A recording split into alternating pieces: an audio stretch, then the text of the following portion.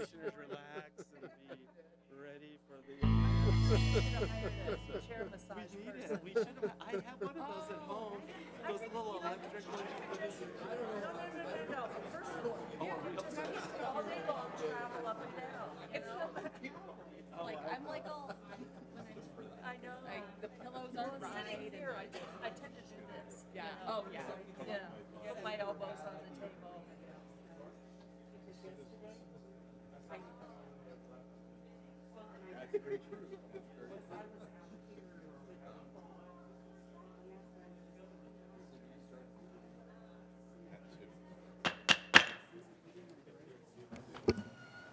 Okay, the hearing will come to order. All 9 commissioners are present and ready to proceed. Before we continue with testimony, I want to address a preliminary matter. Yesterday, I reserved ruling on an objection from Chevron, and I'd like to make that ruling now. Chevron objected to reliance on the written testimony of Dr. Wagner offered by the Environmental Defense Fund because the witness is not present at the hearing and not available for cross-examination. While EDF did not rely on Mr. Wagner's testimony in its case in chief, his written testimony was used in response to a question from the Commission. In response, EDF offered to make the witness available for cross-examination by telephone, and we do have a phone line available for that purpose. It is not the ideal solution, but we do not have video conferencing capabilities in this room. So Chevron objected to the testimony by telephone. I'm overruling Chevron's objection to this witness appearing by telephone. The EDF witness will be cross-examined today at 1 p.m. EDF is instructed to direct Dr. Wagner to call into the hearing at that time on the phone number we will provide. And we'll now continue with presentations. Mr. Jacobs, are you ready to proceed?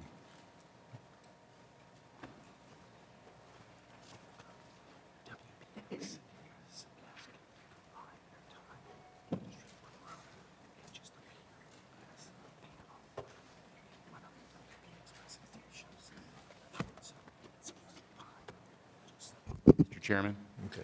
And Commissioners, John Jacobs, Davis, Graham, and Stubbs for the DGS Client Group. I just wanted to clarify, the DGS Client Group, COGA, CPA, and several other of the industry work group parties are pooling their time. So although I'm not presenting this panel, Jamie Jost with the Jost and Sheldon Energy Group, counsel for COGA, will be directing this panel. Okay.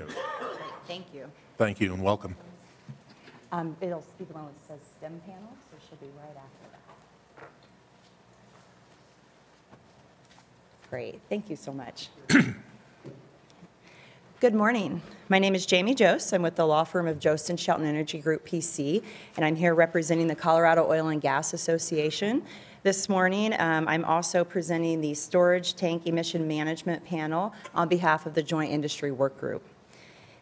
First off, I'd like to say thank you to the commissioners, the division staff, and the City of Aurora for putting this on and for all of your hard work on bringing us here today. This panel is here to discuss storage tank emissions management. David Dillon will present, and he is a professional petroleum engineer, and Sarah Bartlett from PDC Energy will also present, and she is an environmental health and safety compliance professional. Mr. Dillon is going to discuss the basic principles of separation and the logistics and related limitations of those processes. He's going to discuss the anatomy of storage tanks together with their pertinent venting and pressure relief equipment. He'll wrap up with a short explanation of what could happen with this equipment is not allowed to function as it's designed. Ms. Bartlett's going to follow Mr. Dillon's explanations with how the division's proposal can affect storage tanks and the practical effects of the Joint Industry Working Group's proposed revisions to the division's regulations. She will also describe some of the unintended consequences that could result if the division's proposal is adopted as is, and how the division's proposal could be tweaked and result in a rule that's much more sensible, practical, cost-effective, and enforceable. So with that, I'd like to ask Mr. Dillon to come up and walk through his presentation.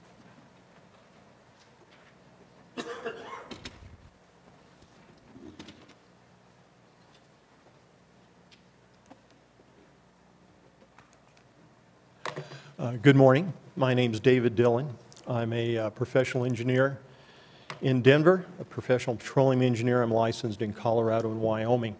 I have a Bachelor of Science degree in Civil Engineering from the University of Colorado. I've been practicing petroleum engineering since college, and that's been 39 years, amazingly enough. So, I was the engineering supervisor at the Colorado Oil and Gas Conservation Commission for 15 years. I like to tell people I've seen both sides of the desk because I've worked both from industry and also the regulatory side, and authored several of the more important rules, at least I think, for the Oil and Gas Commission. Our presentation today is both by myself and Sarah Bartlett. This is going to be a two-part presentation. I'm really going to take the technical part of oil and gas separation, and then Ms. Bartlett is going to discuss how these rules and regulations, proposed rules and regulations, tie into this technical discussion. So with that, I'd like to begin. First, this is a chart of hydrocarbons. It goes from the simplest, which is methane, and continues on through ethane, propane, and decane. And you can see each of the molecules gets a little heavier with the addition of one carbon atom. The methane and ethane molecules are always in a gaseous state, even under most pressures that we know of, and those are the greenhouse gases you hear about. Propane, butane, and pentane are volatile hydrocarbons. They can be evaporating at atmospheric pressure and temperature. As the temperature goes up, the more evaporation can take place. These, of course, depend on mixes in the state of Colorado. Not all areas produce this type of hydrocarbon stream. Many areas actually produce what we would call a dry gas. And these areas are the southwestern part of Colorado and the San Juan Basin, the Durango area, the Raton Basin area near Trinidad, Colorado, the southeastern part of Colorado, if you know that area, Springfield and Lamar down in that neck of the woods, and then up in Yuma County, Colorado, around Ray, Colorado. These areas all produce a very dry natural gas. There's really nothing heavier in there, or very small amounts heavier than ethanes. Most of these wells don't even have oil tanks. The separation simply involves separating the gas from the water, and there are small amounts of water involved in this. The two areas that do produce large amounts of volatile organic carbons are the oil-producing areas of the state. And that would be western Colorado and the Piceance Basin and the Rifle Silt area. And then, of course, the DJ Basin here with Denver and Greeley. And these are the areas that really have VOCs. So you can see that production varies from basin to basin, and the type of production will dictate whether you actually have VOC emissions or not.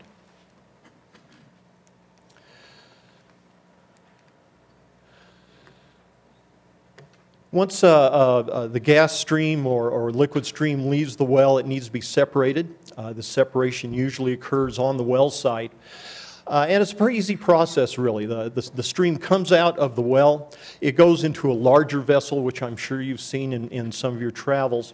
And what happens then is the gas expands, and the liquids in it condense, and the liquids would fall to the bottom of this vessel. The gas goes to the top, and then the gas is taken off the top to the sales line.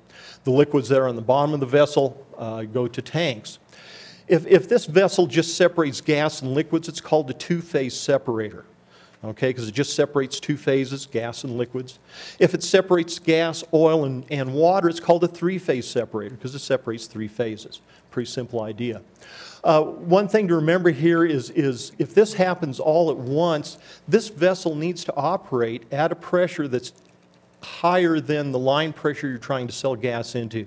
Obviously, gas won't flow if there's no pressure differential. And so when you have a high line pressure, such as the DJ Basin, these vessels can be operating at that high line pressure. In other parts of the state, the line pressure is lower, maybe even 40 psi. So these vessels operate at a much lower pressure. Now, separators not only separate these phases, they can do it in several stages. This is a two-stage separator, and the gas separation occurs in this vertical vessel. The liquid separation occurs in the horizontal vessel. And so it happens in two stages. The vertical vessel separates off the gas and sells the gas. It operates at a high pressure. And then the liquids are dropped to that vessel, the horizontal vessel where the liquids are separated. It operates at a lower pressure. So two-stage separation has the benefit of allowing you to not necessarily put liquids in your tanks at a high line pressure. These, of course, are what the tanks look like. These are tanks in the DJ Basin. You can see they're pretty large, and there's a group of them. These tanks need to operate at a lower pressure, and sometimes very low pressure.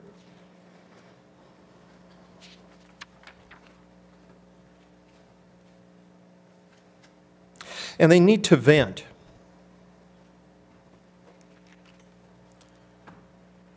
Tanks cannot be sealed. I'm going to switch the slides around a little bit. That's why I had to look at my notes. Tanks cannot be sealed to control the release of VOCs and still meet API requirements. They must vent. Tanks are intended to be vented during certain events to protect public health, safety, and welfare. And this is really required or shown in American Petroleum Institute Standard 650. Now, this is a standard engineers would use to design welded tanks for oil and gas storage. Section 5.21c talks about design internal pressure, or P sub I, shall not exceed 2.3 psi. Yeah, that's a very low pressure, very low pressure.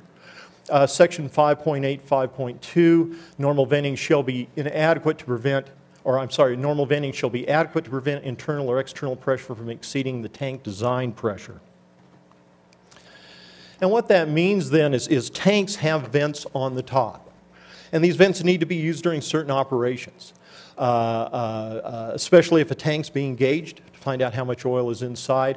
You can't open the thief hatch even if there's only 1 psi on the thief hatch. You'd be opening a force of about 50 psi considering the size of that thief hatch. So you need to vent the tank before you do these certain operations. You need to vent the tank before you ship oil. The tank cannot be sealed as you're shipping oil because it needs to vent to allow the oil to go into the truck.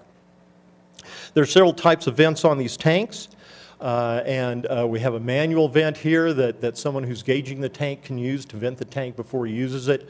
Here's the thief hatch that when you open it, gas is vented out. And then there's also a pressure relief device here. So if the pressure exceeds usually 16 ounces or 1 psi, that pressure relief device relieves the pressure.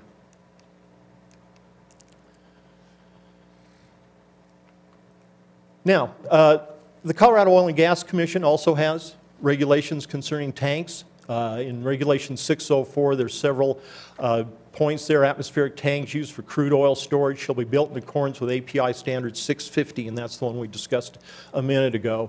And then gate hatches on atmospheric tanks used for crude oil shall be closed at all times when not in use.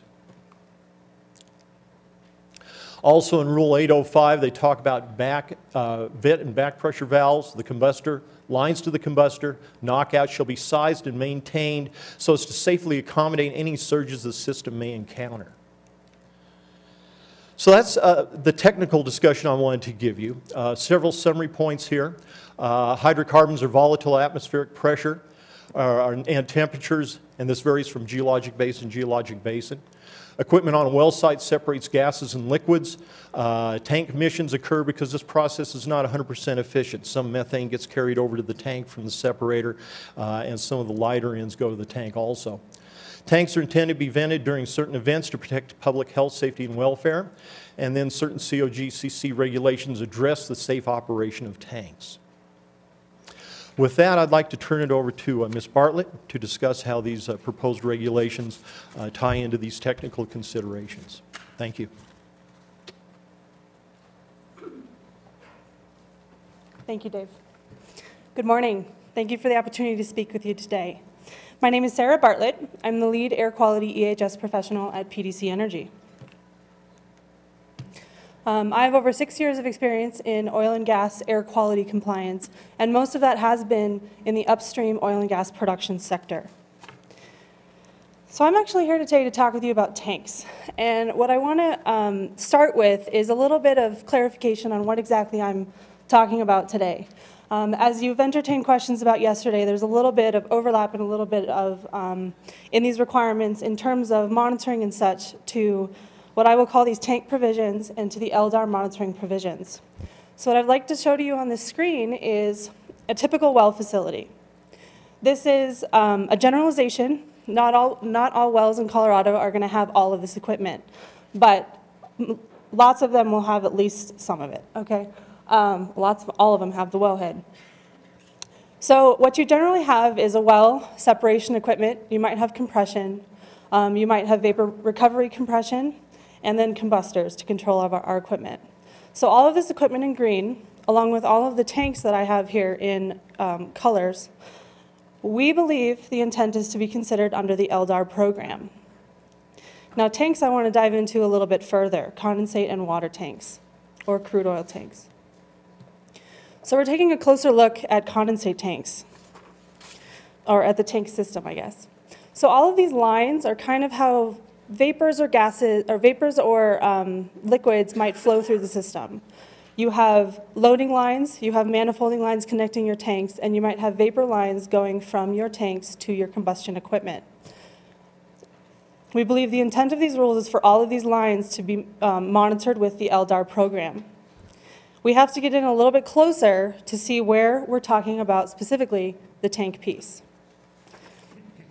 So this is a picture of what equipment looks like on top of tanks. The lines circled in blue, we believe, are considered part of the monitoring section as well, part of the LDAR section. So when I'm sitting here today and we're talking about tanks, and we're talking about this standard around tanks, what I'm actually talking about is those two pieces of equipment that are circled in orange. The top is an example pressure relief device, and the bottom is a thief hatch.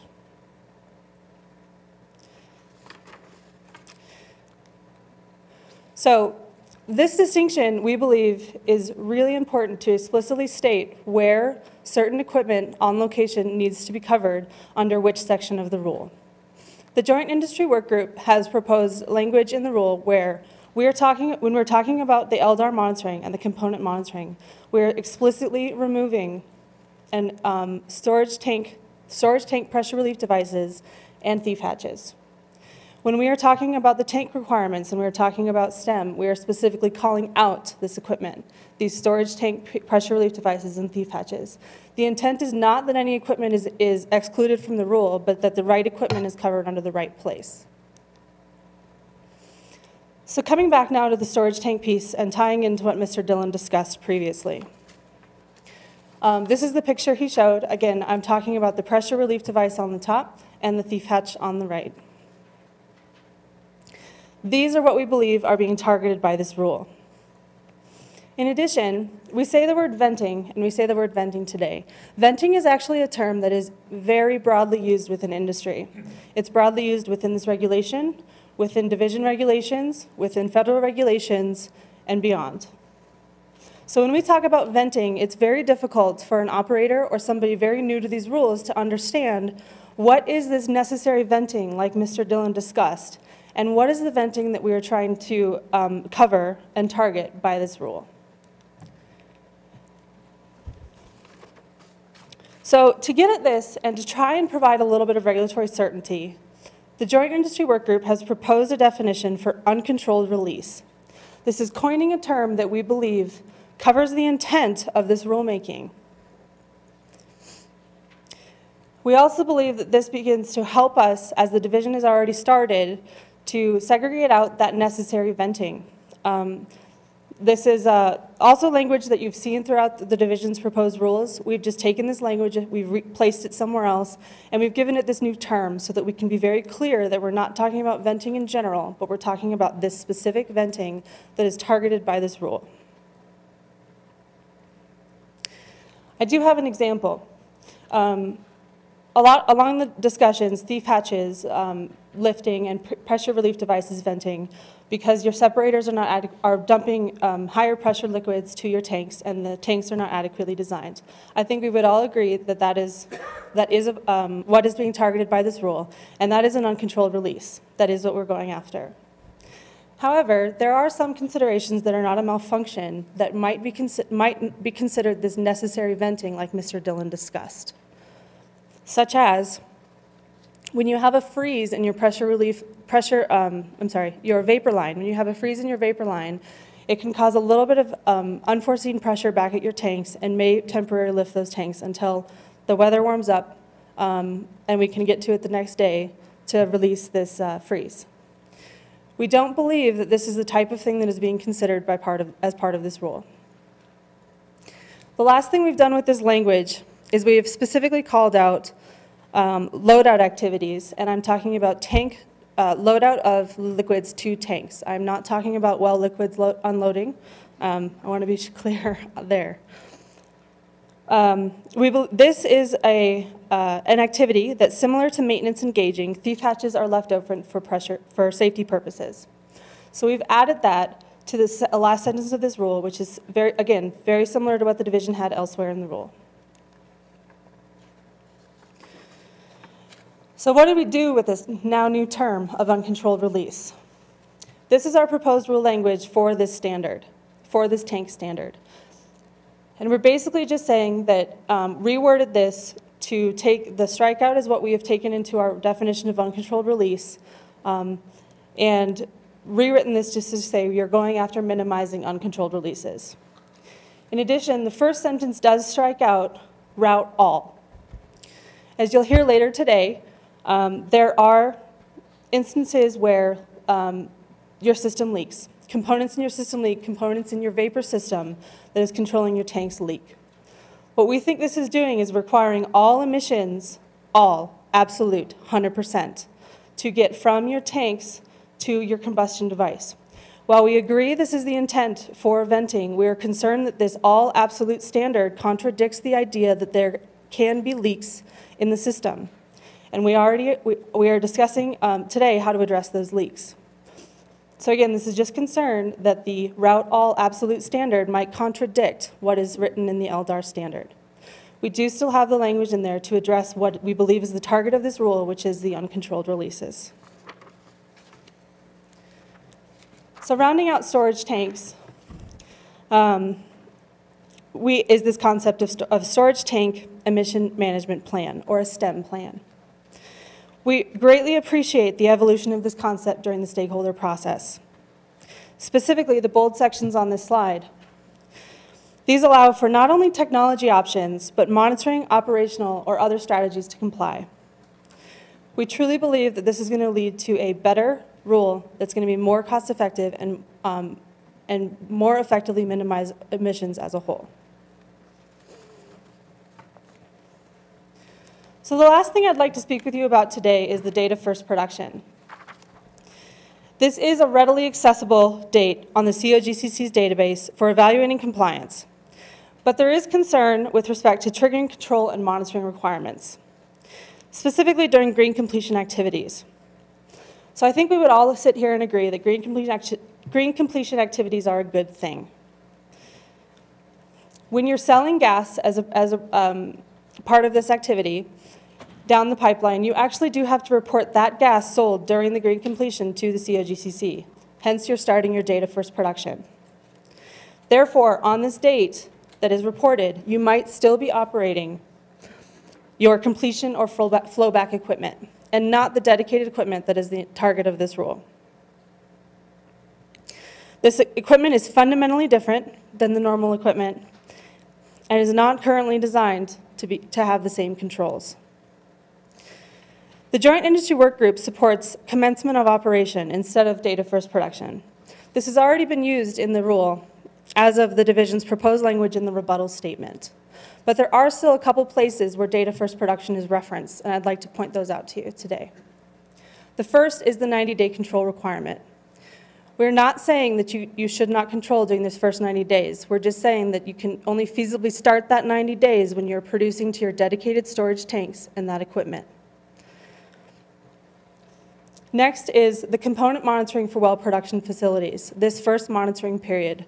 We want to make sure this is getting at your permanent equipment as well, and not the temporary equipment and often leased equipment that is on the site. Lastly, the control of emissions from oil production facilities. This is the associated gas covered by this rule that we are targeting being flared instead of vented. Same concepts here. When you're still in the completion and flowback piece, you may not be able to meet these control requirements initially. So we do support commencement of operation in these sections, and the Joint Industry Work Group has provided you alternate language to address this issue. So in conclusion, we seek a clear delineation between the STEM requirements and the LDAR requirements.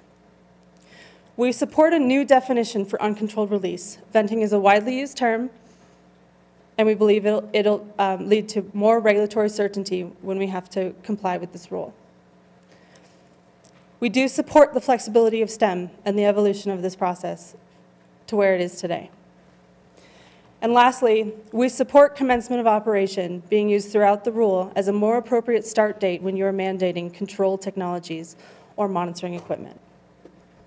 Thank you. Mr. Dillon and I will entertain any questions. Are there questions from commissioners? Please.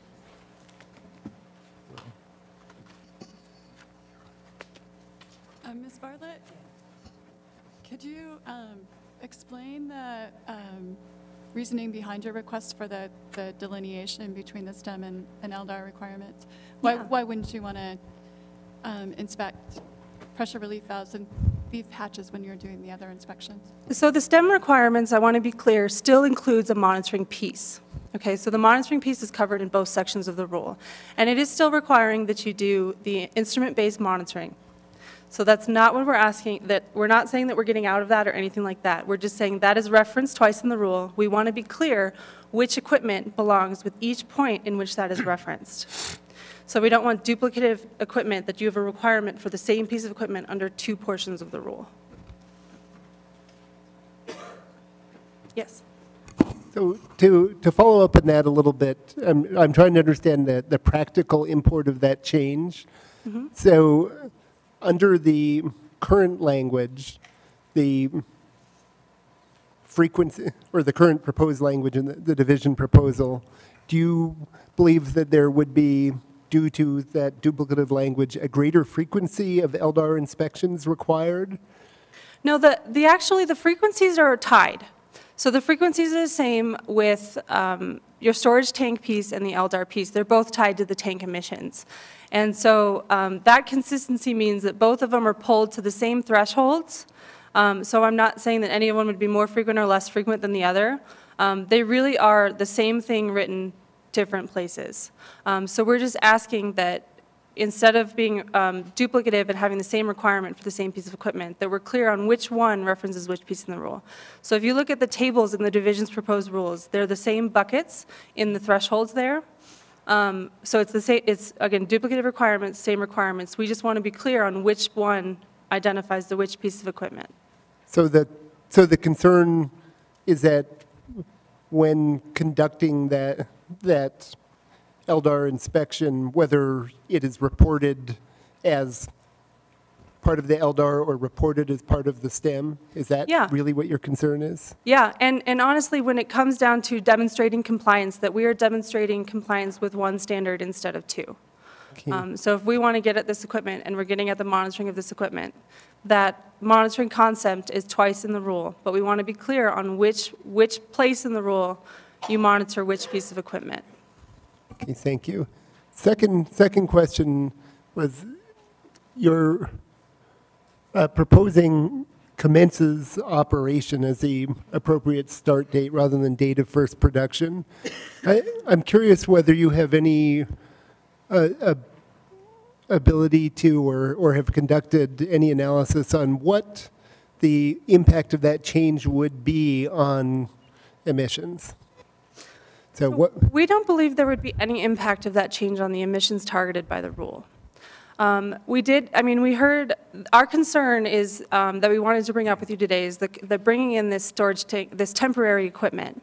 We did hear Mr. Kaufman say that the intent is not to cover those. So we're not saying that it's taking any difference in emissions or that there's a gap in coverage in the rule. We just want to be consistent that that date of first production and demonstrating compliance on that date could raise problems because you're unable to comply with the rule as of that date. You're not using the equipment that is intended by the rule. You are still using that temporary equipment. And there's no way to control, to similarly control the emissions from the temporary equipment? That's something that's still evolving. So, for example, NSPS Quad O does cover green completion activities and general duties to minimize emissions from those activities. And I think there's an evolution on how to treat that type of equipment, but that is not what this rule is covering. So we're proposing that this rule goes after the dedicated equipment, those dedicated tanks that are the goal here. Thanks. Mr. Brown. Ms. Bartlett, so a little bit on the commencement of operation. So the date that is provided to the COGCC, which I think is on their completion form, Yes. what you're telling us is that there is a delay between when you guys would call that date versus when the actual well is operating, functioning, and you have throughput through all the equipment. Is that what you're, is that the issue? Correct. That is correct. I can give a couple examples. So an example would be to, if you don't have a pipeline in place, so it's not even a fact that you're still flowing back. Sometimes you would complete the well, you would report emissions that you maybe have sold for oil condensate or oil emission, or production that you would have sold during that time. And then you're shutting in the well and you're waiting. It could be up to 90 days, a great period of time before you're actually starting to use that equipment. So there's nothing in there to start the control. But we do still believe it's the division's intent that if you start that equipment on day 90, that you're still controlling it during your first 90 days. And that's the 90 days. The reason that 90 days is there is because of the permitting requirements to basically demonstrate your emissions and to estimate your emissions. So we're getting that control during those first 90 days where we're still trying to estimate those emissions. Okay. So while you're doing that, there's no sales, the well's not functioning, it's shut in at the time, so. So during that example, that's correct. There's variations to this. So if you're still doing completion activities, the well isn't shut in during that piece, but your completion could last, a day or multiple days after that date that you're first reporting it, because you're still completing the well, you're still flowing back the well. In addition, what I might be doing is, if I have multiple wells on a pad, is I'm completing them one at a time. So I start with well 1, I flow back that well until I'm ready to produce it, and then I shut that one in. And then I move to well 2, and I do the same process. And I move to well 3, and I do that again. But I have not started well 1, even though I may have reported to the commission that I sold gas during well 1 and the completion of that well. So there could be a delay of a day to several days or several weeks or even months between that date that is reported to the commission and the date that we want to start. We believe that the intent is to start controlling these emissions. Okay. I have a question about your proposed language up there regarding the PSV and the thief hatch. This one? Yes. Yes. I understand the concern over the pressure relief device. There's been concerns about thief hatches that are leaking or left open. Right. I'm curious, how do we get to that? This suggests that wouldn't be subject to the program, but maybe you can explain to me how thief hatches be dealt with So if thief this hatches was changed. being left open is different than thief hatches that are required to be opened.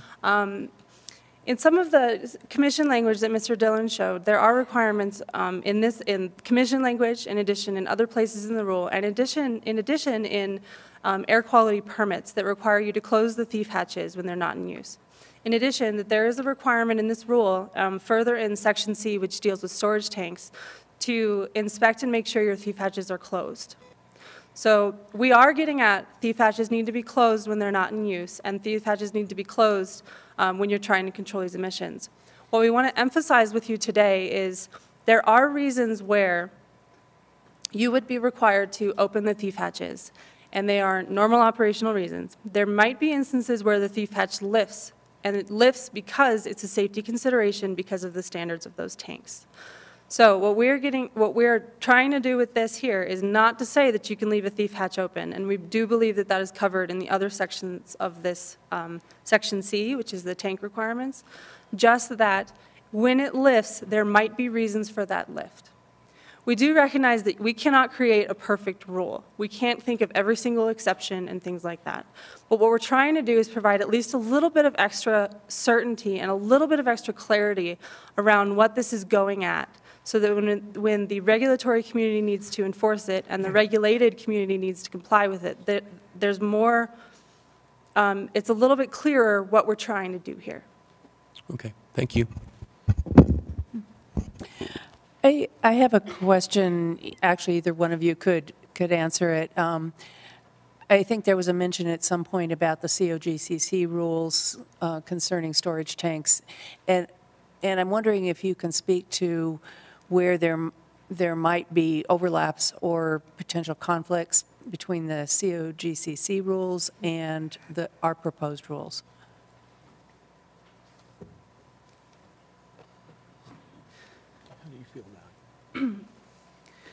Honestly, I believe that the rules that are required here for the COGCC basically say exactly what Commissioner Brown was just talking about. When the thief hatches are not in use, that they are closed and they are latched. This is also already required in several of the division's current rules. I don't think with this standard that there's any objection to this being a requirement and a clear expectation. And again, these are going after when they're not in use. We all agree when they're not in use that they should be closed. The pieces with this rule, however, are those occasions where they might, either your thief hatch might lift or your PRD might release. We want to make sure that there's enough emphasis that we understand that might occur. Mr. Dillon discussed about the safety and things like that. They're also operational pieces. So there's a difference between when it lifts and when we are closing it when it's not in use.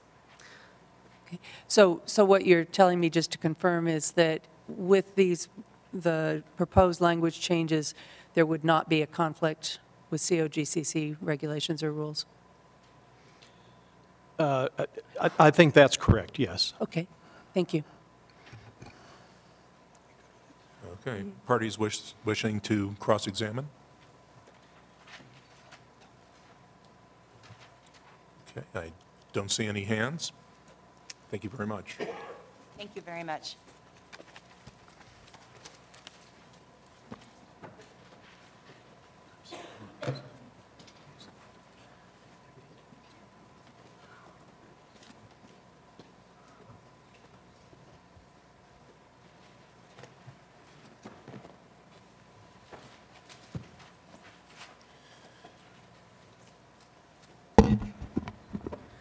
Thank you, Commissioners. My name is Jennifer Beaver, and I appreciate the opportunity to be with you here today.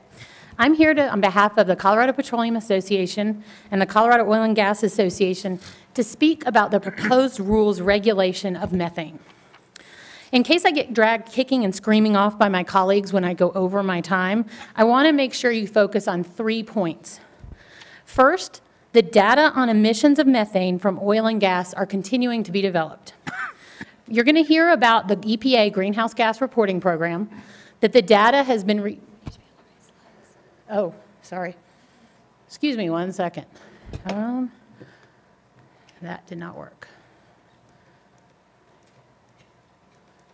Apologies. There we go. You're going to hear about the EPA Greenhouse Gas Reporting Program, that the data is still being collected, and that new information is coming in that makes that information more accurate. You're going to hear about studies, including those that have been funded by EDF and many of the industry operators that are continuing to be ongoing, that are evaluating the emissions of methane from these oil and natural gas sources. You're also going to hear about some concerns and studies, concerns and problems with many of the studies that purport to estimate emissions from these sources. And you're going to hear about the fact that the Colorado GHG inventory is still in draft form, and that the emissions information is still being developed. Under the governing act, it states that it is current and accurate inventory is essential to determining the cost effectiveness of a regulatory strategy. And we don't have this information for methane yet. The second point I want you to take away is that the Commission is currently evaluating greenhouse gas emissions and the mechanisms that could be used to reduce those emissions. I probably don't have to tell you that you guys have recently started a kind of a group of hearings and information to get more information on greenhouse gases and the mechanisms. And you're evaluating and will be evaluating the range of GHG emission sources, the mechanisms for addressing those sources, including things like voluntary reductions. And while it's true that you cannot regulate all greenhouse gas sources at one time, it sets a new precedent in this state to regulate methane. This is not the same as the greenhouse gas tailoring rule, which is a federal program that's implemented by the state through its delegation. This is a state program, and it would go beyond federal requirements. If all the statements by the division and the other parties are true about the need to be so concerned about methane from oil and gas sector, it means that we can't just stop with oil and gas. It means that next we're going to need to target agriculture, landfills, wastewater treatment, coal mines, septic systems, a number of other areas. And this precedent is concerning, particularly given the current status of data gathering. But the most important point I want to leave you with is that reducing VOC emissions will reduce methane.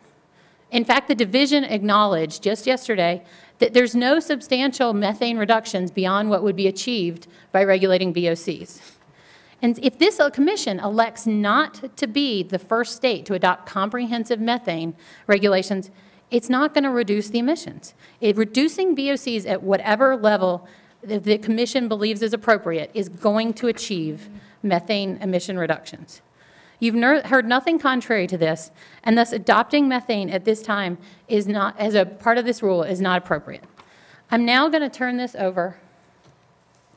Excuse me. So to that end, we have requested and proposed deleting the term hydrocarbon throughout the rule. I'm now going to introduce the witnesses. Stan Dempsey, who's president of the Colorado Petroleum Association, is going to talk to you a little bit on this issue. Stan is the CPA is a state industry trade association, and Mr. Dempsey advocates for a variety of energy sectors in the states. Chris Rabideau is a staff environmental scientist with Chevron Energy Technology Company, and he's the technical work group representative of Chevron on the UT EDF study that you will hear him discuss. I'm now going to turn this over to Stan.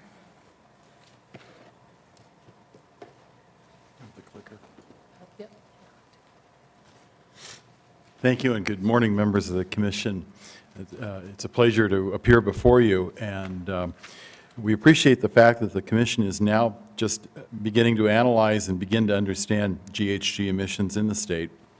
On October 17, 2013, the Commission held the first in a series of meetings to discuss authorities to regulate GHG, how sources in Colorado may be affected, and climate change activities and initiatives. Through these meetings, the Commission is admirably trying to understand the scope and impact of GHG emissions and methods and manners for regulation across the state. Proceeding to implement a targeted GHG regulation before completing this process and evaluating GHG emissions in Colorado more broadly is premature. The state of Colorado is currently developing GHG inventory data. However, this GHG inventory remains in draft form. Public comment on this draft GHG inventory has not been received by the Commission. The Commission should not move forward and develop a regulatory program without a more refined inventory. This data is in no shape to inform public policy making. I'm now going to turn this over to Chris to discuss the data and studies used to support regulation of methane in the proposed rules. Thanks. Thanks, Stan, and good morning. Today I want to talk about the studies that are being referenced by the division, EDF, and other proponents of the regulating methane in the proposed rules. Several of the parties argue that these studies reflect the level and extent of methane emissions from the natural gas sector. However, the data and the studies relied upon by the division and these parties to support regulating methane overstate methane emissions, particularly from the oil and gas sectors. Specifically, each of these studies has significant limitations and uncertainties that suggest reliance upon them as a basis for regulating methane is not appropriate and premature at this time. But before I get into the limitations of the studies, I want to briefly discuss the two primary methods that are used to report emissions from the oil and gas sector.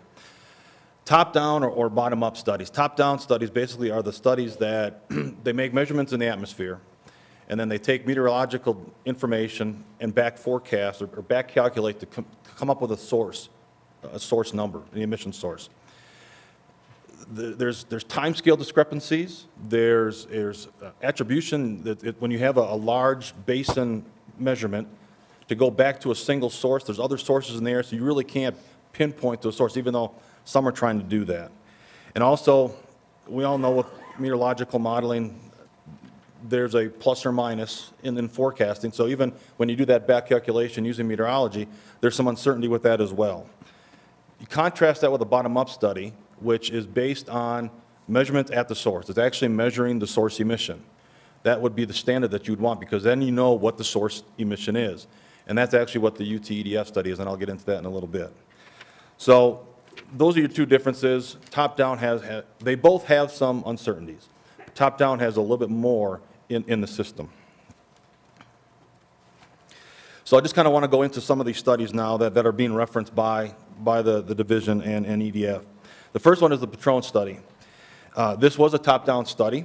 The authors did not account for variability in time, season, location, or height to develop objective data. And what that means is they took short-term measurements, and then they back-calculated, and then they came up with an annual average for an emission. Well, there's fluctuations in emissions, there's fluctuations in basins, there's fluctuation in meteorology. So you really can't take a short-term measurement and draw that to a large annual number without some bars of uncertainty to it. And also there was limited sampling sites, only sites here or there, and then drawing large basin conclusions. Again, there's some large uncertainty with that. And the other issue with the Patron study was that there was no background error considered in the estimate calculation. Basically, the entire measurement was assumed that all that methane and then back calculated to oil and gas emission source. There is a natural occurring amount of methane in the background. If you were to take that, a normal value of what's in the background, if you were to take that into the calculation, instead of the 4% leakage that Patron calculated, the range would be in the 0.36% to 1.5%. So the background does have a big impact on the calculation. The Horwath study was a desktop study with no measurements taken whatsoever. And the original results and assumptions by Horwath et al. Have been refuted by many independent researchers, including those from EDF, the Department of Energy, and academics, including some of Horwath's colleagues at Cornell. The study assumes an unreasonably large global warming potential for methane viewed over 20 years. It's common practice to do the global warming potential over a 100-year span.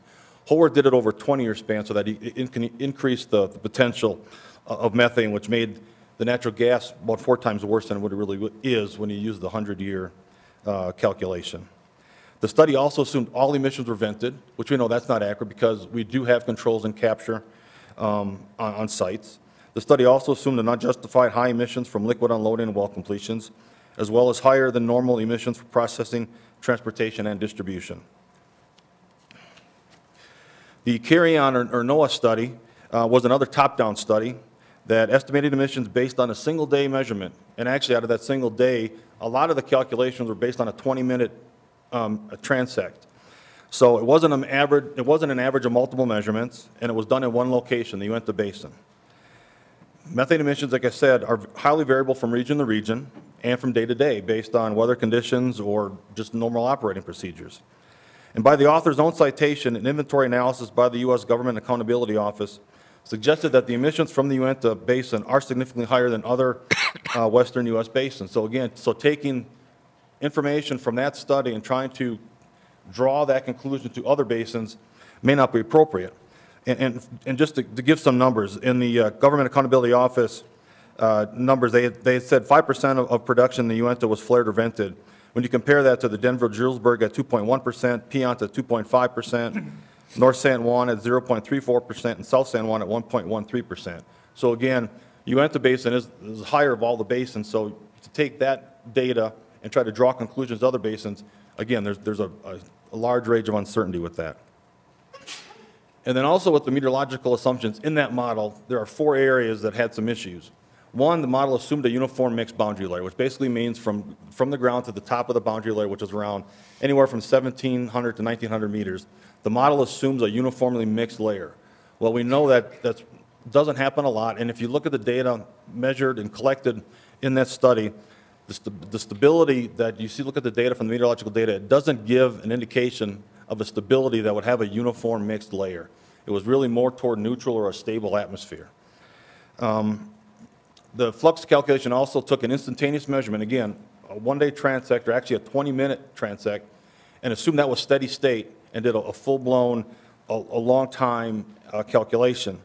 Actually, and due to that, because of the way the transect was done with their measurement, the flight that they used actually probably caught plume meander, so it was probably measuring the same plume more than once. So if you were going to actually have an accurate flux calculation, the aircraft flight probably should have went about 8 to 10 times back and forth to get an average that would be appropriate for that kind of calculation.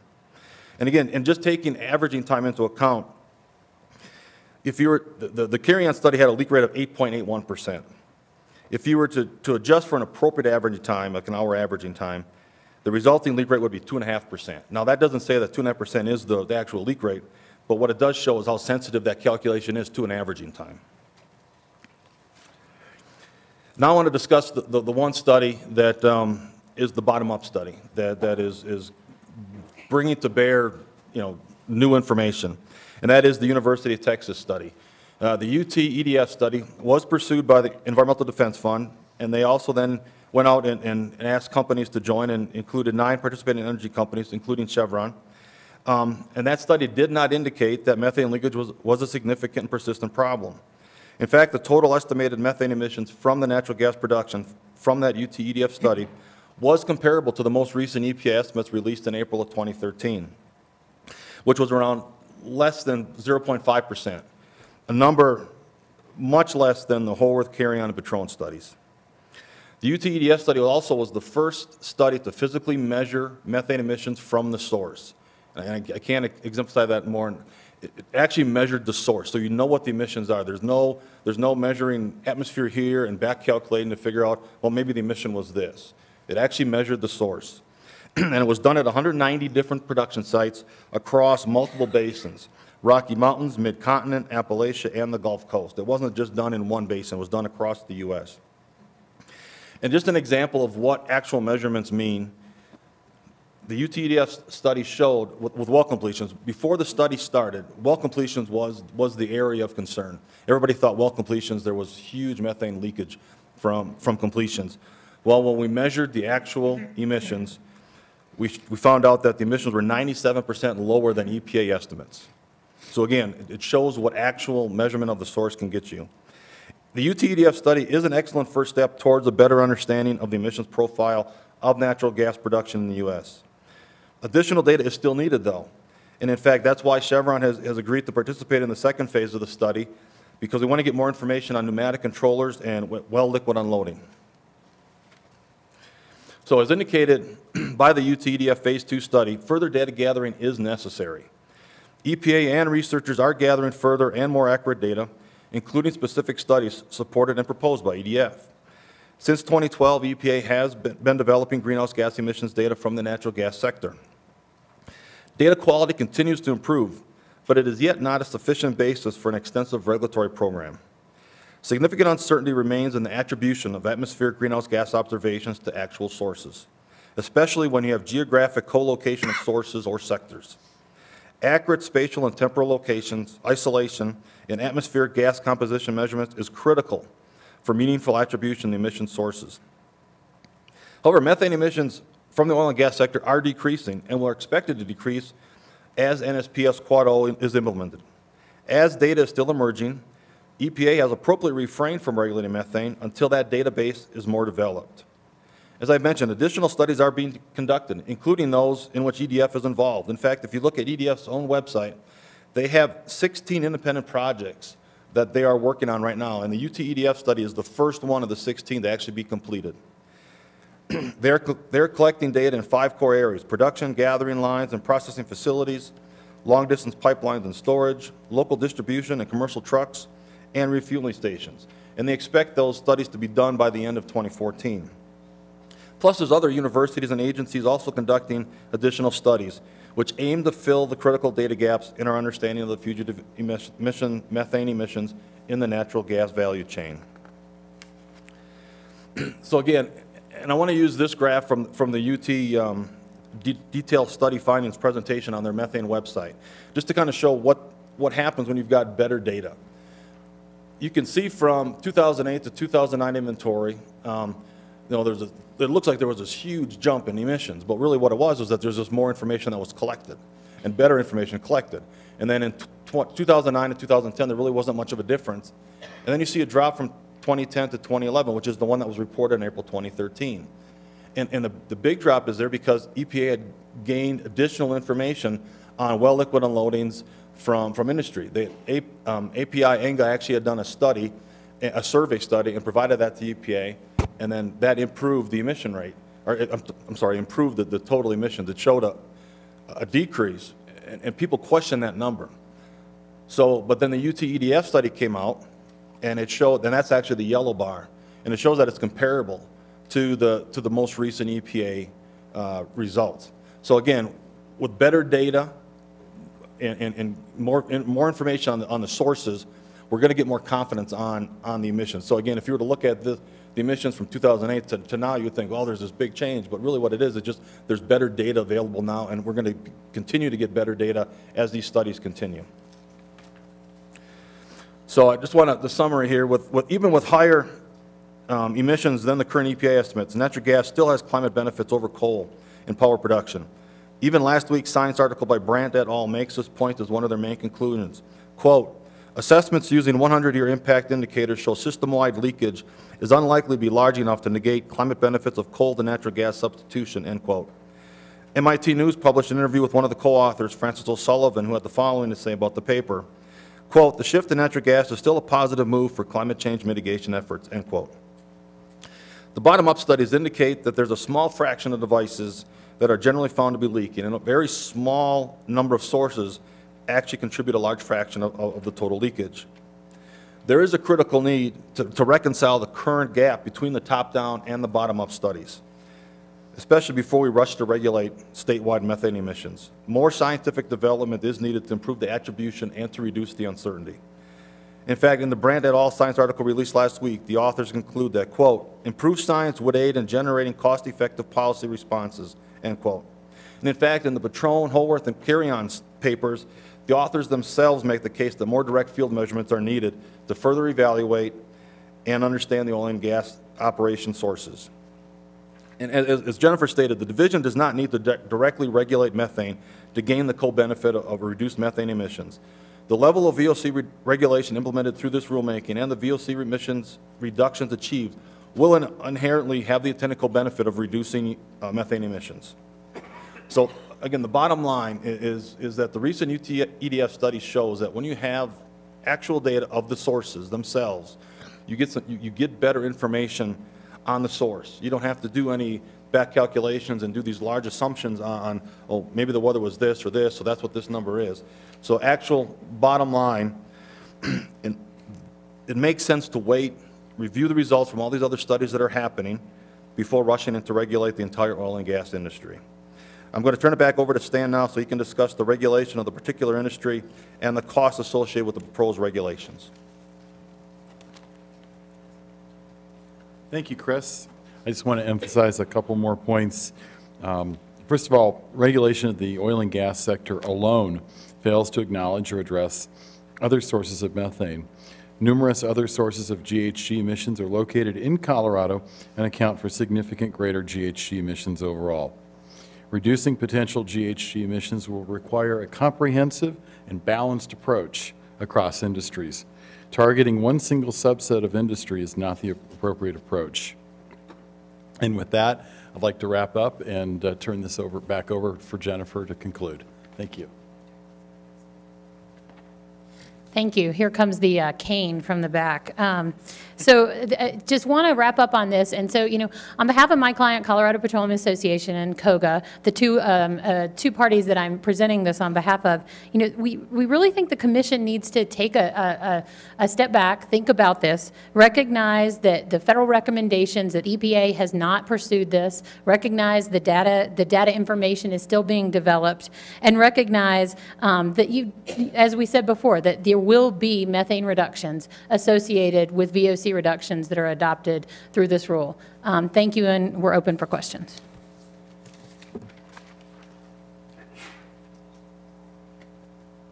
Go ahead. Good morning. Actually, either one of you can answer. I want you to help me understand. Sometimes I'm a little bit slow at the nuance. You're arguing that the commission should remove language specifically targeting hydrocarbon control in this rulemaking because of a concern that that's directly regulating or trying to control methane for the oil and gas industry. And you imply, of course, that that means that we're looking at eventual broader regulation for other industries, and kind of the slippery slope argument maybe without appropriate review and research. On the other hand, if I understand you correctly, you're saying that by fully implementing the NSPS Quad O, the federal regulations into these rules, and through our control of volatile organic compounds, we are in effect controlling the very methane that we're hoping to control. So I'm concerned, I guess like my question is, is your concern that the inclusion of the language regarding control of hydrocarbons really doesn't have any additional impact on the oil and gas industry, but we're kind of slipping down that slope of looking at other industries when in fact we will be getting that same regulation for the oil and gas industry with this rulemaking, even if we just remove that wording? I'm actually going to take that if you don't mind, because I'm a little more familiar with the development of the rule than these two are. I think the answer is there are other changes, and we don't have a lot of time to go into them, but that we made that would be different if you took methane out. So we do remove hydrocarbons, but for example, there's also a de minimis threshold that we propose in the rule, which would not require LDAR until 2 tons per year, right? So that and of VOCs, right? Because we do think that there are things, if you take hydrocarbon out, there are other changes that are reflected in the Joint Industry Work Group that would need to be changed to make clear that this is a VOC rule. So for example, we have taken the position that 2 tons per year outside of the non-attainment area is the APEN permitting threshold. And so anything below that from our perspective, you wouldn't even have to report. So to require LDAR on it is inappropriate. I think the argument that you might otherwise hear is, well, if we're going after methane, then you would get methane below that 2 tons. But from our perspective, because methane is not appropriate for regulation in this rule, those kinds of changes also need to be made to reflect the fact that there are sources out there that are not emitting VOCs, but they are emitting methane. So for example, coal bed methane operations would be specifically impacted by this rule. And if you were to remove the hydrocarbon and some of the other changes, it would be much clearer that those sources would no longer be covered in part by these rules because of the fact that their VOC emissions are lower in certain circumstances. Thank you, that helps. One follow-up question then with respect to the coal bed methane operations, sorry.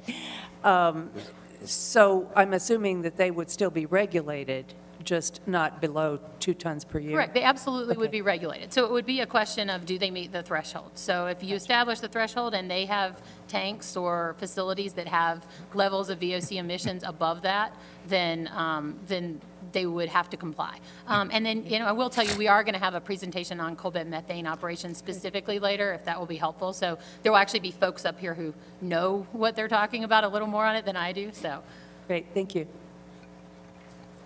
Go ahead. Thank you very much.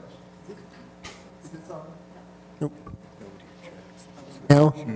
Great. Well, that was a very interesting presentation, and I do have a number of questions. First, as a follow-up to this last question, early in the presentation, I believe I heard you state that you believed that whatever benefits there are from reducing methane that we would get simply by adopting the rules to target VOCs. But I think what I'm hearing you say now is that that is not the case, and you do believe that there is additional regulation and additional emissions control that is associated with having crafted these rules to address methane in addition to VOCs. Well, correct. There are a few changes so that, yes, based on our changes, there would be a few methane reductions that would not be achieved, but you would still achieve, for whatever VOC emissions you do elect to regulate, which would, our proposal is not below 2 tons, you would achieve methane reductions associated with those VOC regulations. Thank you. In the testimony, there was testimony that the largest sources of greenhouse gas emissions in Colorado are from the electricity and transportation sectors.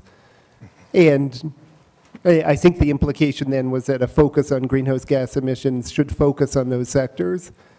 Are you aware of significant rulemaking efforts by the federal government that are targeting greenhouse gas emissions from the transportation sector, including the light-duty greenhouse gas emission standards, the heavy-duty greenhouse gas emission standards targeting heavy-duty vehicles, and the ongoing Rule 111D process, in which both the new power plant standards and the existing power plant standards? So I guess the question is, are you aware of significant ongoing federal efforts that will impact emissions in Colorado that are targeting greenhouse gas emissions from the electricity and transportation sector? Thank you, Commissioner Toole, for the question. Certainly, there are those federal efforts, and I think the distinction here is that I think our point is that Colorado itself is, as you have been working the last 6 months to identify not only the regulatory but the other approaches to addressing greenhouse gases, the key tool that all the stakeholders need is the inventory to be completed. And I think our point is that before good regulatory or other practices can be developed, that inventory should be completed, because certainly we recognize federal initiatives from EPA and other agencies are ongoing. They'll have an impact on Colorado's policy making, but in terms of this rule, this is a rule that is independent of those federal efforts. And to go down the route of selecting one strategy for one industry without recognizing, and I think that's the important point, without recognizing what the other sources are, what those numbers look like, how it all works together. I'm not here to suggest that, okay, you need to look at other sources because you're looking at us. We want it to be a fair and thoughtful and helpful process to make good informed decision making. Okay. Thank you. A number of questions about the inventories and a variety of different types of analysis that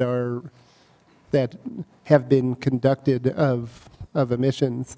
I guess a first question would be, what analysis you believe was used by the division to prepare their analysis of the cost effectiveness of the methane emissions reductions? Do you believe that those were based upon the Howard study that you referenced, or the various top-down studies that you referenced? That was not an area that I looked at. I was asked to basically just to testify on the studies themselves and how they came up with the numbers. I did not look at the cost or how those things were done. So I don't have information for that. Sorry. Okay, thank you. On the question of sort of bottom-up versus top-down studies, are you familiar with the recently published paper in the Proceedings of the National Academies, Anthropogenic Emissions of Methane in the United States, that was published in November, that purports to be the most comprehensive meta-analysis of all of the top-down data available over the last 20 years? I believe I know which one you're referring to, yes.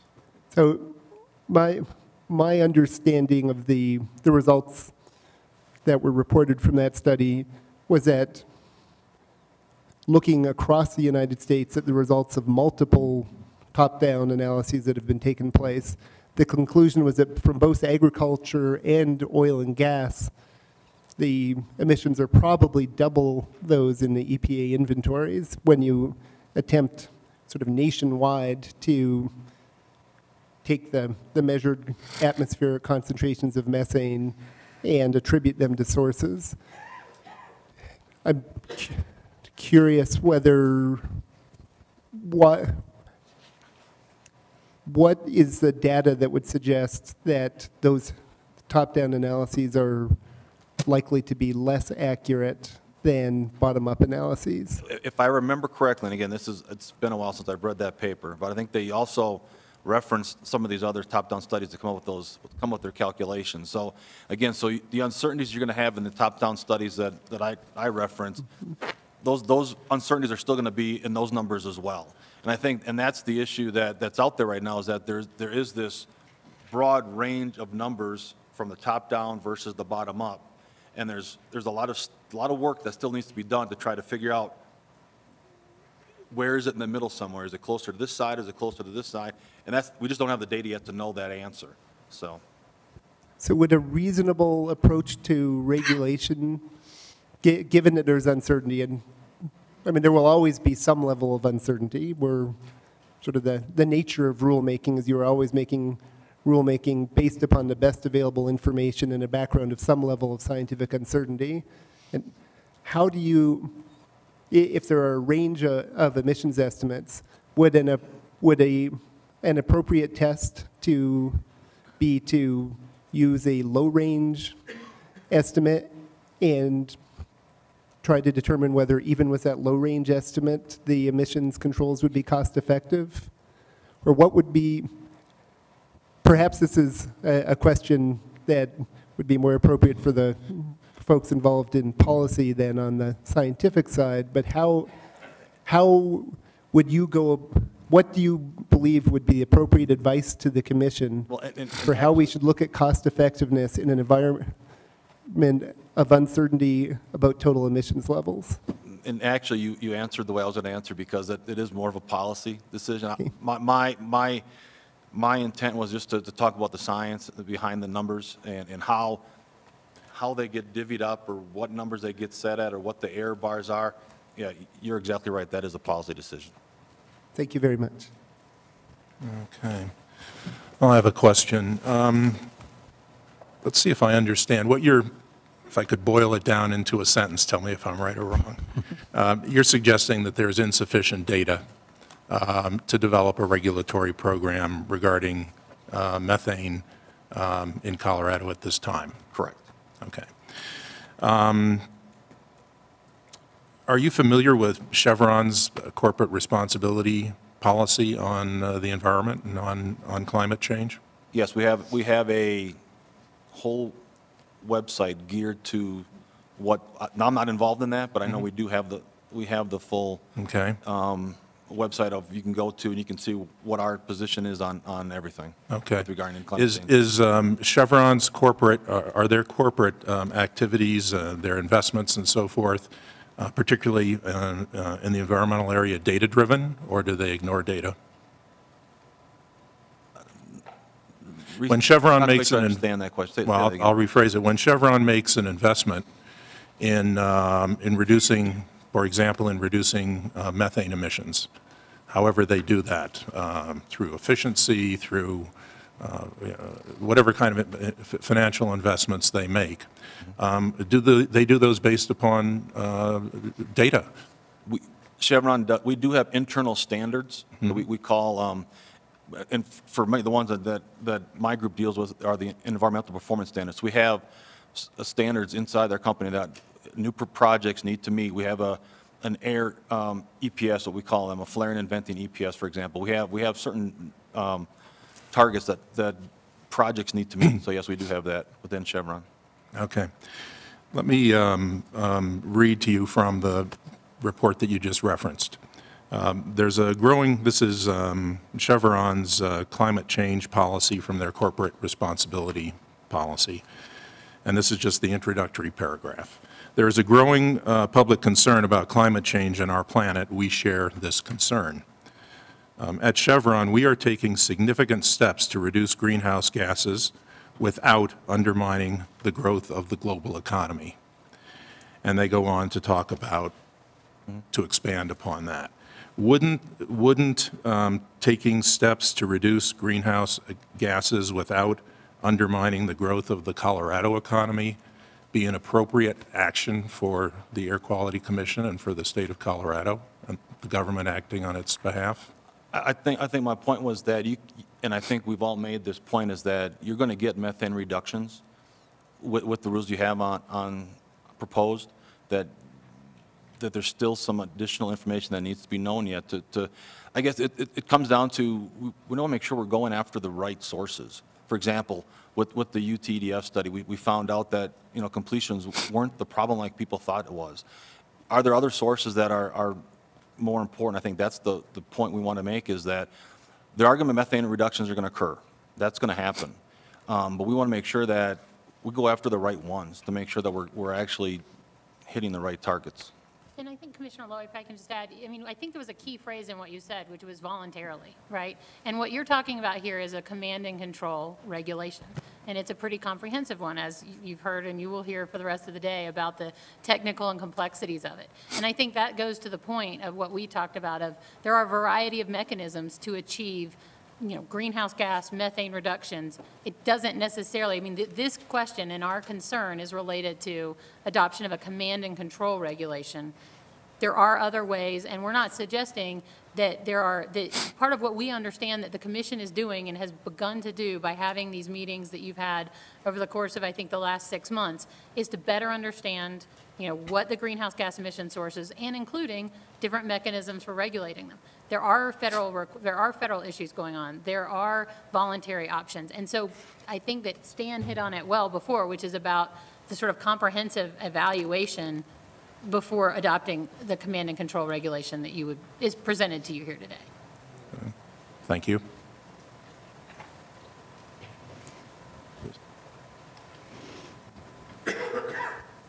I have some questions about the emissions inventory analysis and discussion. So you referenced the Patron et al. Study and made the comment that background wasn't considered in that study. Could you tell us what the commonly understood global background for methane is? From the different sources that I've seen, again, and it kind of varies a little bit across the globe, but it's in that around 1900 ppb number, somewhere give or take, plus or minus a few, but it's somewhere around that range, 1900 to 1940-ish. Okay, so I'm looking at the Patron et al. Paper, and I think the number that they use is 800 or 1800 parts per billion. Would that be consistent with your understanding? For some areas, that could be, yes. So all the graphs and all the calculations in this paper subtract out that 1,800 parts per billion in terms of determining the methane concentrations above background prior to calculating the emissions. So do you want to expand on your argument that background wasn't taken into consideration? I'll have to go back and look at that, because the numbers, the calculations that I saw, I thought the leakage came from, it was a section where that was not taken out, or at least the measurement that they made, it was the calculation, or the flux calculation was made from that. So I'd have to go back and check, but the way I read that is that it did not include that, at least, or it did not back that out on at least one of the calculations that I saw. You might want to look at it again, but thank you. I had a question about the EDF study. You mentioned that there were 190 sites where sampling was conducted in that study. Yes. Can you tell me how many of those were located in Colorado? I'd have to get back to you on that. I've got the data. I'd have to. I mean, if you give me if you want to ask another question, I'll go and I'll look. I might be able to tell that to you. I have that here with me. Well, so just a follow-up question for that was going to be if you could give us an assessment of how many sites were conducted in Colorado compared to how many total well production and gas processing sites we have in the state?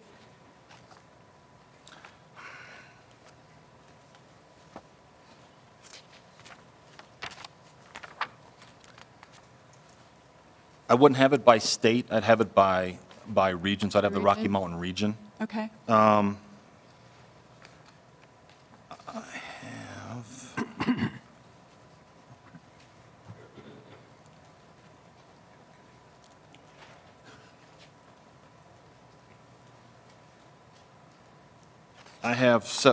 By the looks of the count here, I have 79 wells were sampled in the Rocky Mountain region.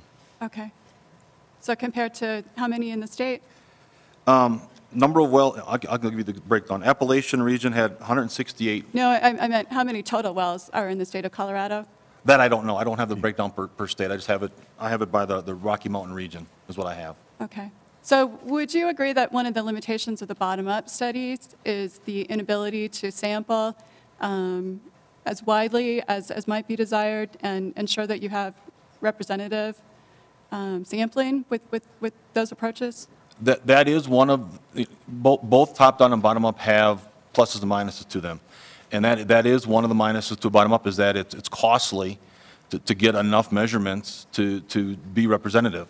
And I think that's where I think EDF gets some credit, because they went ahead and then they had got 9 companies to join that had operations throughout the U.S., at least throughout those 4 areas, and they were able to get quite a few sites sampled.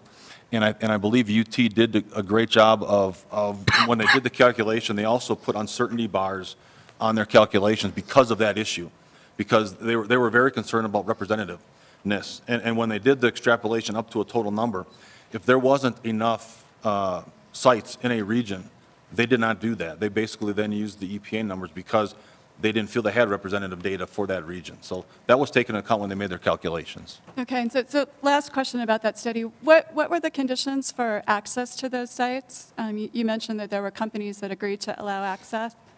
Basically, the study team, the UT and their subcontractors, told us what they needed, and we gave them access. I mean, and how many companies participated? It was 9. Thank you. It was 9 in the first phase. Thank you.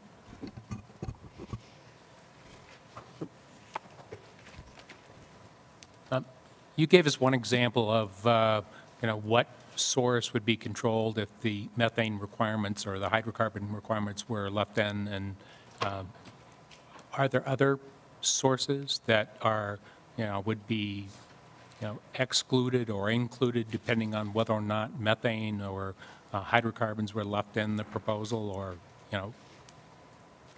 taken out? Again, I mean, right now the rule is based on VOC emissions in terms of how you calculate your thresholds, right? So it is based on a VOC calculation. It's not based on a methane calculation as currently I'm aware of how crafted. it's calculated. So the ones that we've identified are, I mean, if you left it 0 to 6, for example, as I said, you would still capture, I mean, if you have 0 methane, if you have 0 VOC emissions and you still have to do LDAR, then you would end up ultimately capturing methane when we think that is not, I mean, part of the concern is we don't think there's the benefits associated with doing that. And so the main ones that we have identified are specifically, because the storage tank has a 6 ton per year threshold already for VOCs, I don't think we see that as an issue that's being captured. The well maintenance provisions, as they were originally proposed by the division, they use a broad term. So they cover everything. And so that definitely is a provision that you will hear later. There are concerns about how to manage that. But I think the main issue is in the LDAR program. And I may not be answering your question. Well, and I may not be clear in my question. Basically, I understood you to say that coal bed methane, wells, if you left the hydrocarbon requirements in there would be included. If you took it out, they would not be included because there are no VOCs. Are there other source categories like that, that would be in or out depending on whether or not the hydrocarbon portion of the regulation stayed in, or came out? Right. Well, and to be clear, you would have to do more than just remove hydrocarbon. It would be a couple of those changes, like I said, like de minimis. That's the main one. And no, I'm not thinking, and I can get back to you, I'm not thinking of any specific source categories because it really would be depending on what your emissions level would be. So it could be somewhere outside of coal bed methane that happens to have a very low VOC content that would then not be included. So it really would then basically stay triggered on the VOC emissions as opposed to broadening it beyond that. Understand that. Okay. I have one final question, from me at least. In the discussion of the Howers paper, you described them as inappropriately using 20-year rather than 100-year global warming potential. Right. And I'm curious whether you see a scientific reason that it is inappropriate to look at the radiative forcing over a shorter time period than 100 years, or whether that's a policy determination that would be appropriate for policymakers to determine what time scale is appropriate to look at.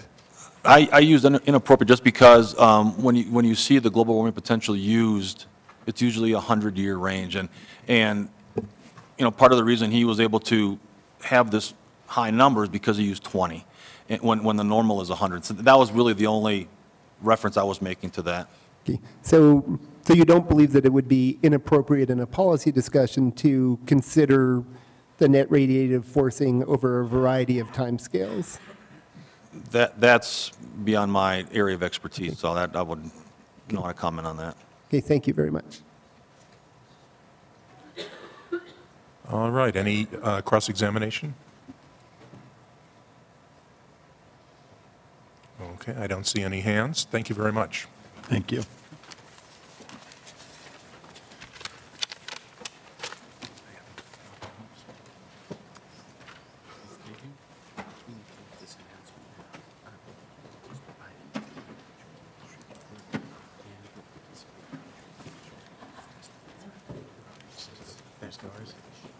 The rest of them are good. She's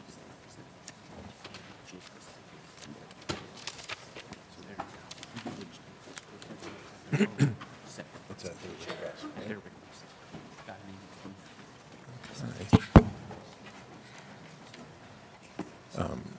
At this time, I'd like to acknowledge a request from WPX, which is that they are providing their time to the Joint Industry Work Group and will participate in the Joint Industry Work Group's presentation. Correct. Good morning, Commissioners. Lisa Decker on behalf of WPX, and we also have... Good morning, Commissioners. Randy Dan, representing the DGS Client Group, part of the Joint Industry Work Group. To streamline testimony, WPX is participating with the Joint Industry Group to present a panel of experts and witnesses to address LDAR issues, or leak detection and repair issues. While the witnesses will testify individually, all the witnesses, of course, will be available at any time to answer questions you have. The panel includes Jay Christopher, Brian Ross, Kelly Cox, and John Lesko. Testifying first will be Jay Christopher, who is the business unit manager responsible for the western segment of Tri-Hydro Corporation's Air and Process Services business unit. Mr. Christopher has been involved in air regulatory matters and issues for over 25 years of his 35-year career, including 23 years in Colorado. Tri-Hydro has provided LDAR services for 20 years at over 140 facilities, including 5 of the top 10 U.S. natural gas producers. Mr. Christopher's expert testimony will discuss why, based on actual data, adopting WPX's proposed targeted step-down approach is appropriate for Colorado's proposed Regulation 7. I will now turn it over to Mr. Christopher for his expert opinions.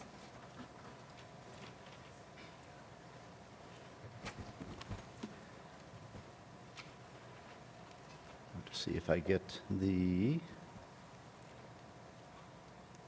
Okay. It's the mouse. Thank you, Lisa, and thank you, Mr. Chairman, and members of the Commission, for the opportunity to provide you with LDAR program information today. I want to briefly summarize WPX's proposed changes to the LDAR requirements. Based on actual monitoring data, WPX proposes an off-ramp to decrease the frequency of instrument-based monitoring based on demonstrated excellent performance. In fact, I believe that implementing the step-down monitoring program will incentivize improvements to operators' programs with the implementation of quality repairs and improvements to reap the benefits of such a step-down program. Note that if the leak target is exceeded, operators would immediately go back to the original leak frequency and would have to reestablish high-performing levels before being able to go to longer monitoring frequencies. Also, AVO monitoring, which everybody needs to remember is a leak detection methodology that's implemented in the field, is unaffected with this proposal. This table is from WPX's rebuttal statement, and I'm providing it for clarity, but I wasn't going to be talking specifically into the details on this particular table and figure. Tri-Hydro evaluated LDAR data to determine whether, once an LDAR program was in place, it would be appropriate to allow additional time between monitoring events when data demonstrates that a consistent low level of leak frequency at the monitoring periods that were originally required, which is essentially step down or skip monitoring. I wanted to emphasize that part of our conclusion is that allowing these longer periods between instrument-based monitoring events after the demonstration of consistent reductions does not reduce the environmental benefits proposed by the rule.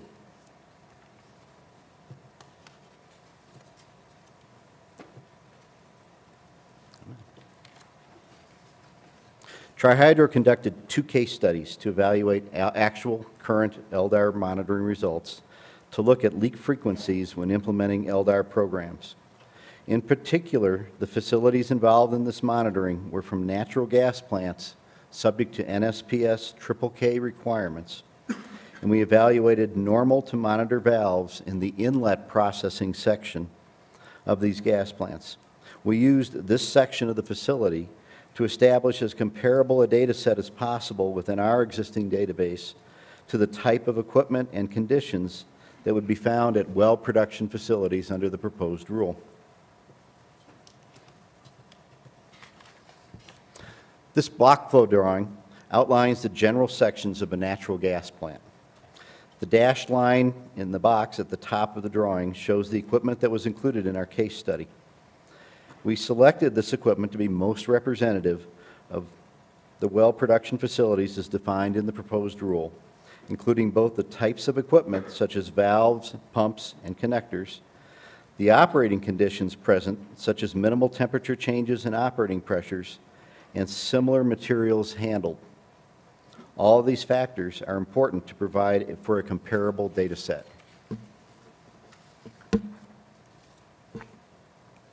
Case study 1 focused on newly monitored process units. This means that the valves being monitored were being monitored for the first time under an LDAR program. We looked at the leak percentage during the first year of monitoring. The LDAR monitoring for these facilities allows skip monitoring from monthly to quarterly once facilities demonstrate low leaks on a monthly basis, low leak rates, excuse me. The data evaluated under the initial detections were the quarterly skip monitoring events as allowed under the NSPS regulations. The second case study evaluated established long-term monitoring programs and focused on the leak percentage as these long-term monitoring programs continued. The results of our study looking at actual data directly contradicts some of the testimony that's been presented to the Commission that suggests that lower leak rates cannot be maintained without aggressive short-term monitoring programs. I want to point out again that our studies focused only on valve monitoring, but there were many other components that are also monitored at these types of facilities. What did we find? In case 1, we found that the leak rate was initially higher, as expected, and then dropped to a lower and sustainable leak rate. This figure, which is taken directly from Tri-Hydro's report that was attached to the WPX pre-hearing statement as Exhibit A, shows the average percent of new leaks when starting the initial monitoring at a facility. As you can see, the initial leak rate is relatively high, the averaging in this instance of 1.7%. With the implementation of an LDAR program, the results are fairly rapid, dropping almost 80% to about a 0.4 new leak rate being discovered during the subsequent monitoring events. The leak definition that was used under this particular monitoring program was 10,000 parts per million. This is the same information presented in a bar graph form with the actual number of leaks detected. The colors on the bars represent the different facilities that were evaluated. As you can see, there is variability between the facilities and the programs at those sites, as you would expect in real-world data. And as shown in this figure from case study 2, the average of new leaks being found is sustainable over the long term. As expected, there's variability, but the leak rate generally averages just under 0.4%, in this instance looking out over 12 calendar quarters or 3 years. This data set is slightly different from the first figure because the first figure again represents those facilities where we were conducting the initial monitoring. The figure shown here in case study 2 is looking at sustainability of programs under NSPS KKK using quarterly monitoring.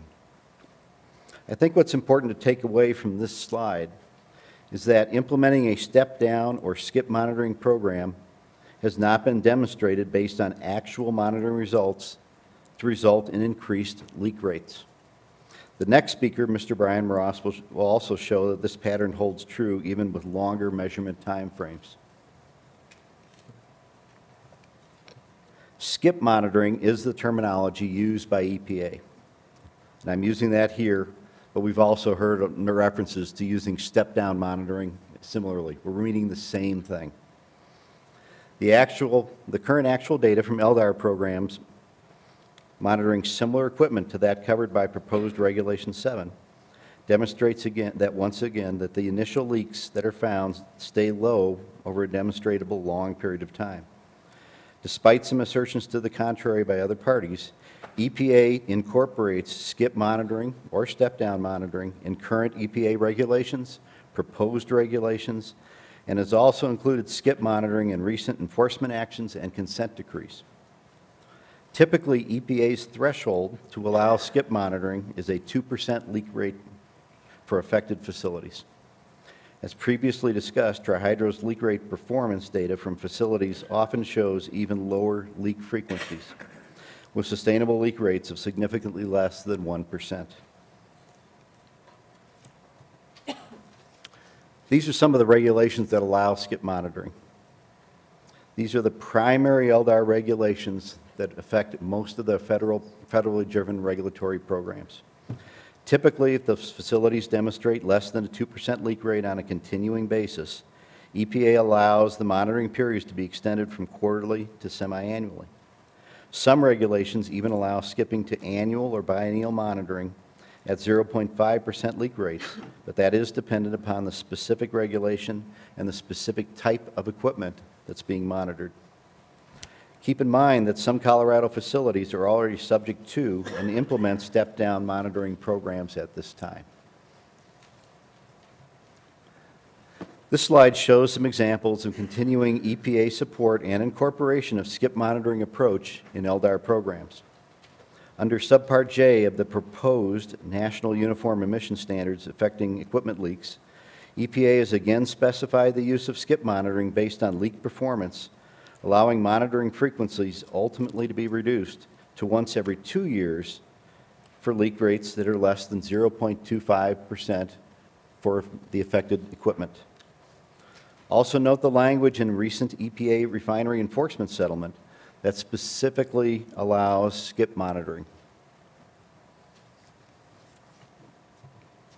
The only statements in the record that contradict the empirical data presented by Tri-Hydro are not based on current data. The division, the conservation groups, EDF, fundamentally rely on these two documents. The parties primarily rely on the document on the left, which is EPA's 2007 Leak Detection and Repair Best Practices Guide. The document on the right is EPA's 1995 Protocol for Equipment Leak Emission Estimates. Importantly, the leak emission factors used in the 2007 document come from the 1995 document and are not based on any actual or new data, and are in fact based on a very small sample set when the original data was derived. Next, I would like to talk about the assumptions that are being made for leak rate frequency reductions based on monitoring frequency. Several pre-hearing statements, which are referenced in the WPX rebuttal statement and attachments, reference these assumptions, and these assumptions are also incorporated into the division's economic analysis. However, these specific values are not actually referenced in the EPA documents that are the underlying reference to these assumptions that are presented by the other parties. They are, in essence, rules of thumb, which are repeated and used, but are not matched up with current empirical monitoring data results. It appears that these percentages are taken, at least in part, from two tables in the 1995 EPA document, which were then repeated in Table 4-1 of the 2007 EPA document that I presented here. For example, if you take the simple arithmetic average of the monthly monitoring frequency data in Table 4-1, you get 78.67%, which is basically close to the 80% factor that's used. Similarly, the quarterly average is 58.17, again close to the 60% number that's referenced. There are problems with using the data this way. First, the data in the 1995 report was gathered approximately 25 years ago and is not representative of both current hardware in the field and the current instrument-based monitoring equipment used to make these evaluations. Second, the data in these tables is specifically referenced to the synthetic organic chemical manufacturing, or SOCME industry, and petroleum refineries. The oil and gas facilities under this regulation are not remotely close to either SOCME or refinery facilities. SOCME refineries operate under dramatically higher temperature and pressure conditions and contain very different materials. Finally, you cannot take a simple average of emission factors for valves, connectors, pumps, and other components and state that this is the effective average leak factor. To be representative, the data would need to be weighted to account for the actual distribution of these components in the facilities in question. The bottom line is that the 40, 60, and 80% assertions relied upon by the other parties is not supported by the data and is contradicted by Tri-Hydro's current empirical study of representative LDAR data.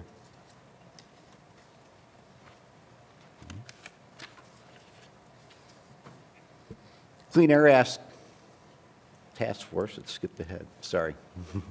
The Clean Air Act Task Force references a study assembled by Carbon Limits based on a study of Canadian upstream LDAR programs. The pre-publication draft of this study, which is also ultimately referenced by the other parties, is dated December 2013. While the Carbon Limits study does contain much interesting data, there are gaps in the underlying data that need to be taken into context. The most significant issue is the use of the same 40, 60, and 80% leak reduction frequency, which for reductions which are based on more frequent data to derive cost-effective estimates, when in fact there is no data in the report upon which to base those conclusions. These 3 points, in my opinion, are the key takeaways. First, there's no concentration data for the LDAR monitoring program used in the Carbon Limits report. The study is fundamentally based on infrared camera data, which is only capable of determining the presence of the leak and not the measured concentration of the leak. There were some measured, selected volumetric samples that were taken in developing that report as well. Most importantly, none of the data measurements in the Carbon Limits report were drawn from monitoring programs of less than annual monitoring frequencies. Finally, the leak frequency reductions have no basis provided other than a straight line slope assumption nominally equivalent to the 40, 60, and 80% reduction. Towards the end of the Carbon Limits study, you can find information regarding monitoring frequency. As shown in these 2 quotes that are pulled directly out of the study, Only 12% of the data used in the study had any monitoring frequency data at all. And essentially all of those data points were for 1 year or more in frequency. The report specifically states that for the analysis of survey frequency presented below, only data for surveys with a known frequency of 1 year have been used. Yet, the report then establishes assumptions on the leak rate frequency reductions for surveys conducted on an annual, semi-annual, and quarterly basis. As you can see on these figures from the report, the assumption is that there is a straight line slope for emission frequency versus emissions. The figure assumes that you would have a large amount of emissions with annual monitoring and can achieve theoretically zero emissions if you have someone monitoring every valve, connector, and pump continuously, with maintenance people obviously must be present to fix the leaks immediately. They also assume that the slope is straight, essentially representing the concept of the 40, 60, and 80% reductions. On this slide, I wanted to compare this theoretical state with the reality that we've seen based on real empirical data. In essence, these two figures are mirror images of each other. But if you assume that the leak rate frequency in the chart on the right, which is the chart, excuse me, it didn't forward, I'm sorry.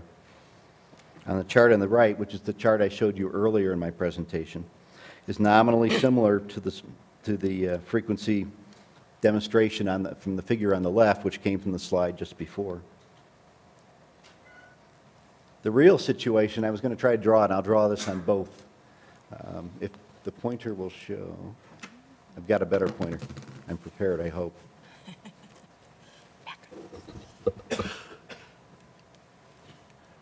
Okay.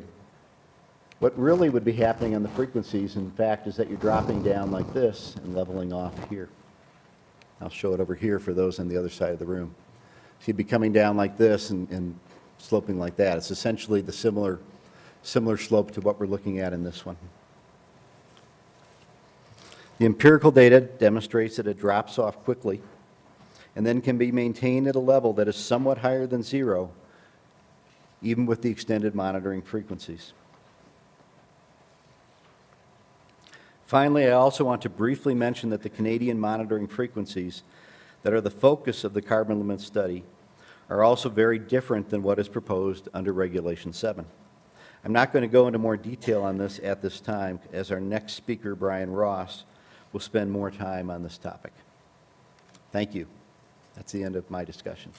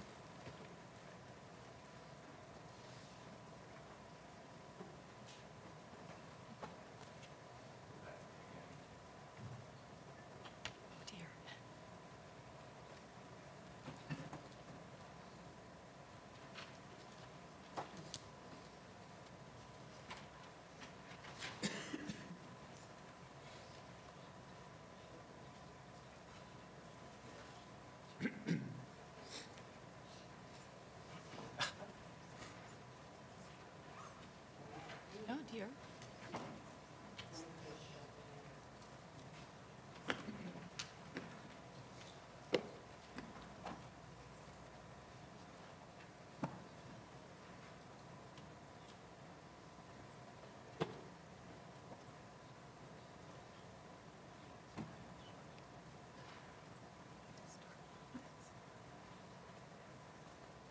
Perfect. Thank you. Thank you for your patience. I'd like to introduce our next panel, Mr. Brian Ross. Mr. Ross is a senior engineer and air issue specialist at Nexon Energy in Alberta, Canada. Mr. Ross is here today to provide his perspective on the lessons learned from the Canadian Directed Inspection and Maintenance Program. Mr. Ross has 24 years of experience with programs to address fugitive emissions. He participated in the development of the Canadian DINM regulatory program, as well as the Canadian Association of Petroleum Producers Best Management Practices Guide for Fugitive Emissions, which we'll refer to in these slides as the CAP-BMP. And Mr. Ross also was directly involved in studies and field measurement programs to determine the effectiveness of the Canadian DINM program. And I'll turn it over to Mr. Ross to provide his expert testimony.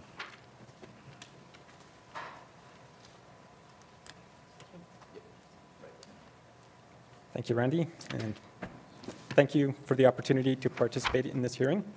I'm going to present some information on the requirements for control of fugitive equipment leaks from Canadian oil and gas operations and the success of those programs.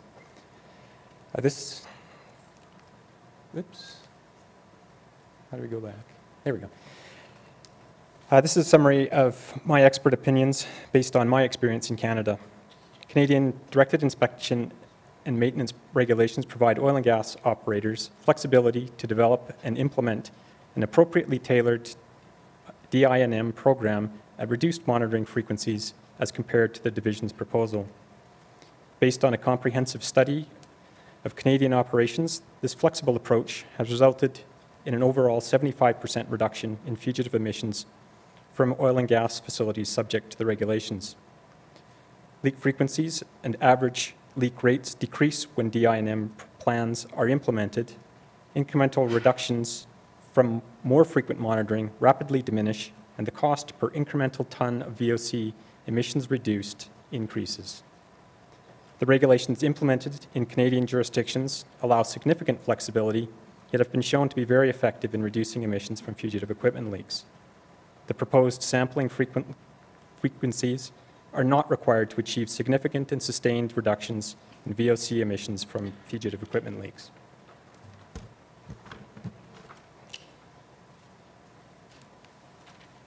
Right. Commissioner, just brief clarification. Mr. Ross's testimony today goes to the Joint Industry Work Group's proposed revisions to the division's proposed LDAR frequencies. Our red line revisions are reflected in Table 4 and Table 3 for well production facilities and compressor stations. We put this up here for your benefit and reference. Mr. Ross isn't going to get into the details of these proposed revisions. We're certainly happy to answer questions and discuss further.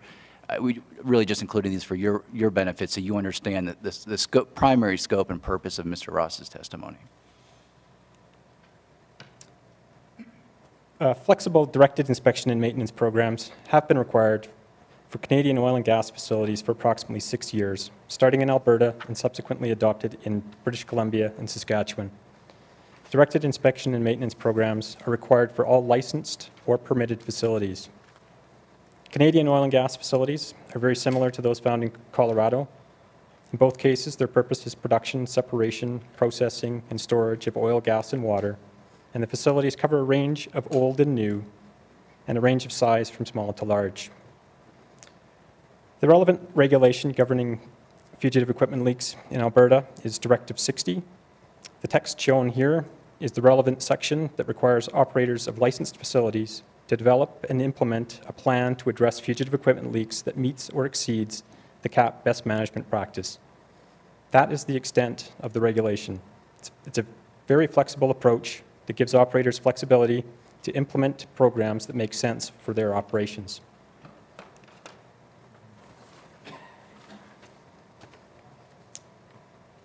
The CAP-BMP provides operators with flexibility to create DINM plans that are tailored to the specific circumstances of the facility or group of facilities.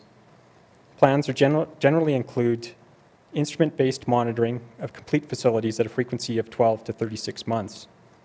Between instrument-based monitoring surveys, additional targeted monitoring of components is conducted. The intent is to address the types of components that are most likely to leak and those that tend to have high leakage rates. The philosophy is to build this more frequent monitoring into regular preventative maintenance programs so that equipment leaks are detected and addressed promptly.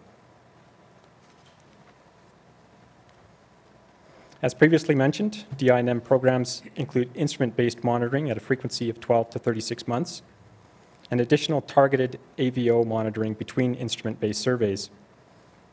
This is a table from the CAP BMP of suggested frequencies to be used as a guide for AVO monitoring of various component types. Companies are given the flexibility to deviate from these suggested frequencies by either increasing or decreasing frequencies as long as they have appropriate justification. If no leaks are detected after several periods, the AVO frequency could be reduced.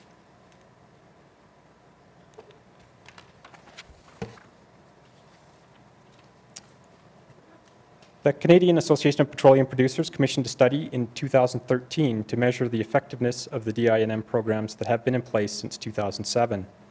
There had been anecdotal evidence that emissions from fugitive equipment leaks had decreased, but there was no way to prove to regulators that this was the case. Average emission factors for the Canadian oil and gas operations had been developed based on data collected over the period of about 1996 to 2003. A convenient way to measure the effectiveness of the DI&M programs was to collect data to update those factors and determine whether the DI&M programs were reducing emissions from fugitive equipment leaks. A general request was sent out to all CAP members for companies to submit data from their instrument-based monitoring programs if they had data that included quantification of all leaks detected. Quantification of leaks is not required by regulation, only that leaks are located and repaired. 8 companies responded with data for 120 facilities and a total of about 270,000 components. This is actually a larger data set than for the original set of pre-DI&M emission factors, and is significantly larger than that for the oil and gas emission factors developed by the US EPA. In general, leak frequencies have decreased substantially from about 1.95% of all components to 0.38% of all components.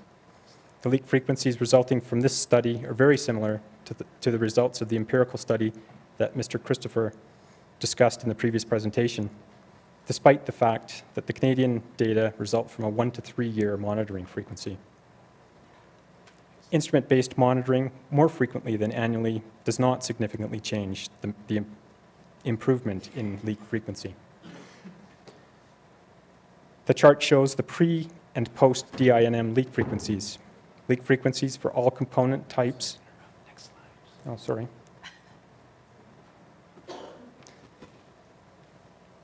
Leak frequencies for all component types decreased with the exception of pressure regulators and control valves. Those 2 component types represent a small fraction, about less than 0.1% of all components, and it's very likely that the total numbers of those components is underestimated in the data set.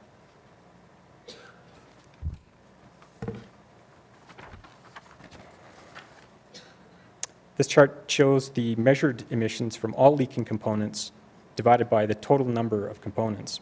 So it's an average emission factor.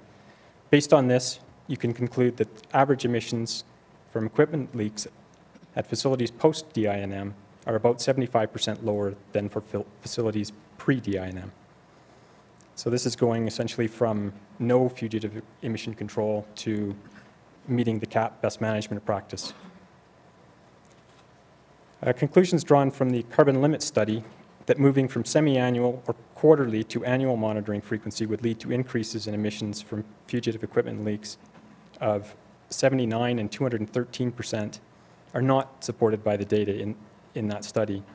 Since the source of the data is Canadian instrument-based monitoring surveys, and the monitoring frequency for that data set is 1 to 3 years, there's no basis for establishing what the emission levels would be at monitoring frequencies of less than 1 year. There's simply no data in that data set that would allow you to draw those conclusions. Leak frequencies tend to decrease and then stabilize because the majority of repaired components will tend to remain leak-free for a longer period than the inspection frequency. This is a table from the CAP BMP that shows expected mean repair lives for various types of component. If the mean repair life is longer than the monitoring frequency, the number of potential leaking components will decrease with each monitoring event. The most common types of components, valves and connectors, have mean repair lives that are significantly longer than 1 year. The experience in Canada has been that once the initial monitoring has been done and repairs made, subsequent monitoring finds very few leakers, and the cost of finding and repairing the leaks is far higher than the value of the product conserved. This is supported by the carbon limits study, where the survey cost for 65 to 80% of the facilities was greater than the value of the gas conserved by making repairs. In the Canadian context, DI&M was touted as being able to pay for itself by the value of conserved gas. This is generally not the case.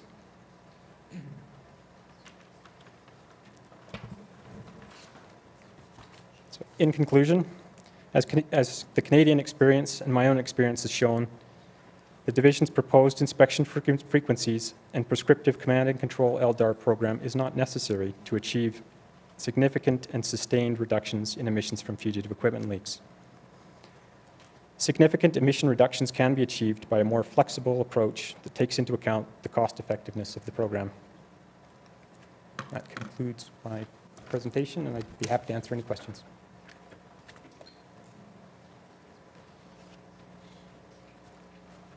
Thank you, Brian. Our next panelist is Ms. Kelly Cox. Kelly is an EHS air quality professional at PDC Energy. Kelly is going to talk today about the development and implementation of LDAR programs in Colorado and provide some clarification on some of the LDAR proposed revisions from the Joint Industry Work Group. Ms. Cox has 7 years of experience as an air quality consultant and in-house professional implementing and executing leak detection and repair programs at oil and gas and production facilities. Kelly is a certified infrared thermographer, and she implements and manages PDC's Regulation Number 7 compliance program. Kelly. Thanks, Randy. And thank you for the opportunity to speak to you today. I'm here to discuss LDAR program field implementation and the resources required to develop, implement, and manage an LDAR program internally. The Division's recent inclusion of well production facilities or multi-well facilities without storage tanks less than 20 tons per year, well production facility and multi-well site definitions, diminishing returns, and a few miscellaneous LDAR issues. LDAR field implementation. What is that like on site? The very first item to take care of once arriving on site are safety expectations. Hot work permits are required. These types of equipment are ignition sources and not intrinsically safe. Next, a job safety hazard analysis to evaluate site-specific conditions and limiting factors like wind, temperature, and precipitation. Finally, ensure the equipment is operating appropriately and document the typical record-keeping requirements on the site inspection form. Once the monitoring begins, all leaks detected need to be recorded. Once they are recorded, they need to be tracked through the repair remonitoring phase. The length of time required for repair depends on a lot of factors, but in particular, availability of field personnel, the type of component, and the location of that component on the process stream. Some leaks may just need the twist of a wrench, while others may require the facility to be shut in and blown down, resulting in additional emissions. The field implementation piece is only a small portion of the resources required to effectively develop and implement an LDAR program like the Division has presented. As you heard during Mr. Schlichtenmeyer and Mr. Lockhart's testimonies, LDAR programs are not a one-person job. This will require a team of people working continuously. Whether an operator chooses to hire a team internally or use consultants, managing this type of program will take significant internal oversight to ensure compliance. The need for additional equipment is another significant resource to account for. Operators will likely require more than one infrared camera, flame ionization detector, or other approved instrument monitoring device. When the most stringent monitoring frequency is monthly, operators are going to have to be prepared for equipment maintenance and failure. Having only weeks in between monitoring events is a risk not to have backup equipment. Every month, operators are going to have to evaluate which facilities are in and which facilities are out. Communicate that facility list with the field and also your LDAR team. If you are using consultants, you'll need to make sure that they have directions and access. Each operator will have to determine how leaks are going to be documented and communicated back to the appropriate personnel for repair. During the repair remonitoring phase, every leak detected will have to be tracked and include details like the type of component, date the leak was detected, date of first attempt, whether or not the repair was successful, date of any further attempts, date placed on the delay of repair, date leak was remonitored, etc. All, of course, required to be performed again the next month. And not to forget to mention the efforts required to prepare and submit the annual reports.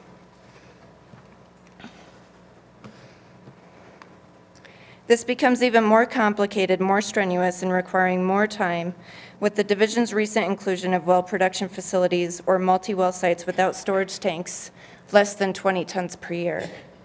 The addition of these sites was not considered in any of the economic analyses submitted as part of this rulemaking and greatly increases the cost to operators. This was a new concept presented in the division's January rebuttal and was not discussed at all during the stakeholder process. In fact, what was discussed during the stakeholder process was exactly the opposite. What the division continually expressed during the stakeholder process was that the intent of the LDAR program was not to include very small distant sources like wellheads in the middle of a field. After all, the original focus of the entire rulemaking was related to storage tank monitoring and the notion from the division that since we would be on location monitoring tanks, we might as well turn around and take a look at the rest of the facility.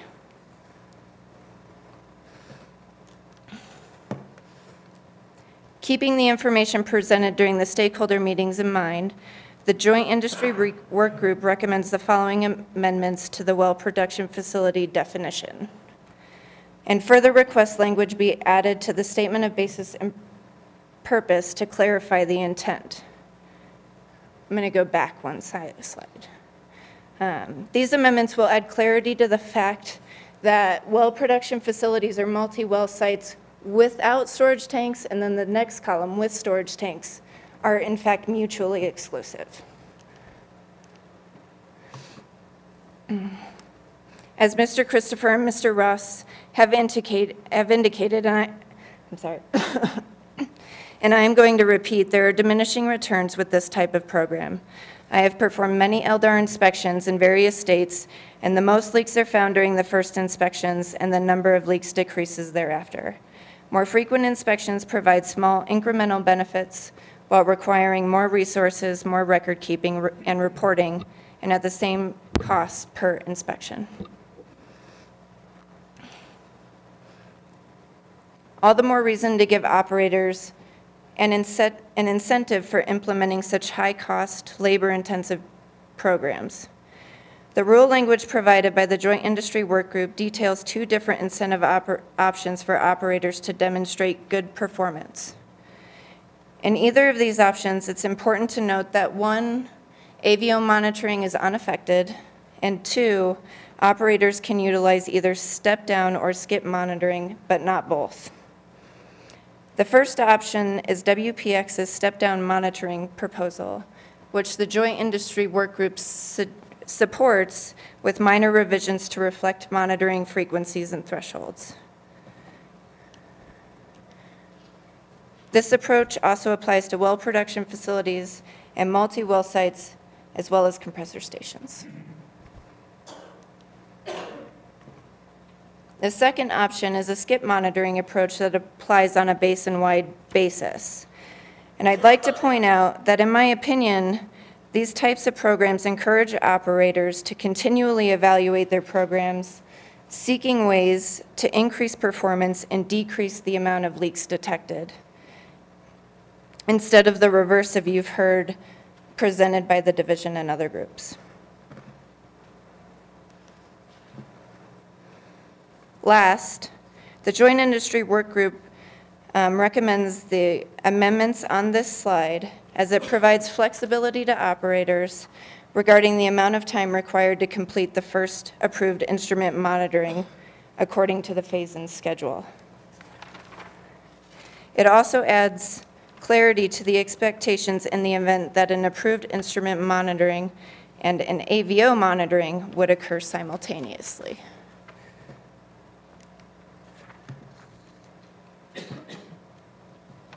In conclusion, implementation of an LDAR program, both in the field and internally, requires significant investment in resources, every time with greater costs and diminishing returns. The Joint Industry Work Group's proposed LDAR inspection frequencies and proposed step-down and skip monitoring provisions are reasonable and would improve the cost-effectiveness of the proposed LDAR program. The Joint Industry Work Group's other proposed miscellaneous revisions to the LDAR program would provide additional clarity and efficiencies to the program. Thank you, and I'd be happy to answer any questions at the end.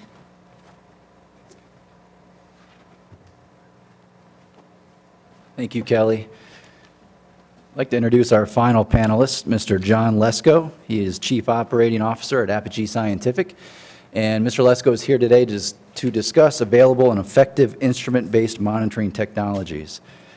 Mr. Lesko has specialized for over 25 years in the science of metrology. He's been involved with optical systems for over 35 years.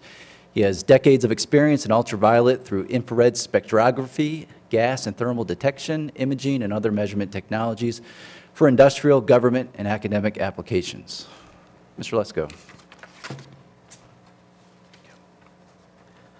Thank you, Randy, and thank you for the opportunity to address the Commission today. I would like to discuss the Joint Industry Work Group proposed revisions to the AIM methods. The revisions propose that the definition of an approved instrument-based method be broadened to include other established and effective technologies. Many of the technologies are well established and have been used by the state of Colorado, federal government, and industry for measurement of leaks and emissions with very high levels of success. Rather than speak to the revision directly, I would like to discuss the concepts behind the available options and advantages in implementing the proposed revision. In developing a wide variety of sensing system technologies, I found the understanding and balancing of techniques for any measurement is key to the success of a program. By allowing operators or contractors to choose among the mix of technologies, it will not only provide the best technical solutions, but also be very cost effective. Here's the proposed revision, but rather than discuss it in every bit of detail, I'd like to cover it in groups of technology, because that's where it really applies best.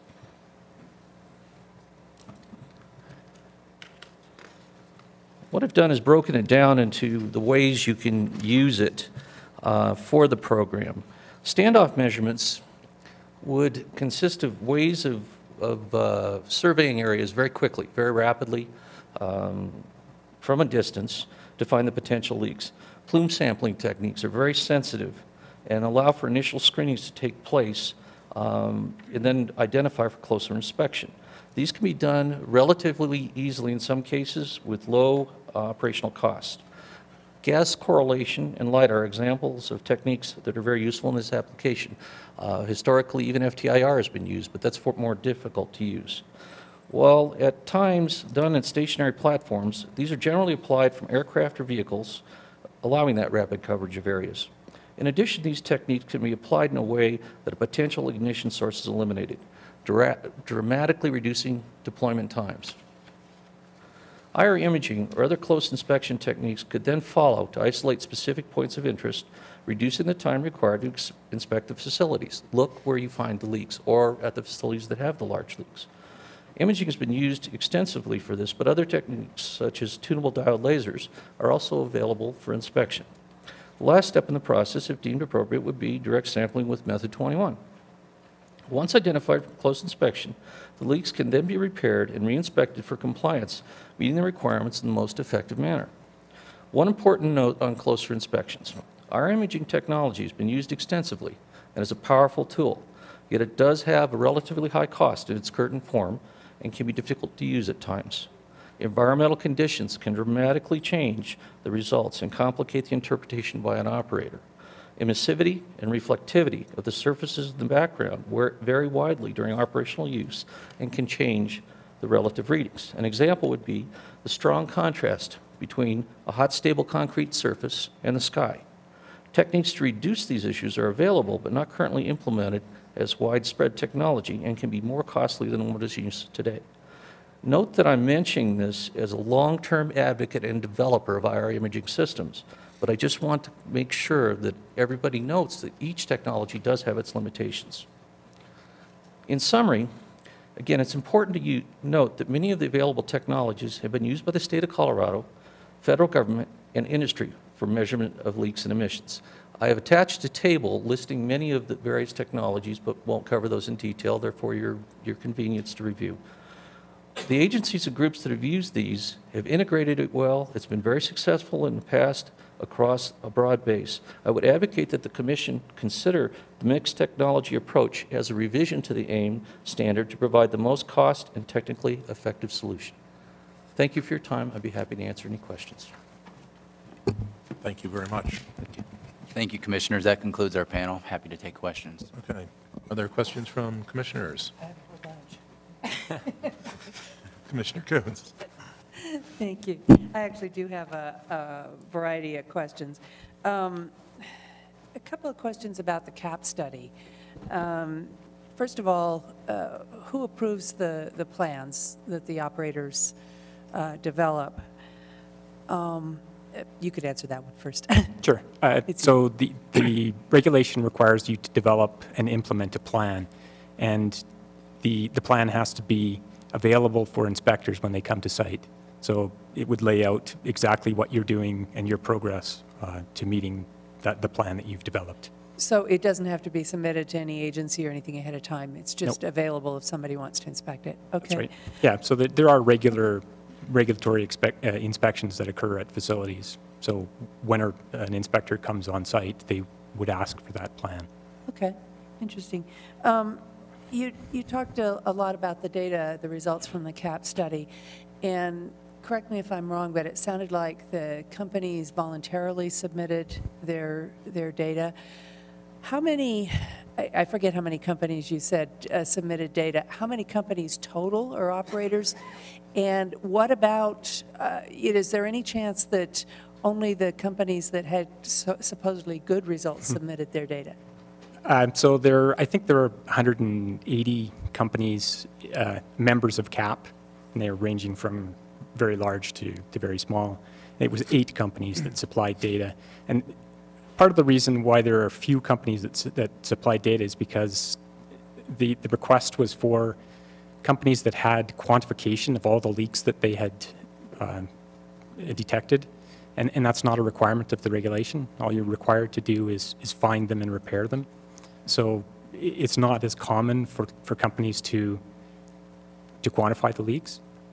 So it's possible that there were companies, maybe a significant number of companies, that had less positive results with their program. They just hadn't quantified the leaks. It's possible. And the same approach was used in the previous study as well. So it was asking companies to volunteer their sites to have someone come out and do measurements. So they're very comparable in that the data were collected the same way before and after. Okay, thank you. Another question, and it may apply to a number of you. Help me understand, we've heard it in a number of cases in the testimony in the last couple of days, that there's a higher percentage of leaks with the new equipment, and then that significantly goes down over time. I'm thinking probably very simplistically, but I'm thinking about like my car and all the other equipment I operate, and it seems to be, I understand that when you get something new, there's a process of breaking it in and understanding how it works, and so I would understand a high number of leaks at the very beginning of operation, but a lot of this equipment is out in the field under fairly rough conditions. to me, it's almost counterintuitive that older equipment is going to have fewer problems than newer equipment. Can you help me understand that? Sure. First of all, it's not necessarily new equipment. It was the first time that a monitoring event occurred. So it could have been an old facility. You find more leaks when you first go looking for them. Okay. Okay. As far as new facilities, I don't think they have more leaks or more frequent leaks than older facilities. So I understand the concept. I come from a medical background, so I understand the concept of once you start looking for things, you're going to find a high percentage. But I'm still not feeling really comfortable with the idea that as the equipment is out in the field for longer periods of time, that you're going to feel more certain that leaks don't develop at some increasing frequency.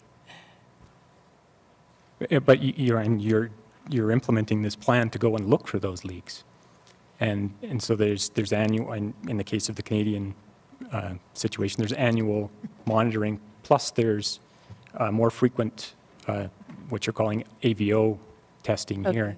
Okay. So you're actually actively looking for the leaks. So over time, you're going to find fewer of them because you're fixing them as you go. Okay. Can I add on to that as well? Certainly. And Brian was just getting to the point I wanted to make, is that in reality, with these facilities as they're out there, they're being constantly maintained. The AVO monitoring is happening, and even before regulatory programs were in place.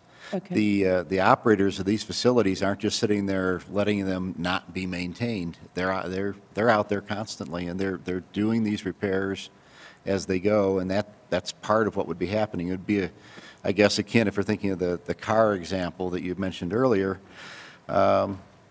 if you took it to your mechanic, or if somebody actually went around and looked at it very carefully once a month, and maybe you took it to your mechanic once a quarter, you'd probably have different operating results than what you do otherwise. And I think it's somewhat equivalent to that as well.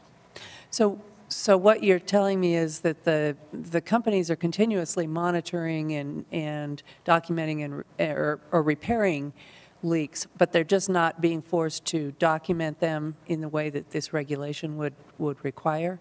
Is that the big difference in terms of the extra cost and the extra staff? I think at a broad level, yes. I mean, the operators do not sit there and ignore the maintenance status of their equipment that's in the field. Okay. Their incentives are to keep everything running smoothly and operating well. Kelly, I don't know whether you have a way to offer anything different on that from an operator perspective, but I think that's what I've seen in the field. Yeah, I mean, I can agree with exactly what Jay is saying. And then to follow up on that, we heard yesterday that, and I may be putting words in their mouths, so hopefully they'll have an opportunity to correct me if I'm wrong, but Anadarko, Noble, and Encana seem to be very emphatic in their testimony yesterday that this LDAR program, the way it's described in the current proposed rules, was very important, and they're some of our clearly our biggest operators in the state. They seem to think this was necessary for their operations. Why would you think, obviously you don't, so help me understand that. I think I'd just like to point out that none of us are saying that it's not necessary for our operations or pointing out that we don't want to do this kind of program. Okay. Many companies already implement these kinds of programs voluntarily, so we clearly understand the value. It's just making sure the regulation matches the data and frequency thresholds, or that the data supports the monitoring and frequency thresholds. So it's the command and control kind of versus voluntary. Right. One final question. I'm sorry, Commissioner, may I just add one, just to add on to Kelly's point. We support this LDAR program. We understand the value of the program. Our point is it needs to be an appropriately tailored program. And this idea of more and more frequent monitoring to achieve these significant emission reductions is just not consistent with the field data that we've seen in Canada in Jay's study. But again, we support the program just at the right frequencies that we think are appropriate, consistent with the actual field data. That's helpful. And one final question, just the definition, and Ms. Cox, maybe you can help me understand. Earlier in the presentations, we heard about step-down versus skip programs. You seem to make a very clear separation of those two types of programs. Just for my clarification, help me understand the difference. So that you're right, there are two different proposals in our rule language. I just want to make sure I have it right.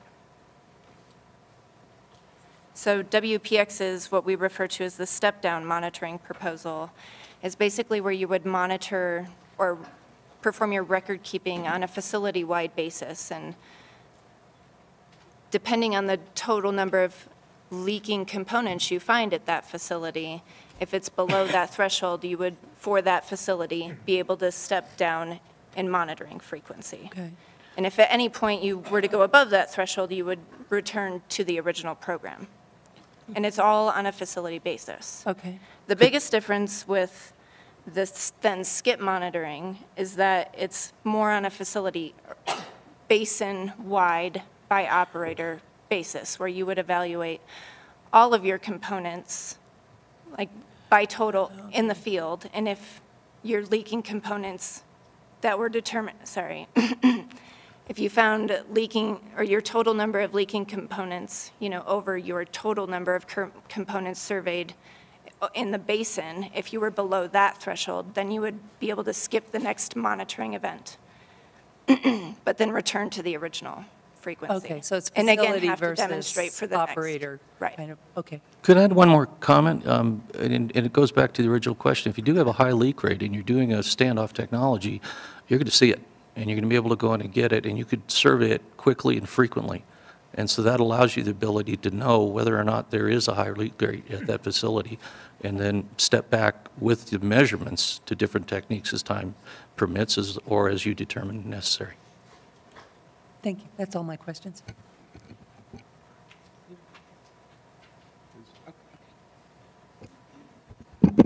I had a follow-up question to Commissioner Kuhn's question about, I guess, the skip monitoring and the step down. Can you hear me? No? Okay. Yeah. You're right. Lovely.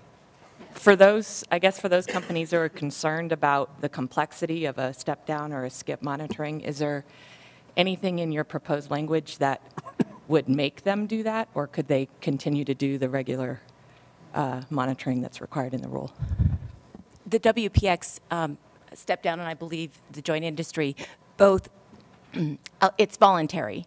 So there's no requirement that you would have to do it. It would just allow, if you demonstrated that consistent low leak level, to go to the lesser frequency. So if they had a program in place that they just wanted to keep consistent, they would be able to do that under this, under your proposal. Thank you. Commissioner. I just wanted to understand or get clarified the facilities that were encompassed in the studies that were presented. So the trihydro study, as I understand it, was focused exclusively on gas processing plants. Is that correct? That's correct. It was the what you might call the front half of gas processing plants. Okay, and those facilities would be staffed with operators and maintenance folks how frequently? They would typically have at least operations people on site most of the time. All the time, okay. And basically the same question for the CAP study? So that study covers oil and gas production facilities, compressor stations, and gas processing plants. So what's called in Canada the upstream industry. So it's everything from gas processing back to the well. And can you give us a relative fraction of representation from those three segments? I actually Was don't. it pretty well distributed, or? It would probably be more weighted to compressor stations and gas processing plants. Okay, thank you. Commissioner. And just a follow-up to that question to make sure I understand. This was a self-selected sample, so self-selected reporting? It's Yeah, as I said before, it was a general request that went out to all cap companies, and those that had data that included quantification submitted it. Okay, thank you. Any cross-examination requested? Okay, seeing none. I'm sorry? Seeing one, we'll go through the list. My apologies.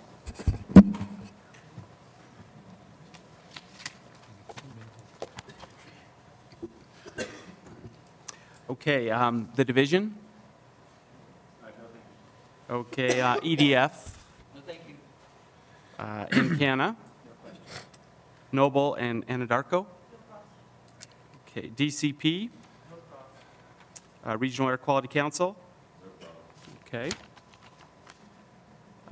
Energy producing attainment counties? Local community organizations? Conservation groups?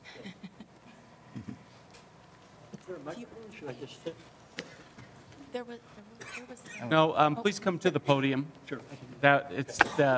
The mobile mic didn't work well yesterday. Great. Okay. Thank you. Michael Freeman on behalf of the conservation groups. I have a few questions for Mr. Christopher about the trihydro study. If we could bring back up the trihydro slides for a moment.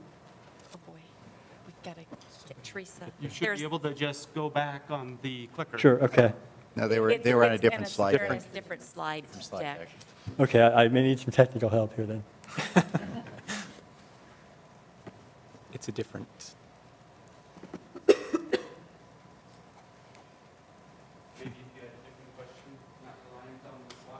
I'm sorry?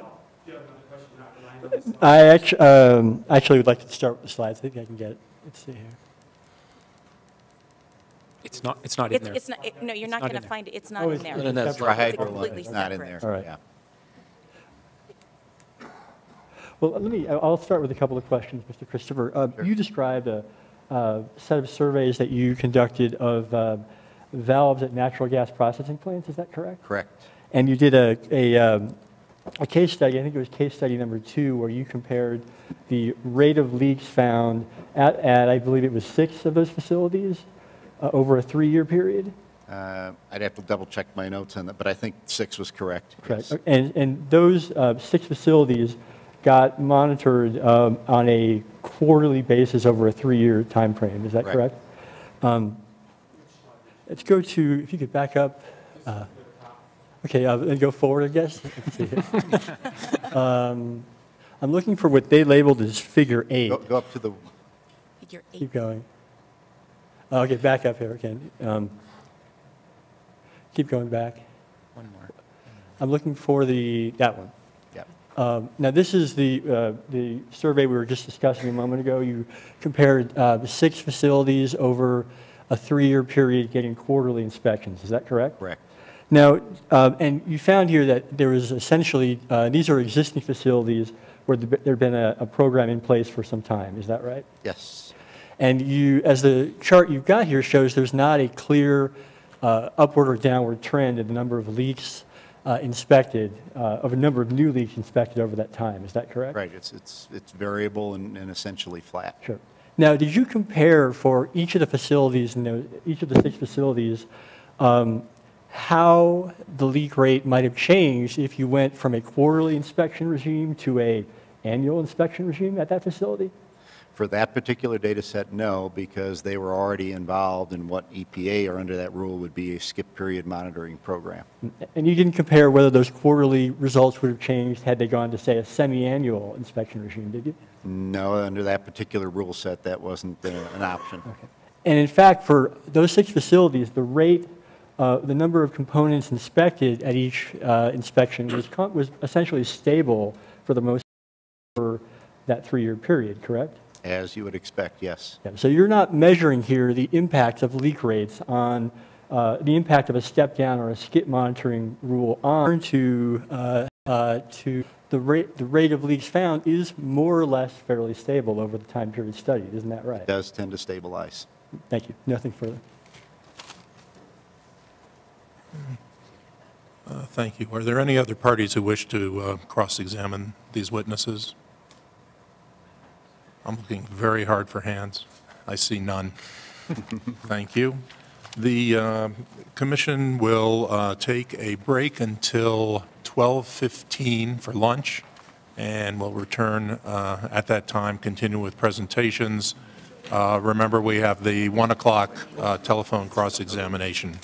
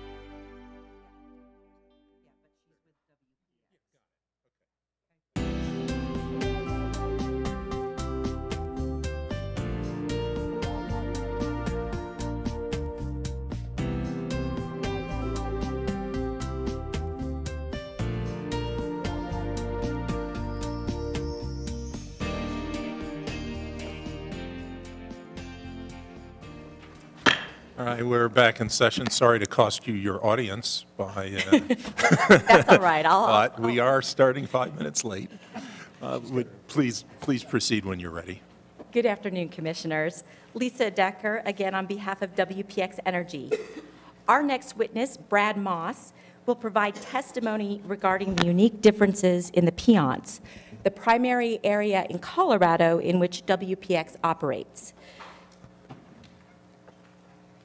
Brad Moss is WPX's District Production Manager for our Piceance operations and has more than 27 years of experience in the oil and gas industry, working throughout the state and in other basins.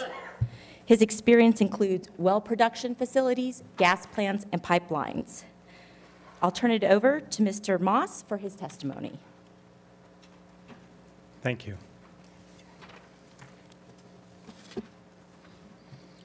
Our Piceance operations are located in an attainment area. We have about 4,600 wells, primarily natural gas operations, and because of this, we have much lower condensate production. The average is less than a half a barrel per day per well. Very low potential fugitive emissions. The state has assumed 4.6 tons per year, but the majority of our operations are less than a half a ton a year, and all are less than 2 tons a year.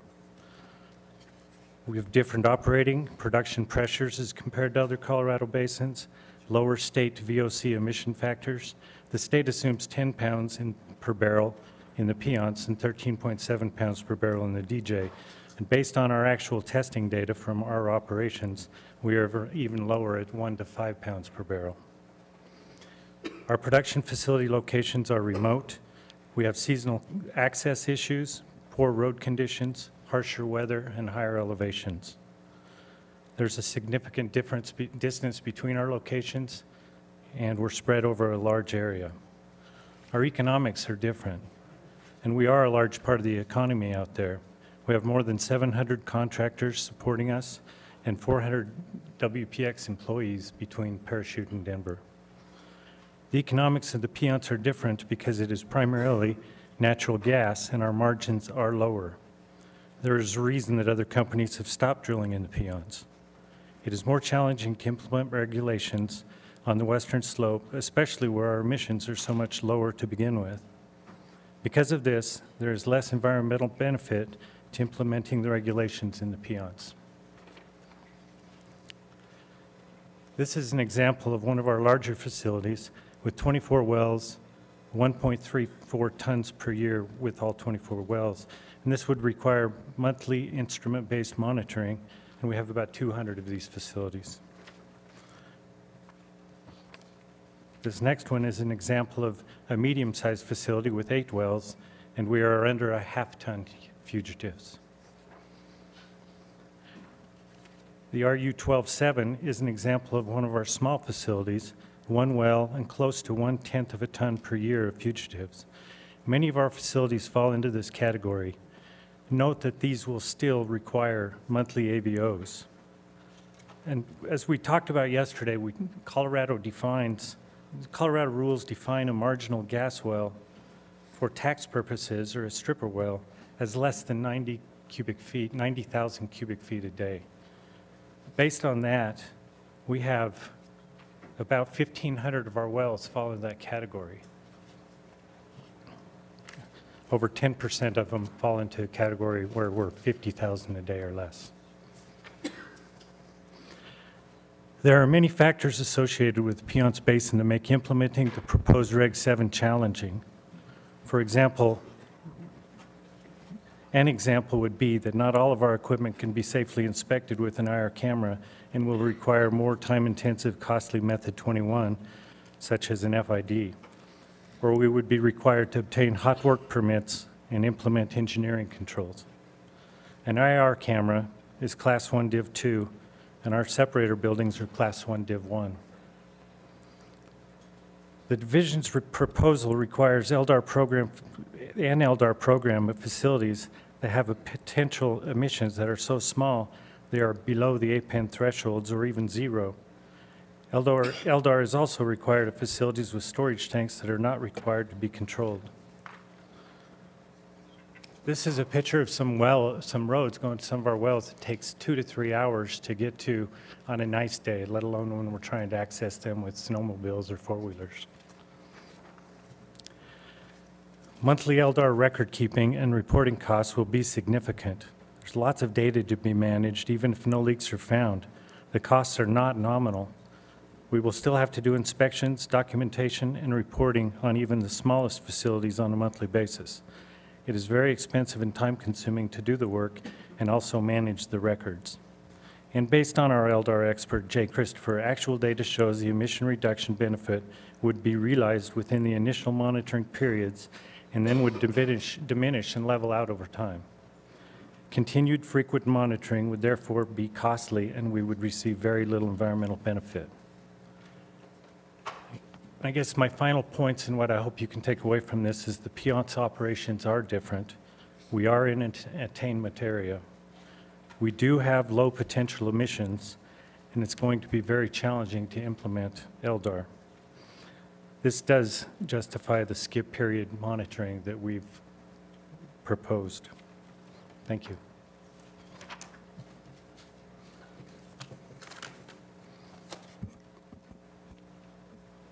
You can stay up there if there are questions.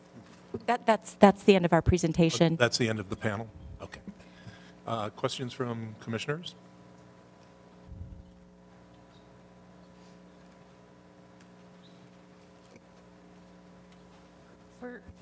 And I might have missed it, for your larger facilities where you have 24 wells, what were your estimated fugitive emissions? 1.34, I believe. 1.34? Okay. I better double check. You're exactly right. And then for your smallest sites that you mentioned on in your presentation, those would still trigger the monthly LDAR requirements because they're greater than 50 tons uncontrolled? Is that right? They're greater than 0. Greater than 0, okay. The proposed rules start at 0. Okay. Could you expand briefly on your safety concerns about instrumentation that may not be intrinsically safe at some of the locations that would have to be monitored? That's correct. If we have to take it, we can't take the LDAR camera into a separator building. They're enclosed, and they are Class 1 Div 1 buildings, and the cameras are Class 1 Div 2. So without doing some engineering controls or a hot work permit to get in there, we won't be able to use the camera. We'll have to use a FID probably, okay, or something like that. Thank you. Okay, thank you. Any cross-examination?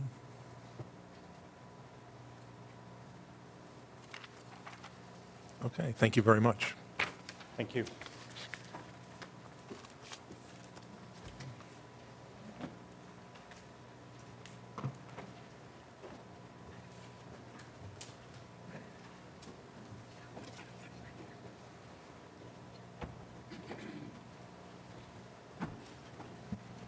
We need to pull up those other slides.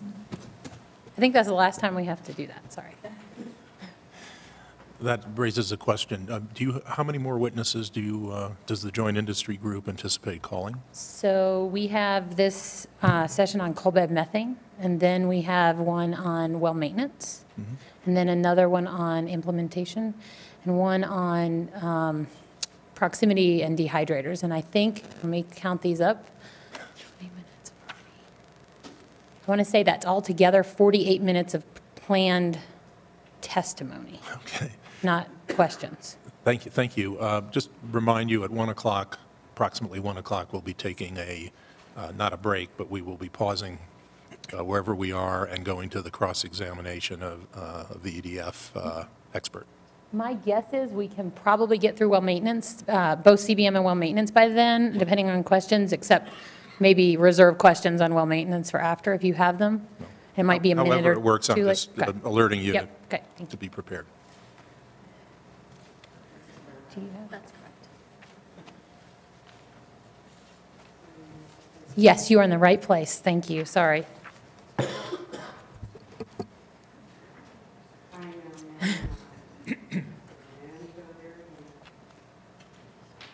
Sorry, it is a rather large PowerPoint. You should be. One before that.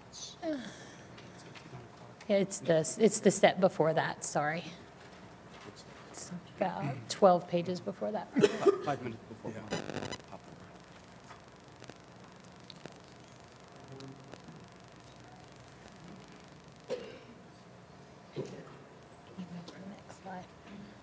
Thank you, Commissioners.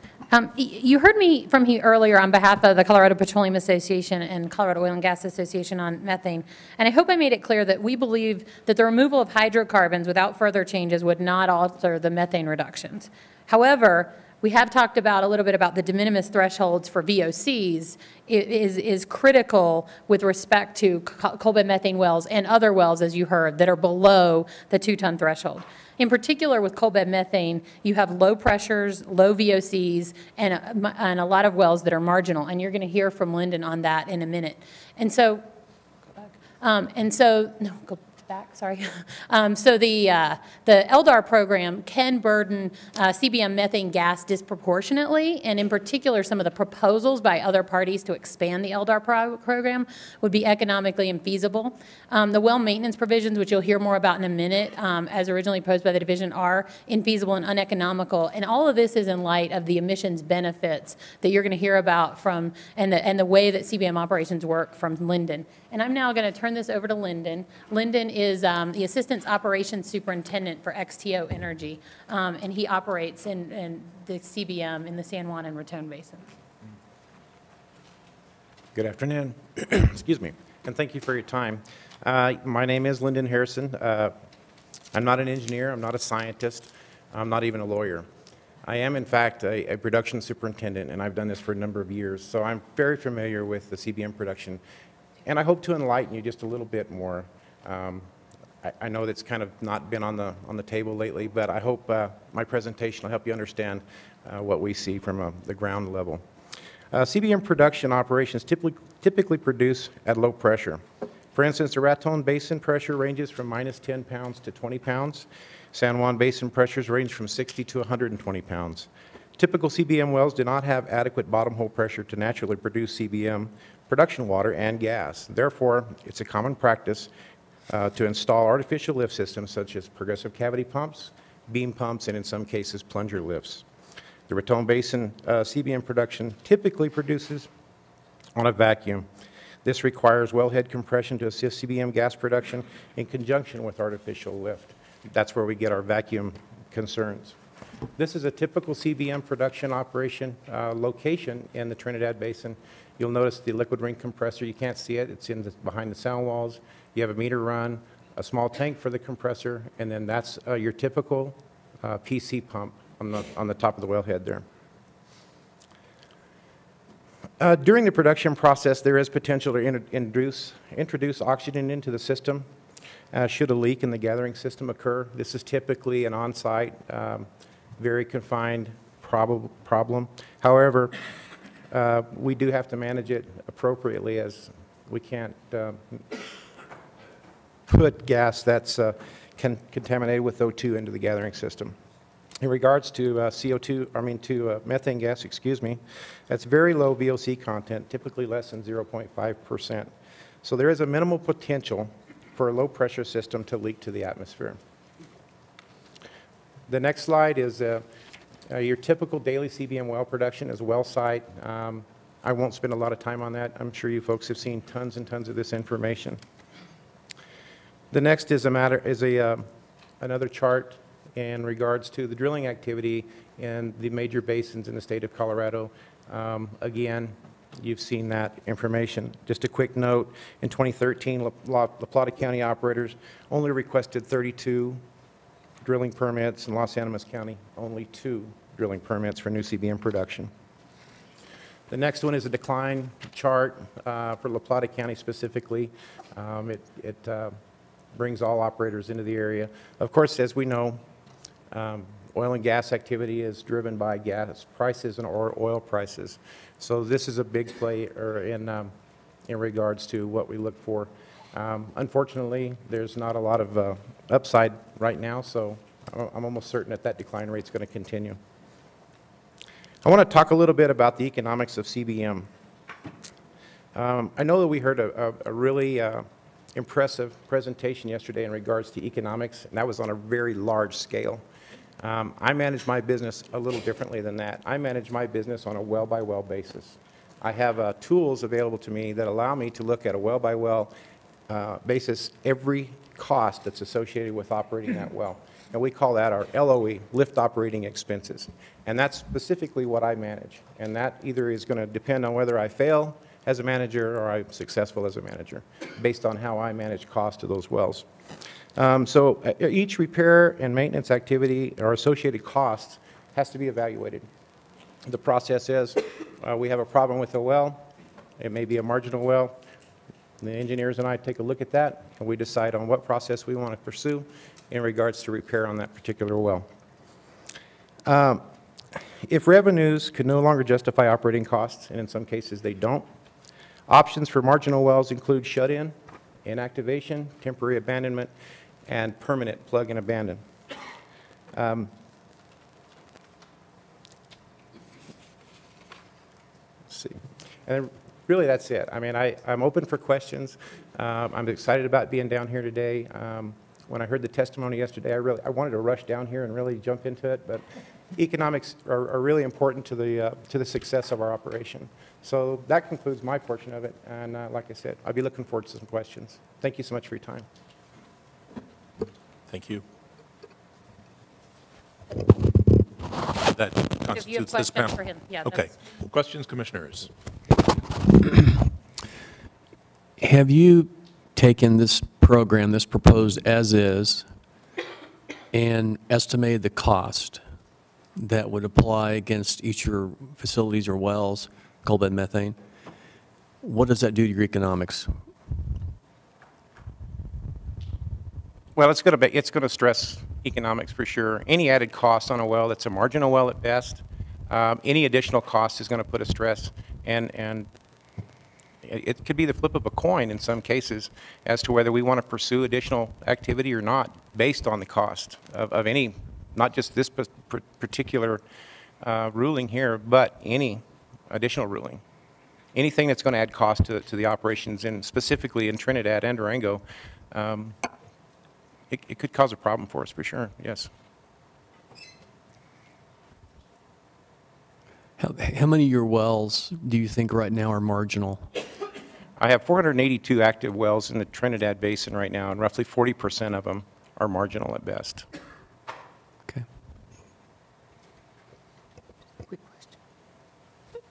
Just a quick question. Make sure I understood correctly. Yes, ma'am. If the rule incorporated a step down or a skip LDAR kind of process, that would work for you? Or would you still be in a situation where that you'd have to shut in your wells? Do you know Yeah. the answer? That's a two-part question, and it's going to require a two-part answer. Is that okay? Absolutely. Thank you. We can do it, number one. We can, but not probably more than once. Given our operations and the significant marginal wells, it would definitely put a stress on there, and that might throw us into a situation where we need to consider shutting in some wells, a temporary abandonment, and or plug and abandon. Now the second part is should we be required to do it? We don't think so.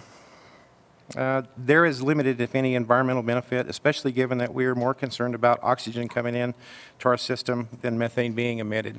So being a low-pressure system, I'm just not quite sure that there's that much benefit to it. I don't believe that there is. And let me clarify, these facilities would not benefit from the step-down proposal because they wouldn't have, a lot of these facilities don't have tanks, so they wouldn't be in the higher categories.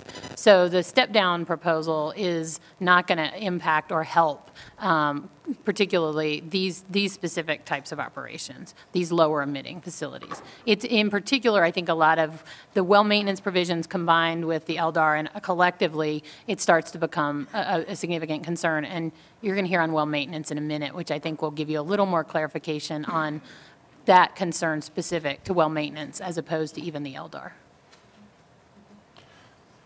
I'm not sure whether you can answer this or not, but because of your expertise in operating the individual wells and you know them intimately and their costs and so forth, could you draw a comparison between the potential cost of these regulations and the cost per MCF, market cost of the product? In other words, we see fluctuations in price. Yes, sir. Obviously, natural gas has gone way down. It's been working its way up. It's what, 5 something now? Right. Are you talking the equivalent of 25 cents per MCF? Are you talking $1 per MCF? Are you talking $4 per MCF? So where, how do we equate the decision, or how do I understand the decision points that you face? I understand, and thank you for the question. It's going to be difficult as these wells operate at different flow rates specifically.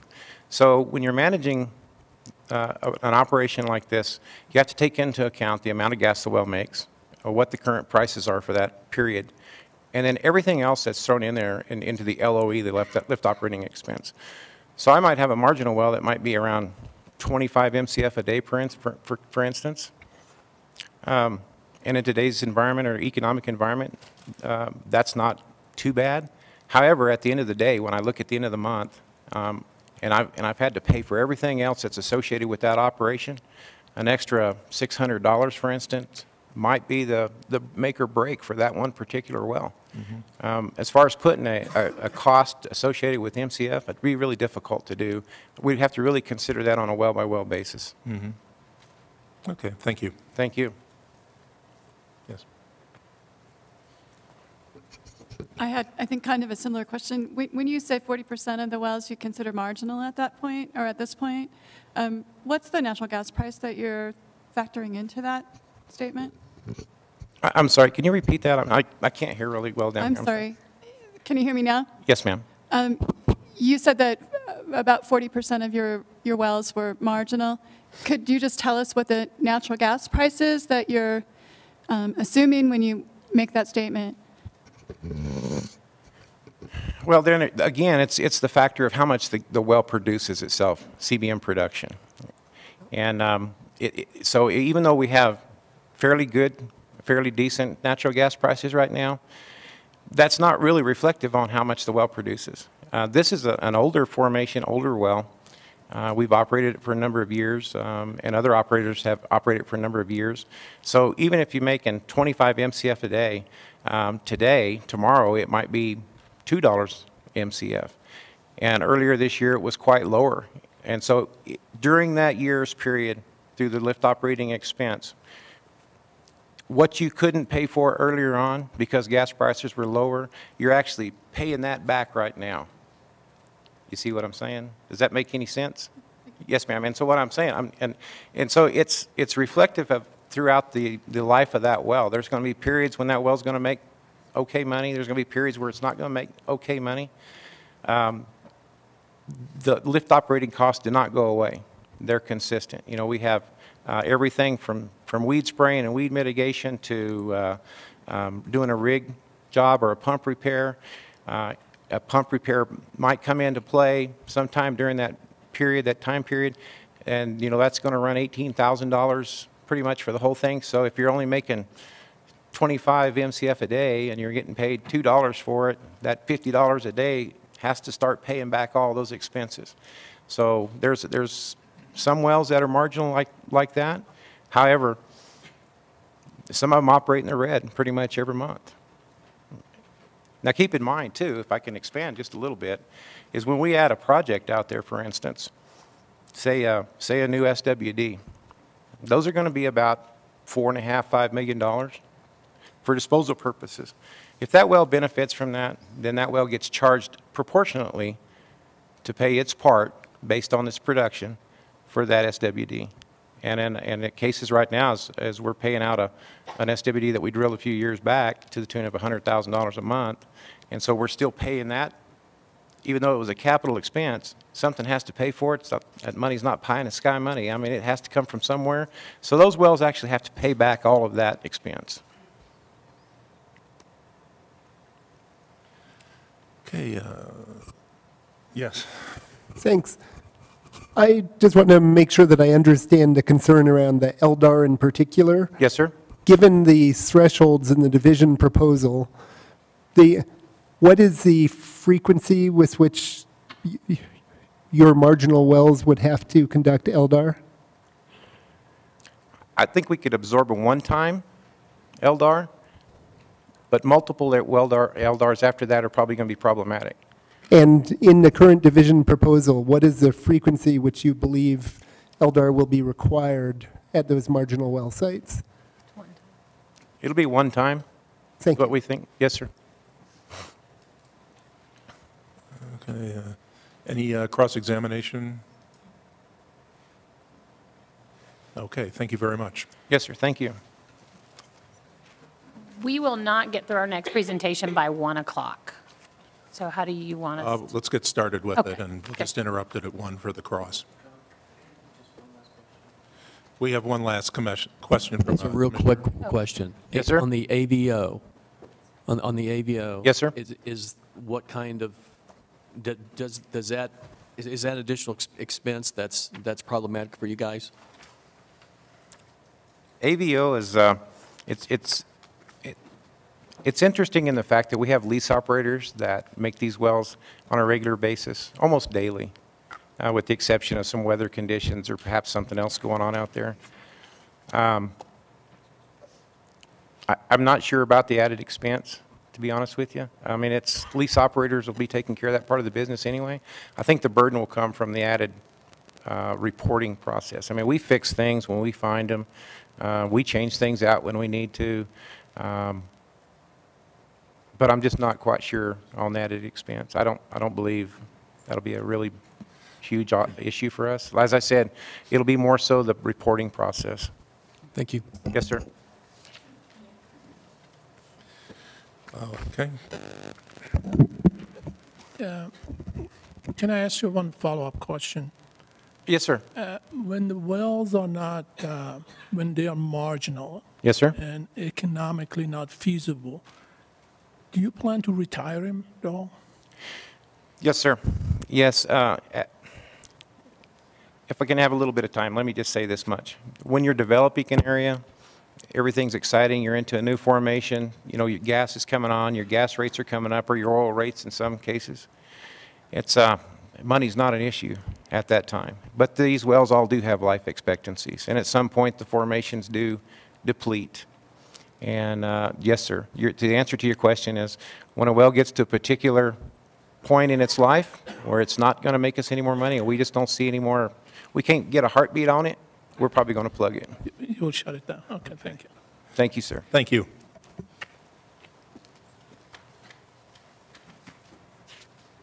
Thank you, Commissioners. So now we want to talk to you about the well maintenance and liquids unloading provision. As you've seen, we've struck the provision as it was originally provided by the division, primarily because we're concerned that it doesn't, in fact, demonstrate best management practices. It has capture and control requirements in it that, as you're going to hear, are very concerning and we think infeasible and technically uneconomical as well. Additionally, there's still information being developed. I think you heard earlier that phase 2 of the EDF UT study is going to address information about emissions from liquids well unloading. And so we are concerned that, as written, this inflexible rule is going to result in production being shut in, resources not being developed, and other impacts to Coloradans from taxes, jobs, and other things. So we had proposed that the Commission be as flexible as possible in adopting any rule here. You know, ultimately, we proposed an industry pilot study might be something to consider, but really what we're going to emphasize today is the need for best management practices, flexibility, and no capture and control with respect to these types of provisions. So I'm now going to turn this over to Van Reed, who is the Senior Production Foreman with XTO Energy. He's then also, you're going to hear again from Lyndon Harrison and also from Dean Tinsley, who is a Production Engineering Manager with Bonanza Creek Energy.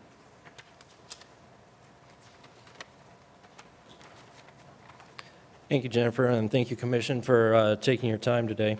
And let me apologize in advance because we may have to interrupt your Yes, sir. presentation. Understood.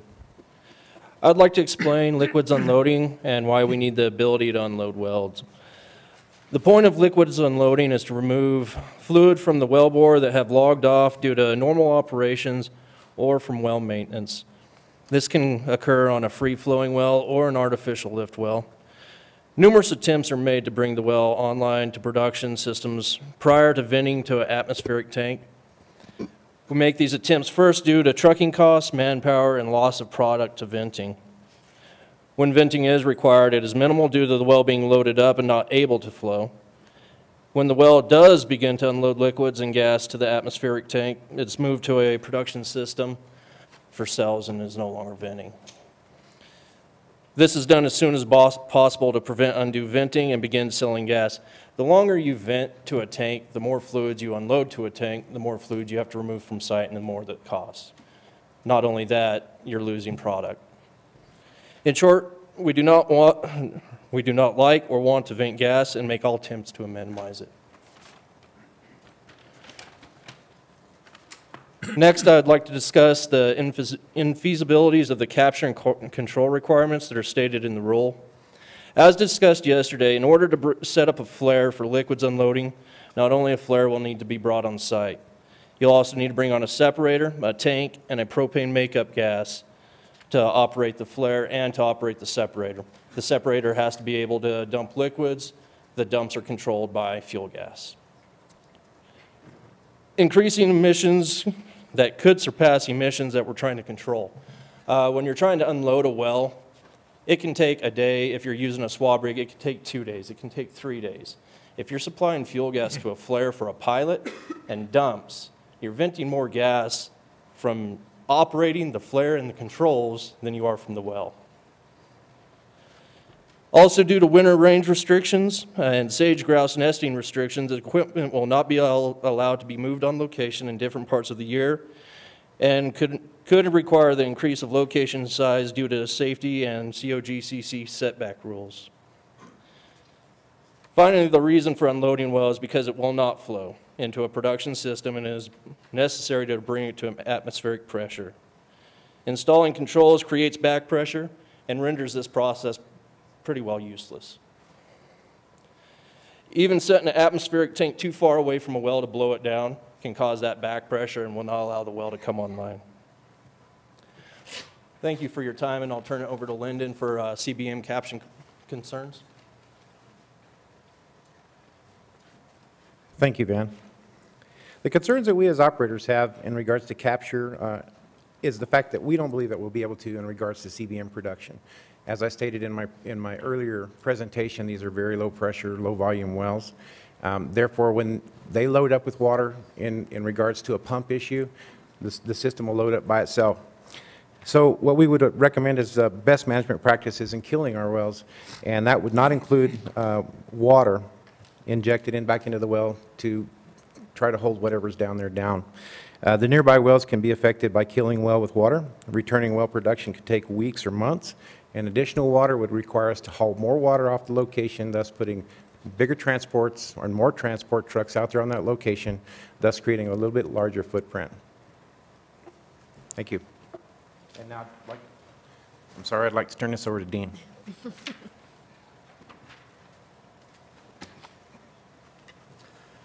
Thank you, Lyndon, and thank you, Commissioners, for allowing us to address these issues today.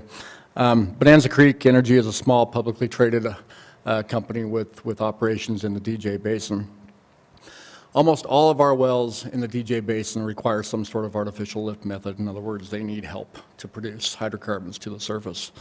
And there are multiple types and technologies of artificial lift used out there in the industry. But the key thing that I want to get across to you today is that the use and the implementation and the effectiveness of those different technologies is completely variable on a multitude of circumstances. Okay, these variables include the depth of the well, the bottom hole pressure, reservoir pressure of the well, the trajectory of the well, the types of fluids produced, all kinds of things that go into the decision and the effectiveness of these different types of technologies.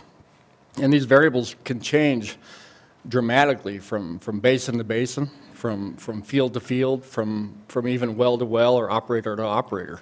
So there's really no one-size-fits-all approach to these types of decisions. And so many of the technologies that were described in the filings from some other parties simply won't work in some circumstances. So we just don't see how any of us could come up with a narrow or prescribed set of BMPs that would be effective for any of us. If BMPs are mandated, then it's important, very important that they include maximum flexibility for the operator to make the correct choice.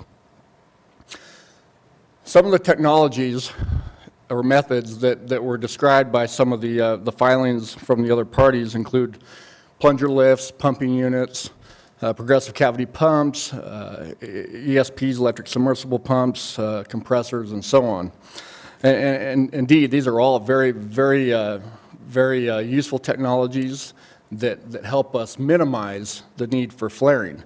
And we use these as an industry on hundreds of thousands of wells throughout the world. But again, the use of these and the effectiveness of these is highly dependent on a multitude of variables, okay?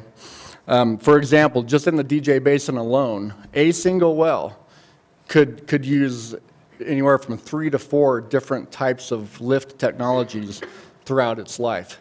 As situations change, as circumstances for that well change. Something else to keep in mind here is that these technologies in themselves, when implementing them, could potentially have their own adverse impacts. For instance, if we make a decision to put in an electrical submersible pump, well, that requires us to get electricity to the location, okay, which adds surface impact and adds emissions to our operation. So now I'm going to hand it back over to Lyndon to talk about flowing wells. Just real briefly, this is in regards to flowing, and as I understand it, flowing has not yet been defined. Many wells, however, do not have the ability to flow naturally into gathering systems. Therefore, they will require artificial lift or mechanical lift to remove liquids from the wellbore.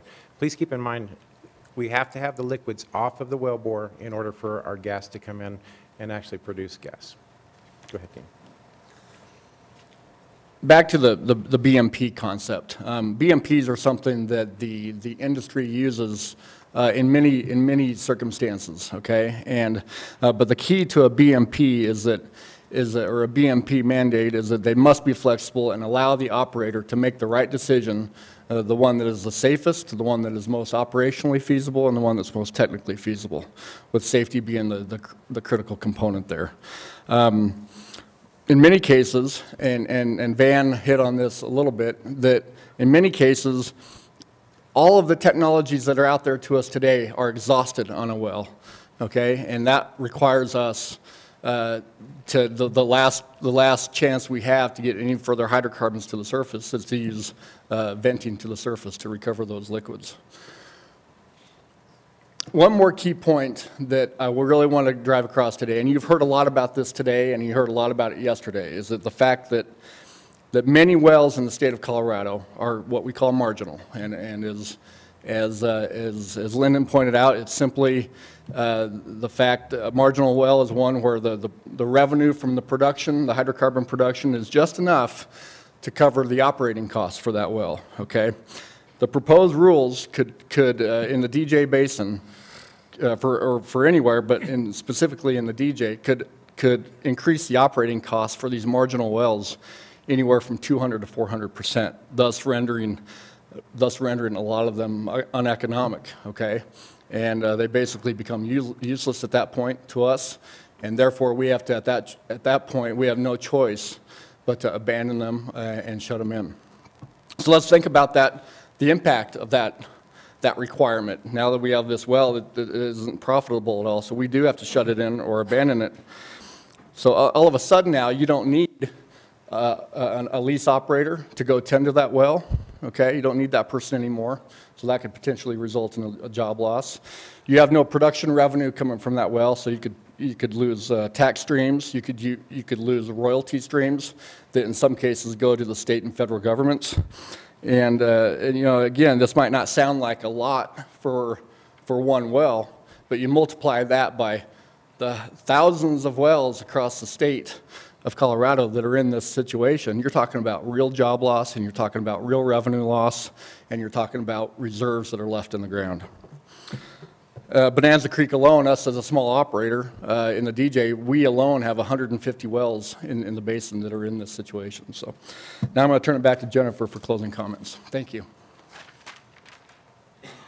And I may just get us in under the wire here. So, you know, to sum it up, I mean, the way that the well maintenance and liquids unloading provisions are written, they would have a term flowing, which is undefined. They have the term capture and control, which is very concerning, and you've heard the reasons why. It's infeasible. There's lots of difficulties with it, and it's not a best management practice. And so as it's currently drafted, the requirement we just think is technically and economically infeasible, and that if this is going to be a provision, that the operators need to be given the maximum flexibility. Thank you. Okay, thank you. If you could stand by for a few minutes with the panel in case commissioners have questions, and also for an opportunity for cross. Could EDF please come down and introduce their expert witness, who is now on the telephone? And could he be connected?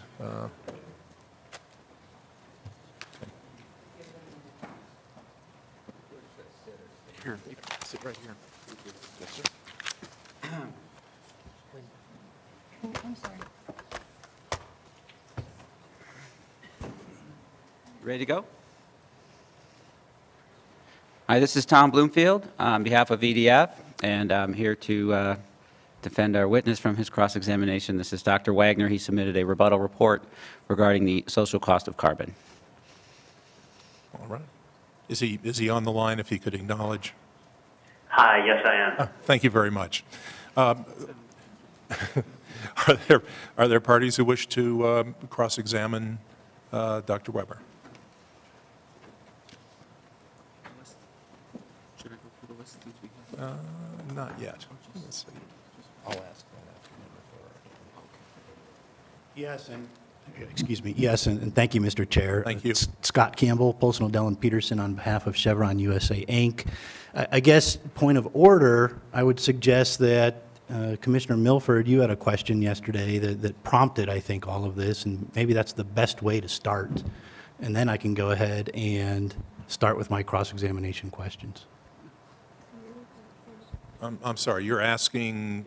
I guess I'm proposing that we get an answer to Commissioner Milford's question of yesterday that EDF was unable to answer because their witness was not available. I object to the characterization that we were unable to answer that question. Please go ahead. Yeah, I don't see any point in proceeding that way. He's being made available for cross-examination at your request. Thank you. Dr. Wagner, can you hear me okay? Loud and clear, yes. Hi. Welcome to the party. I understand you've been offered as an expert on the hypothesis of the social cost of carbon. Is that correct? That is, although I would say it is much more than hypothesis. Yes. And you are aware that in the Quado regulatory impact analysis, there's a discussion of the social cost of carbon hypothesis? That's my understanding, yes.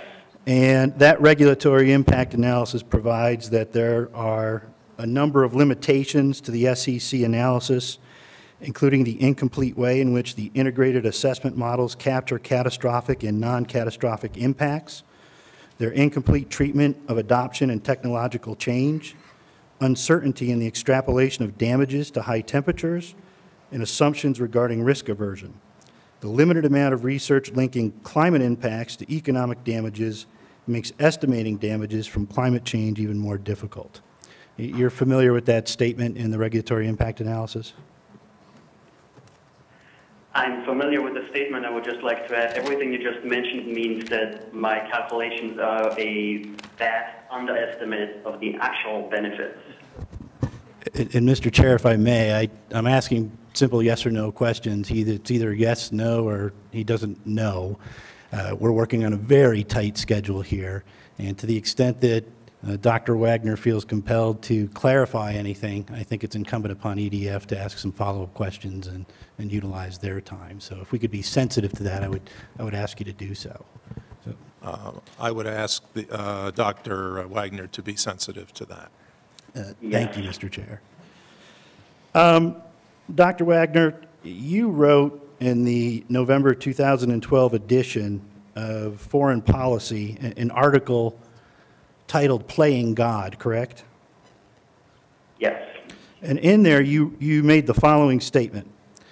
Every U.S. citizen, on average, emits around 20 tons of CO2 a year, twice that of the average European. All kinds of things contribute to that number. Driving the average U.S. vehicle in an average year accounts for more than 5 tons. You recall writing that statement? I'm looking at it right now, yes. And in fact, you also wrote that one round-trip cross-country flight emits 1 ton, or results in 1 ton, correct?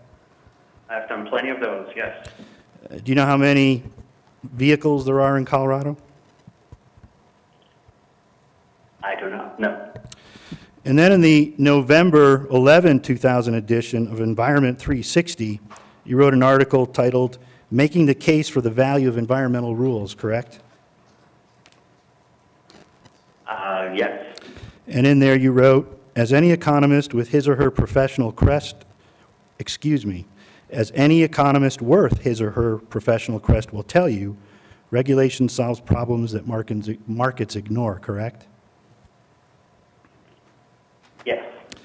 And in fact, you've written extensively on environmental regulation, and it's your belief that the benefits of environmental regulation always outweigh the costs. Isn't that correct? Objection, relevance. I think this goes to his bias on the reports that he's writing and the testimony he's providing. Overruled. Thank you, Mr. Chair. Please answer, Dr. Wagner. The short answer is no, I do not. When I analyze the Clean Air Act of 1970, for example, then I conclude that in fact benefits dwarf costs to the tune of about 30 to 1. That's not a belief, that's reading the science appropriately. And there are plenty of examples of other environmental rules where benefits in these kinds of benefit cost calculations do in fact dwarf the cost.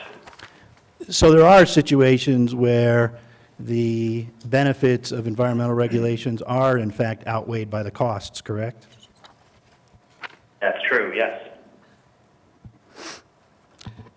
Then, in the November 2011 edition of Foreign Policy, you wrote an article titled Cold Hard Economics, correct? That rings a bell, yeah. And in there you compared climate scientists, who you characterize as underestimating the true effects of global warming, with environmentalists who you referred to as quote-unquote true believers. And you wrote, quote, the mismatch is striking. Our current technologies will allow no level of personal action or sacrifice to achieve anything close to what is truly necessary to turn this ship around, correct? I believe so, yes. And you are an economist, right? By training, yes. And I'm almost ready to wrap up, Mr. Chair.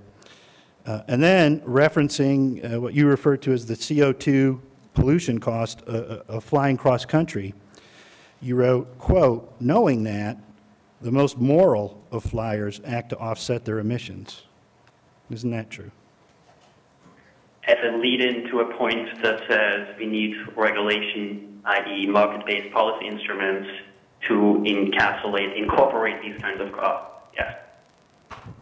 No further questions, Mr. Chair. Thank you. Thank you. Any other parties wish to cross-examine this witness?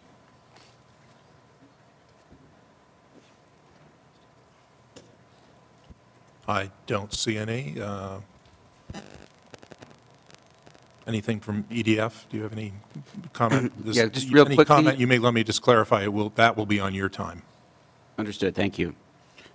Dr. Wagner, did any of the questions that were just asked of you affect your opinion in any way that you offered in this case? To the questions asked, no. Thank you. Okay. Thank you very much. Oh, I'm sorry. Commissioners, do you have any follow-up to the cross-examination? No, there aren't. Thank you very much. Well, Thank you, Dr. White. Thank you. Excuse, Thank you. the witness is excused. Thank you.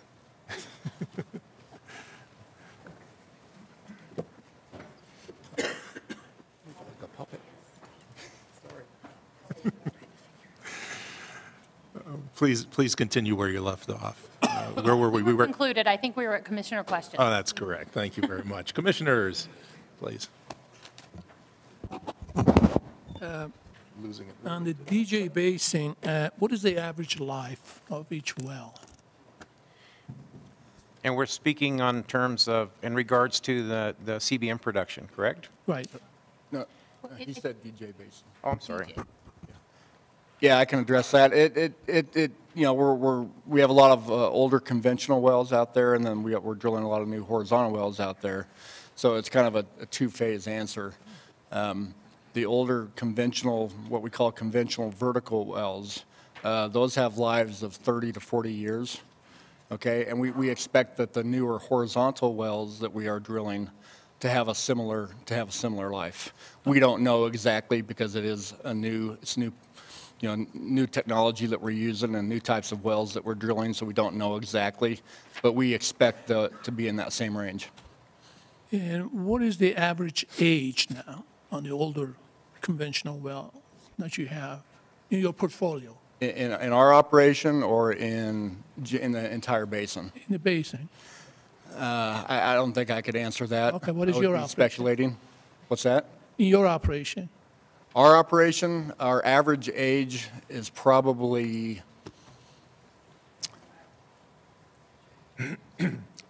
in that 10 to 12 year range. Oh, pretty new then. Yeah. Pardon me? Oh, they're pretty new then. They still have some life left. Yes, sir. We hope. And I think my next question, I think it was you mentioned it, maybe you, the operating cost due to the proposed rules will increase by 200 to 400%? That was times 2 to 4. Yeah, that's correct. That's correct. Thank you. I just wanted to follow up on that statement. Could you point us to where in the record that is documented? I'm sorry, I couldn't hear your question. Come on. Could you point us to where in the record that 200 to 400% increase is documented? It was 2 to 4 times, and it was in the presentation. I'm not sure we can point to the specific location.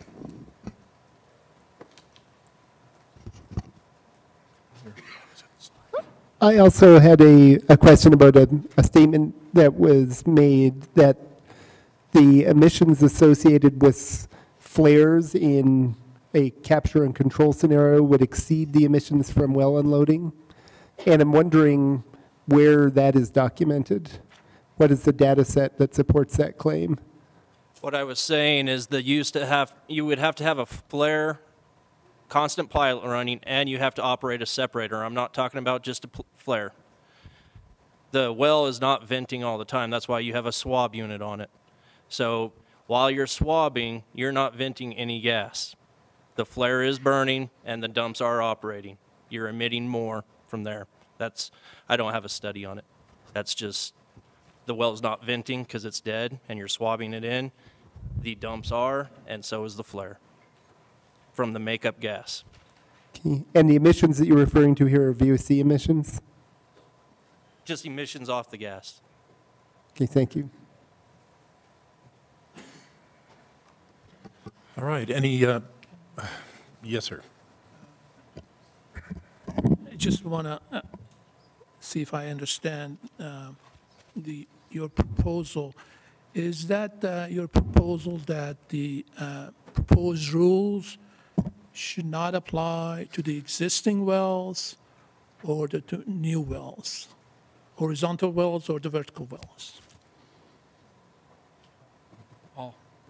I think the requirement for well maintenance is with respect to all of the wells, and I think that it would apply. It's not just an attempt. We raised the issue with respect to marginal wells because there's a specific cost affected for those, but I think the cost and the concerns about the lack of a true best management practice regime and the capture and control requirements would apply even to those wells that are not marginal. So why would you put an investment underground for a marginal wells on a going forward basis? So, because, I mean, you can hit on that. Yeah, I mean, I think it was hit on several times, I think, or briefed on a little bit today and a little bit yesterday. As wells, when we first drill a well, the production on it is very high, okay? And then it depletes really rapidly, kind of like a balloon. Think of it like a balloon, and you blow up a balloon and you let it go. It depletes really fast, and then it kind of, it tails off, and it doesn't take long for a brand new well to get to a point to where it can become really marginal. Where we make our adequate, sufficient rate of return is early in the life of that well, where the cash flow is really high. Even though we spend the investment up front to drill that well, we get a lot of that cash back up front in the early part of the life of that well. But within 2 to 3 to 4 years, that well could become to the point where it is marginal, depending on what commodity prices are doing. Does that answer your question? Could one of you, oh, sorry, go ahead. Well, are you saying that knowingly you invest on a well production that after 2 years is going to be marginal? That is correct, because we recover our capital early on in the life of that well. When that balloon, I'm trying to use an analogy, when that balloon depletes really quick and we get the oil or gas back really quickly, that's where we recover most of our costs, and we still get an adequate rate of return on that initial investment. Okay, so you recover your investment in the first 2 years. Yeah, I'm just throwing that out. And after that is just a pure profit, less operating costs. Generally speaking, depending on operating costs, commodity prices, et cetera. Okay. Then is this a good assumption to make that adding the control cost is going to eat into your profits on a going forward basis after the second year? Correct. Yeah, at that point where, as I described, as wells become more and more marginal as they go on in their life, okay, any added cost on top of those existing costs will shrink the life of that well, the economic life of that well. All right. So your profit. Also, not all wells recover all their expenditures, the cost to drill the well in the first 2 years. Yeah, it varies. That is the best case scenario. Some wells could take 10 years. And you can't always tell on the depletion rate that it's going to always work out that way where you recover your cost in the first 2 years. That could be drawn out if that well depletes out quicker into a longer duration, up to 10, 15 years, so on. But and you will not be making any profits. You'll just be paying off what you spent. But your earnings also are based on the market price of the commodity. Correct. All right. So where do you make that decision that the market price is at a level that you want to operate that well, or you stop operating that well? Well, we have for the time being until the prices start rising. I mean, none of us can perfectly accurately predict what those prices are going to be. We have to make some assumptions, and we look at forward pricing curves, we look at historical prices, and we have to make an investment decision. Right now, like you heard earlier, in some of the dry gas basins right now, companies aren't drilling very much because natural gas prices are what we call soft, whereas right now oil prices are really strong, and we feel like they're going to stay strong for a while, so we feel comfortable making those investment decisions. They could change, they could change tomorrow, they could change next month. That's just a risk that we take as an operator. Okay, thank you. Okay. I think it might be, real quick, if it might be helpful for one of you to explain how with the well liquids is in fact to bring the the process back onto production. So if you don't undertake this particular activity, you're, correct me if I'm wrong, but somebody explained that you will not be producing. Is that correct for many of these circumstances? That is correct. Okay. Are there any cross-examination of these witnesses? Okay, thank you.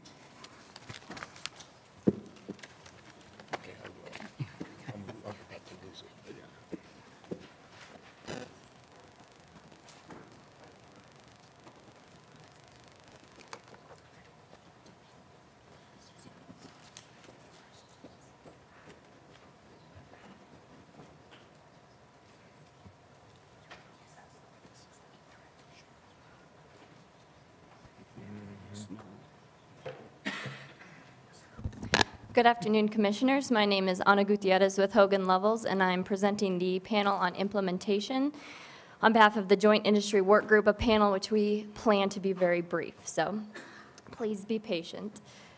So with respect to implementation, the Joint Industry Work Group is proposing more reasonable implementation dates that are in the division's proposal currently, and these are necessary to enable a feasible and fluid transition from the current regulatory system into any new regulatory program. The proposed implementation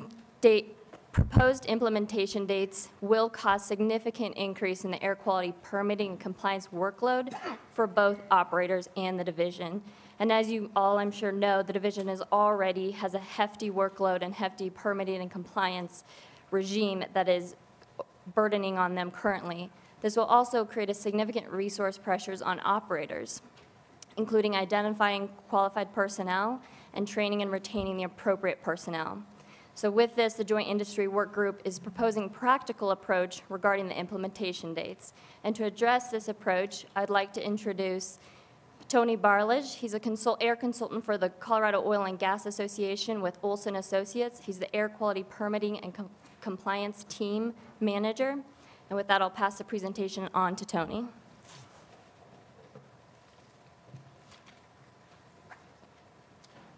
Thank you, Anna. Commissioners. This isn't going to be the most technically riveting testimony, so just to prepare you for that. But some of the proposed implementation dates are too aggressive for proposed by the division, and also some revisions to that proposed by conservation groups are too aggressive for industry that is already strapped for qualified personnel and resources regarding environmental compliance, particularly air. Currently in Colorado, prior to any of these new rules taking effect, the demand for qualified and experienced air quality personnel is very high, and it exceeds the availability of such. This is a well-known fact among operators, industry groups, and the division itself, actually. I'm aware of a number of current air quality openings, both operators and consulting companies, and the availability of trained and qualified personnel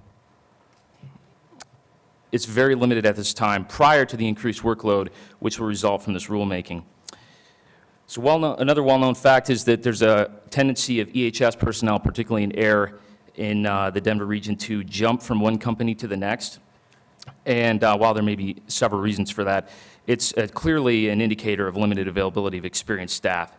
And despite Mr. Kaufman's earlier testimony by the division regarding the division's available resources to handle the increased workload, having been a victim of this myself, I've commiserated with members of the division regarding turnover to industry on a number of occasions. Due to the lack of availability of experienced and qualified air quality personnel in the state, those hired often require a tremendous amount of training in order to be able to effectively perform the duties of their position. This training is not only time and cost intensive, but the availability of the training itself can be very limited, especially with regards to some of the specific LDAR monitoring tasks, which require knowledge of how to properly operate complicated equipment and follow strict protocols. Currently, to my knowledge, only the Regional Air Quality Council, the Infrared Training Center, and FLIR conduct trainings regarding the operation of optical imaging cameras in Colorado, and these are only offered on an infrequent basis. While much of other types of training regarding the new air quality regs, personnel may occur in-house, the increased demand on the time of existing staff to learn the new rules, conduct this training, and maintain their regular routine of ongoing compliance tasks is significant. Oh, guess I only had one slide there. It is highly unlikely that some of the proposed implementation dates would present It is highly likely that some of the proposed implementation dates would present an undue burden on industry and the division regulatory agencies to find and train qualified personnel in short order. Since current availability is limited, with the increased demand, it would become even more difficult to find and train qualified staff. While Mr. Kaufman and the division mentioned in prior testimony they have the funding and additional workload, we do not believe that to be the case. It should be noted that the division currently utilizes courtesy safety trainings that are provided by operators due to limited time and availability of other avenues to find that training. This could further stress operators' resources in light of new rules. And also, while I will say significant progress has been made due to ongoing cooperation between KOGA and the division regarding permit issuance times, they're currently not meeting their statutory deadlines in that regard. And again, the rule would further stretch their resources. I don't think anyone would dispute that the workload with regards to monitoring, associated record keeping, reporting, retrofitting, facility design related to STEM, et cetera, will increase significantly with this rule, in whatever form the rule takes. Noble specifically mentioned in their testimony yesterday that they would need to hire an additional 16 people just to operate FLIR cameras. They are a very large operator. They also have existing in-house resources available to them, unlike smaller operators who will be starting from scratch with regards to obtaining and training personnel and creating compliance programs to deal with this rule. The division itself has included a phase-in schedule for some of the implementation dates with its revised proposal regarding storage tank controls and LDAR for well production facilities, and the Joint Industry Working Group actually supports some of these dates. They're much more attainable than the originally proposed. In conclusion, while there are countless elements of this rulemaking that are capturing the attention of the Commission, the current availability of, as well as the time and effort to train personnel to complete the newly required tasks should not be overlooked, particularly with regards to the proposed implementation dates.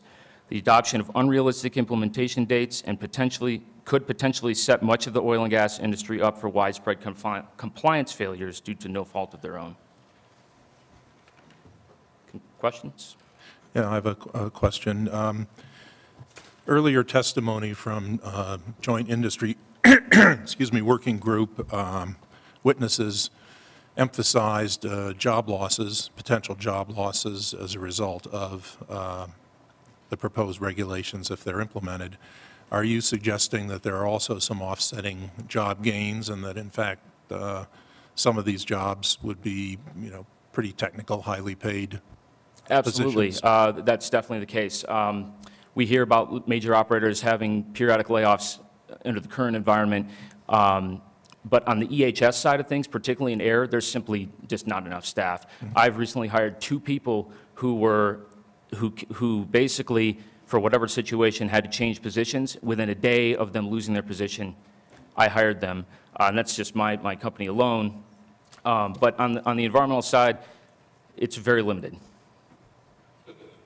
Excuse me, on the environmental side? On the environmental side, staff are very limited. Staff are very limited so that they would have to expand. Exactly. Okay, thank you. Yes. Just a quick question. What time period do you foresee or would you suggest would guarantee the availability of staff? I understand the training times, but being able to identify personnel that you could hire to do these jobs? Sure. Guarantee? No idea. But if you look at just a couple of examples of, reasonable, a couple of examples of where our implementation dates vary from the divisions or the conservation groups. Some of them have to do with actually getting controls in the field, and ours are, I think it's a 6 months pushback to January 1st, 2015 from May well, not quite 6 months, a little more than that, but from May of 2014. But if you look at the phase-in schedule for the well production LDAR, we pretty much agree with the division's dates on that, but we would like similar dates on the compression side with the LDAR. So basically looking for existing sources that are smaller, it's looking out, but most of the dates that we're proposing are 6 months to a year at most beyond what the current dates are. So not an inordinate amount of time, in my opinion. Okay. Thank you. background, and then if it's all right, we'll move on to Cross. Okay, thank you. I haven't been keeping track of this, but you were saying that that there's a limited number of folks who can help on some of these aspects of implementation. Let's just pick Eldar for a minute. If I'm in southeast Colorado, which my wells will be subject to this program, where is my help going to come from? Is it going to come from Denver, or are there consultants that can handle this kind of work down south toward them? I'm just curious. There may be some in the Springs, but most of the consultant activity actually is going to be, or where they're located, is Denver North for the most part. Now, there are some companies that may be able to provide those services in the southern Front Range, but most of that's probably going to be coming from Denver. So you're adding travel time to absolutely to be able yes. to get there. And the operators that are there, you know, are not going to be doing this in-house for the most part. You know, most operators, sure, the biggest. There's been a lot of talk about the big three and what percent of oil wells they own and operate in the state, but there are dozens and dozens of other operators that are going to have to comply with this, and they do not have the in-house resources, so they will have to consult it out or build the programs themselves, but they don't currently have programs. All right, thank you. Are there any parties who wish to cross-examine this witness? I don't see any. Thank you very much. Thank you.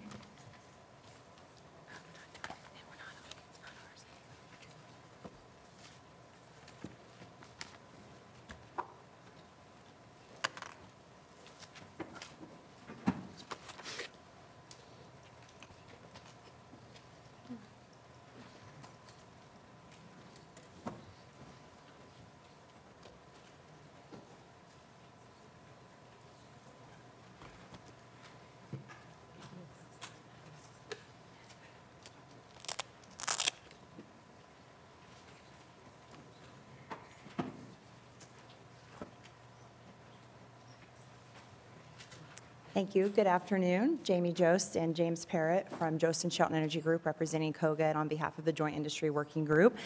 We would like to request that we're allowed to call the rebuttal witness, Ms. Dallas Wright. She is unavailable for the rest of the weekend. She is unavailable after today. She is here, present, ready to testify on behalf of the health impacts piece that we have prepared for the rebuttal statements. And we would like to go ahead and call her in turn right now, if that is the discretion of the commission. I'd just like to consult with my counsel regarding the propriety of that. Please. Thank you. Okay. Do any parties have an objection to that request? Please go ahead. Okay, thank you very much.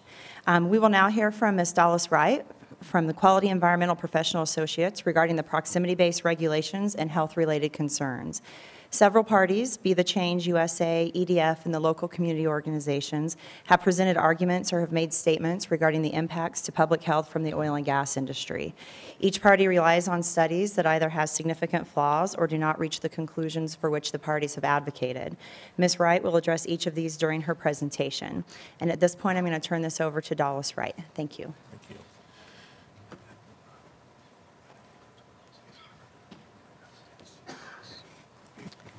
Good afternoon. Thank you for this opportunity to share with you my thoughts on scientific accountability and how it relates to the rules. My name is Dallas Wright, and you should have received a copy of my CV already, so I'm going to go right into my presentation. I'm going to be covering four aspects, four topics: the scientific soundness of health impact studies referenced in testimony, the public perception of these studies, the public health reality, or in other words, what is it that we already know, and public health accountability.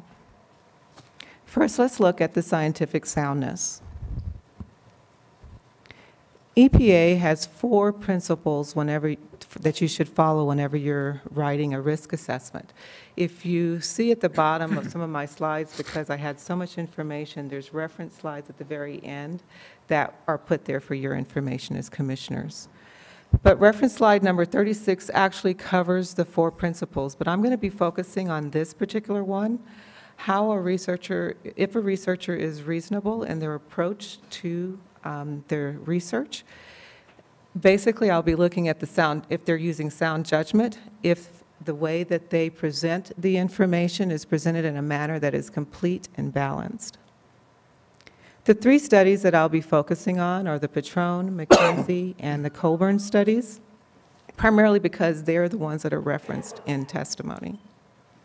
First of all, I'd like to focus on the Patron study. The author of this study actually presented projection bias whenever they only used they selected one time of day, one season, and one height for the emissions, for measuring the emissions. They also did not do statistical analysis of their results. And most importantly, they ignored other sources of emissions in the area. In the McKinsey study, they used overly conservative risk analysis numbers, and that, of course, would inflate the risk. They used chronic versus subchronic numbers to calculate the reference concentration, and they used the highest level that was detected at the well pad to determine the risk. Another limitation of the study is that they did not take into consideration background sampling. So when they calculated the cancer risk in this study, they actually were calculating the risk for all emissions, all sources of contaminants in that area. This is to put into perspective the levels that were detected or measured in the McKinsey study. If you look right here, let's see, is this working? Okay, that's not working, but if you pay close attention to the slide, you'll see that this is actually a logarithmic slide. So each bar, each line that's going across black line, the next one up is 10 times as high. If you notice that the chronic MRL line, that white line, is at 3 parts per billion. The acute MRL is at 9 parts per billion. And if you look all the way over to the right, there's a green, at the very top, there's a green little dot.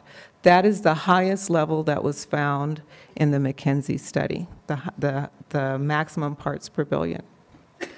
But if you look all the way at the very top of that graph, you'll see an orange line going across.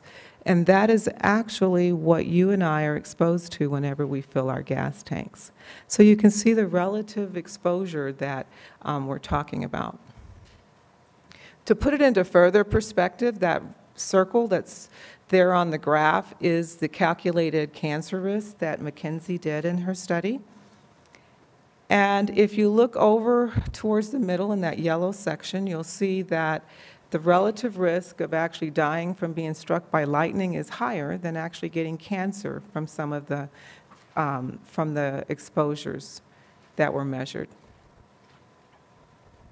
In the Colburn study, the author actually lists chemicals and their health effects. The basic underlying problem with that is that the fundamental principle of toxicology is that all substances are poisons. If you just list a chemical and what kind of health effect it would cause, that really doesn't help you understand whether or not that chemical is going to harm you or not. To put it into more perspective, the Agency for Toxic Substances and Disease Registry has put together this chart. This is actually taken out of their guidance for performing public health assessments. And you can see that there's a lot of pieces to the puzzle. It's not just knowing whether or not a chemical can cause a problem, but it's actually understanding all of these aspects to determine whether or not it actually will cause a health effect. So moving on to public perceptions, how have these studies impacted public perception?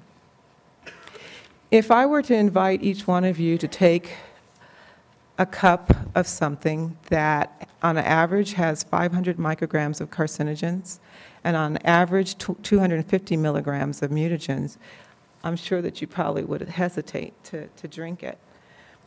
But if I told you that what I was talking about was coffee, then it's putting it into perspective. The point is that everything around us, everything we eat, has chemicals in it, and at the right dose, it could cause a problem. I'd also like to refer you to slides number 39 and 40 that actually go into more detail about that. And I should emphasize that I'm not a coffee drinker, but once I saw this information, I actually thought, well, I wonder if there's any studies out there that actually talk about the cancer risk of drinking coffee. And there is, and that's on those reference slides. The local community organizations reference Dr. Colburn's study and says the endocrine system is susceptible to chemical impacts at very low concentrations, far less than government safety standards. What's really important to recognize in this statement is that Dr. Colburn is assuming that the levels that a cell is exposed to and the impact that is exhibited by that exposure is the same that you and I in an intact system would be exposed to and how we would react. And it's not the same. We generally have different systems in our body that actually counteract a lot of the exposures that a cell doesn't have. Be the Change made a comment in their testimony about the asthma epidemic in Colorado. And that intrigued me because I wanted to find out, is there an asthma epidemic? And I was here Wednesday and I heard some of the testimonies. Actually, I wasn't here, I was here by webcast. But it actually, I heard some of the citizens' concerns about asthma. And so I did look up the information on if there truly is an asthma epidemic. And from what I saw, and I believe, if I can remember correctly, it was a Colorado environmental assessment that was done in 2013 that actually says that the rate or the percent of children in Colorado that experience asthma is from the ages of 1 to 14 is 6.5%. The data doesn't support that statement. Dr. Nanagas presents this information, or presents this characterization of perceived poisoning. It's fostered by the wide availability of unreliable information about chemical safety, poor understanding of scientific chemical safety, poor understanding of scientific principles, and ineffective risk communication. I think we all agree that this information is very technical, and if it's not presented in a sensitive way, it can really mislead and lead to misunderstandings. So what do we know? We know that the federal agencies have established guidelines that take into consideration sensitive populations. If you look on slides 41, 42, and 43, you'll see that they actually, I've given you a breakdown of how they actually calculate those numbers. And there's a lot of uncertainty factors and safety factors that are taken into consideration. The fact that they're using animal studies and trying to determine how it's going to impact a human, that's all taken into consideration, and sensitive subgroups are also considered. There was a study done in 2008 and 2010 by the Colorado Department of Public Health, and this was their conclusions. In general, there is a low non-cancer, chronic and acute non-cancer hazard from being exposed, and this study was done in Garfield County. The cumulative theoretical cancer risk is low. And what's really interesting, too, is that they also looked at the chemicals that they didn't have toxicity values for. And this was their conclusion, that the toxicity, contaminants with no toxicity values is not likely to result in significant cancer and non-cancer effects.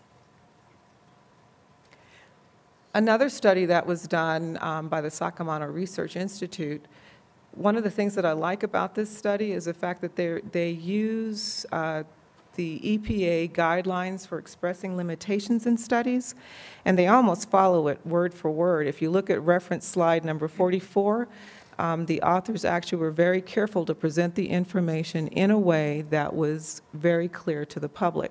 But I want you to focus on the goal words. It says that that is not to say that some people don't have health problems, and that actually goes to the testimonies or the comments that we heard from the community on Wednesday. But it could be that they're unusually susceptible individuals. And the other thing that I like that the author says is that there are trends that should be monitored. So what about cancer latency? The fact that we're wondering, well, what's going to happen down the road? What if we're just not seeing anything right now? Well, there's a 27-year study on oil and gas workers. There were 19,000 past and current employees, and when they looked at these individuals, they determined that the overall cancer rate is no different than the population rate. What about public health accountability? If you look over to the right bottom corner of that slide, you see some people with puzzle pieces, and that's how I see this whole thing. We each have a piece of the puzzle. Each organization that's in this room today represents a piece of that puzzle. If we don't present our piece of the puzzle in a clear and balanced way, then we're not going to be able to solve the problem. But most importantly, if one of us isn't presenting that information in a clear and concise way or balanced way, then it's going to actually cause confusion instead of solving the problem. I know some of you are probably saying that I have spent the last few minutes criticizing the hard work of 3 scientists. I want you to look at it a different way. As a scientist, a part of what we do is testing the hypothesis. It's not about criticism, it's about writing the puzzle pieces to make sure that they all fit to solve the problem. I want to present this really quickly, just as an example of public health accountability. There was a study that was recently released by McKinsey. When that study was presented, the first thing that I did was I started asking questions. What was the intent of the study? Did the authors consider how this was going to impact public perception? Did their hypothesis, was it their hypothesis true? And what I discovered from my review is that the data does not support what the author is proposing. This is from a statement that was issued by the director of CDPHE. And again, I draw your attention to the goal letters. Many factors known to contribute to birth defects were ignored in this study. And another comment, a reader of the study could easily be misled to become overly concerned. To help you understand where the hypothesis did not necessarily line up with what the author was saying, is that if you look at this slide, you see where it says actual data does not increase. That's the actual lining up of the data that was presented. 1.3, 1.3, and 1.4 are the odds ratios that were presented in the study. The interesting thing is that those circles, the smaller circle is 2 miles, the next circle is 5 miles, and the next circle is 10 miles. And this is taken from the supplemental data for the study. If you look down at the bottom at the other arrow, this is what the data should look like if the hypothesis was true.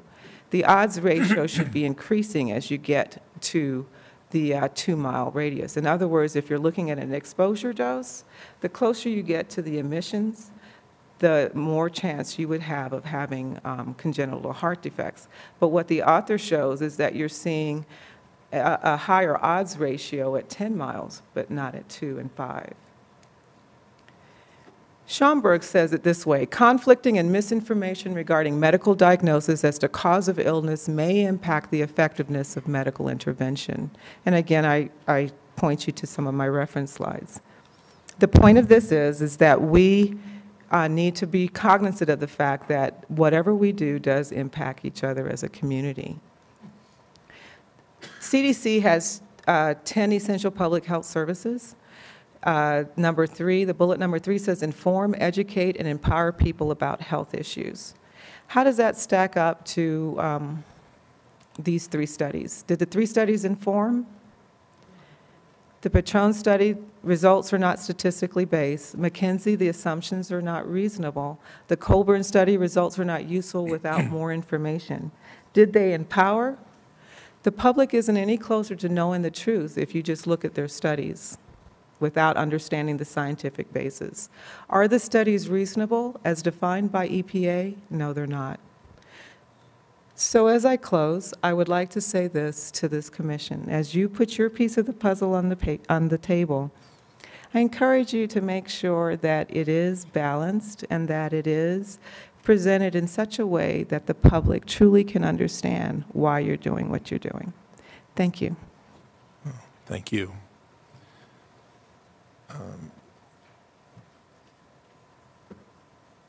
Okay, but Before we go to questions, and of course we welcome every commissioner's questions, I guess I'd just like to remind my colleagues that, I mean, I can anticipate 2 or 3 hours of interesting discussion around what we've just heard.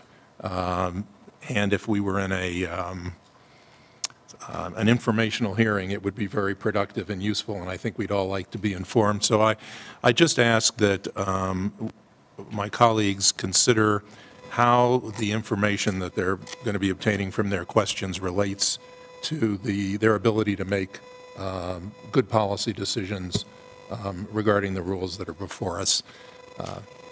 Thank you, and with that, Dr. Tour.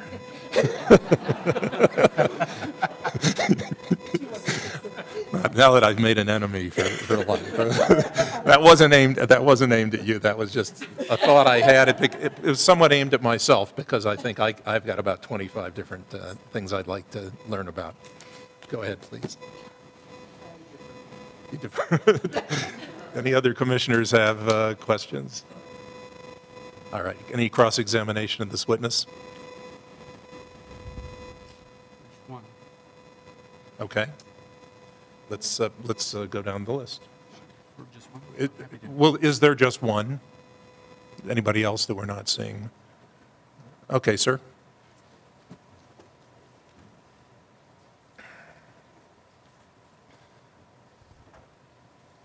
I'm sorry, I forgot your last name. Right. Right. Hi, my name is Greg Thomas. I'm with the Local Government Coalition, and I had one question for Dr. Wright. What was the final recommendation in the conclusion section of the second McKenzie paper that you talked about? Okay, I'm trying to remember exactly. Perhaps you could remind me if you're... In the concluding section, the last sentence says, taken together, our results and current trends in natural gas development underscore the importance of conducting more comprehensive and rigorous research on the potential health effects of natural gas development. And so I just wanted to say that the recommendation is that, more research needs to be done. And I don't disagree with that. I think my point, sir, and for the record, I'm not a doctor, so I don't want to misrepresent myself. I think my point isn't that Dr. McKenzie didn't do a study that provided information about this. My point is that it's how we present that information to the public. So I agree, there needs to be more studies.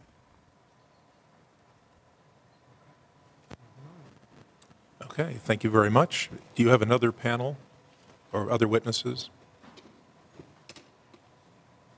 I believe at this point in time that will conclude the direct and then the one rebuttal statement from the Joint Industry Working Group. Thank you very much. Thank you very much.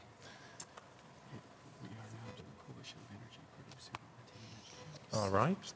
The Coalition of Energy Producing Attainment Counties is next. Please come down.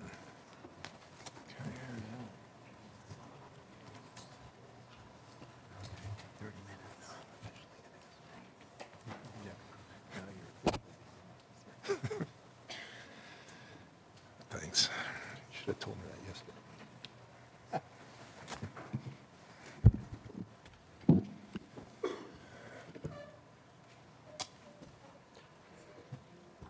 It's me and my team. Probably the one doing the speaking. Good afternoon, Commissioners. Welcome. Appreciate you making time for Western Colorado today. I apologize, I've got a cough drop in my mouth and some water here. I've got a little bit of whatever everybody else seems to have around Colorado, so we will muddle through. My name is Kirby Wynn. I'm the Oil and Gas Liaison for Garfield County, and I'm representing the energy-producing attainment counties. We consist of Garfield, Mesa, Rio Blanco, Montezuma, and Moffett counties. We have a lot of common interests, and I would like to introduce we have a lot of our folks from our member counties with us. I just want to briefly introduce them so you know who we have here If you wanted to ask something about effects on a county, we've got some county commissioners, that sort of thing. We don't intend to have them give testimony otherwise. I will start over on this side. Tari Williams, Assistant County Attorney with Garfield County. Wyvon Long is our Public Health Director for Garfield County. Rio Blanco County Commissioner, John Hill. Mesa County Commissioner, John Justman. We had our other commissioners lined up. They had some other commitments, and as the schedule flexed, we did lose a few, but suffice it to say, our counties and our staff have been very involved, and we've been carving through late nights, all the rebuttal statements and the pre-hearing statements and exhibits. So we do feel prepared to share some information with you. And the main thing I hope you hear, because it's contrary, then when I looked the other day, there were no less than 30 unique media headlines that stated that our group is against the state's proposed rules. Our counties are against the governor's rules as if he wrote them. We understand the division prepared them and you're evaluating them, and we had a stakeholder process. The energy producing attainment counties are categorically in support of stronger regulation of oil and gas emissions, period. It's that simple. You may hear me say that a couple of times because it's been so mischaracterized. While we support these stronger regulations, like every single party, and I looked through all the pre-hearing statements and rebuttal statements and alternative proposals, every party has a twist, a turn, a suggestion of way to make it, improve it, or to consider something that maybe wasn't adequately vetted. And so we offer some suggestions for flexibility on some of the finer elements of the implementation of the proposed rules as drafted. And I will go through those, and I'll touch on those points. And what I especially hope to bring to you, and I heard y'all in your questions of some of the previous parties, is, where's the data? Do you have some data? The one thing we hope to bring to you that's unique is millions of dollars worth of hard data, solid science, studies that we have funded, long-term ambient air monitoring and emission monitoring data and stations we fund year after year. Garfield County alone, we have 1.5 full-time equivalent employees dedicated to air quality and understanding air quality and working on air quality improvement programs. We spend more than $250,000 each year after year on the operation and maintenance of just collecting the data. We also fund an annual report to summarize the data and do data analysis. So we're going to show you some of that. We hope that you will find this useful for your purpose to understand some differences in Western Colorado and really what our air quality conditions are. And contrary to what some want to believe, we will show you improving air quality conditions in Garfield County and some other areas. And we believe that that data is sound and essentially irrefutable, but we will present it to you. In your packets, you have, electronically or otherwise, we have an 18-page rebuttal statement that has a lot of this science and data summarized for you. It has the finer details and the more verbose than I will be on the points that we think are important to consider. We also have a 181-page report. There's more than $1 million worth of data shoved in here, over 5 years of data collection, trends analysis, all sorts of statistics and information about air quality, ambient air quality conditions for 80+ hazardous air pollutants, ozone, you name it. We collect it every 6 days. We have continuous monitors. That information is available to you. I'm going to show you just a snippet of it today. We also have our rebuttal exhibit number 2. It would be handy for you, again, if you want to go back and look at some data, because I've just not seen anyone show you some hard data. There's a description. We have 5 sites. We have a site in Parachute. We have a site in Rifle. We have a site just south of Silt. We have a site in Battlement Mesa. These are in Garfield County. We also have a site over in Carbondale. We've been collecting these data for most of the sites for 6 years and running. Some of the sites came on here in the last couple of years as well.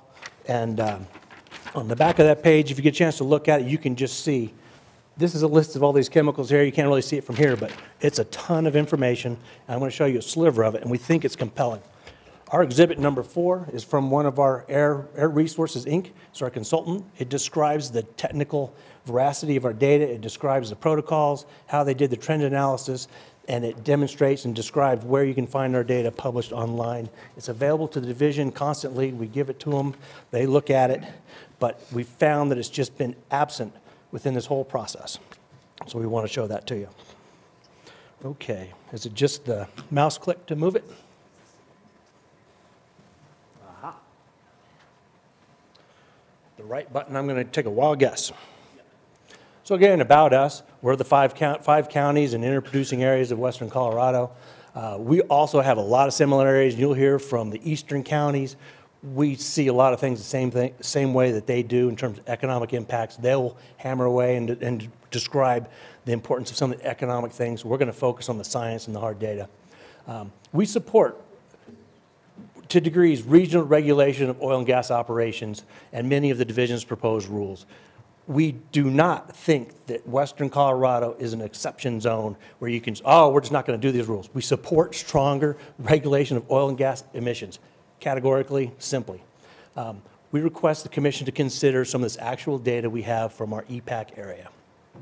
The EPAC area has demonstrated attainment within the ozone air quality standards. You'll hear from some other parties that would have you believe that ozone is increasing and across vast areas of the EPAC area. It's simply not true. We have the data, we have the trends analysis. I can provide additional documentation if you want, where we've looked at our rifle monitor, 6 years in running. There simply is no trend whatsoever. We've done the man-Kendall trends analysis and all these different things, looked at seasonality. There's no trend in our area. We're right in the middle of oil and gas. EPAC has actual long-term emissions and ambient air quality data. In particular, we really have this ambient near field, near gas field ambient data, 5 sites around oil and gas activity to show you in our exhibits. The Colorado air quality regulation of oil and gas, we believe it should not be a one-size-fits-all. In particular, and a caveat for that is, we don't think it should be one-size-fits-all if you haven't considered some opportunities to do something sensible, some common sense, non-punitive approaches, allow a little bit of flexibility and implementation, some things that make sense that don't hinder your ability to achieve your emission targets. We think there's some things you can do. We've heard about it the last couple of days. You'll hear us talk about a couple of specific things. You'll also hear us talk about, from some of the local community groups, some ideas that they have we think are stellar, and we're going to talk about that and support it. We support reasonable regulation based on science, benefit, and a phased implementation.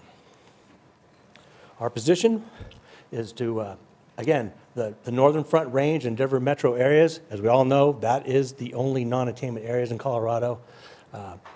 We believe that the division's proposed rules and assertions and pre-hearing statements, they may be in some ways counter to case law and state statutes, or at a minimum, they aren't being thoughtful enough in considering options across Colorado that make sense, that things that you could do that could be easily implemented and effective and not be punitive.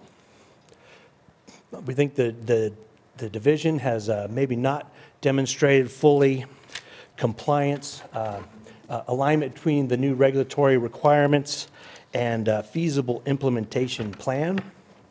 I would want to back up one thing is again, we think, and we recognize this, there's a difficulty in front of you, and one of those key difficulties you have before you is regulating based on the hypothetical. And again, you'll hear this a few times, we offer you actual data to indicate the status of VOCs that we have measured in the EPAC area, and we think that's relevant. It could open the door to some options and some flexibility that you hear some parties asking for.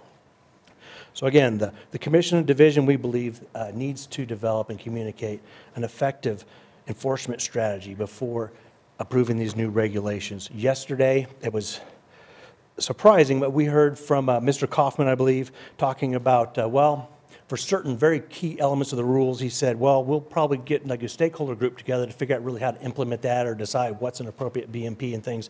There's some things we hope that you figure out in advance of these rules, and if we can do it this week, fabulous, but there's just this stuff needs to be kind of figured out and not be done on the back end.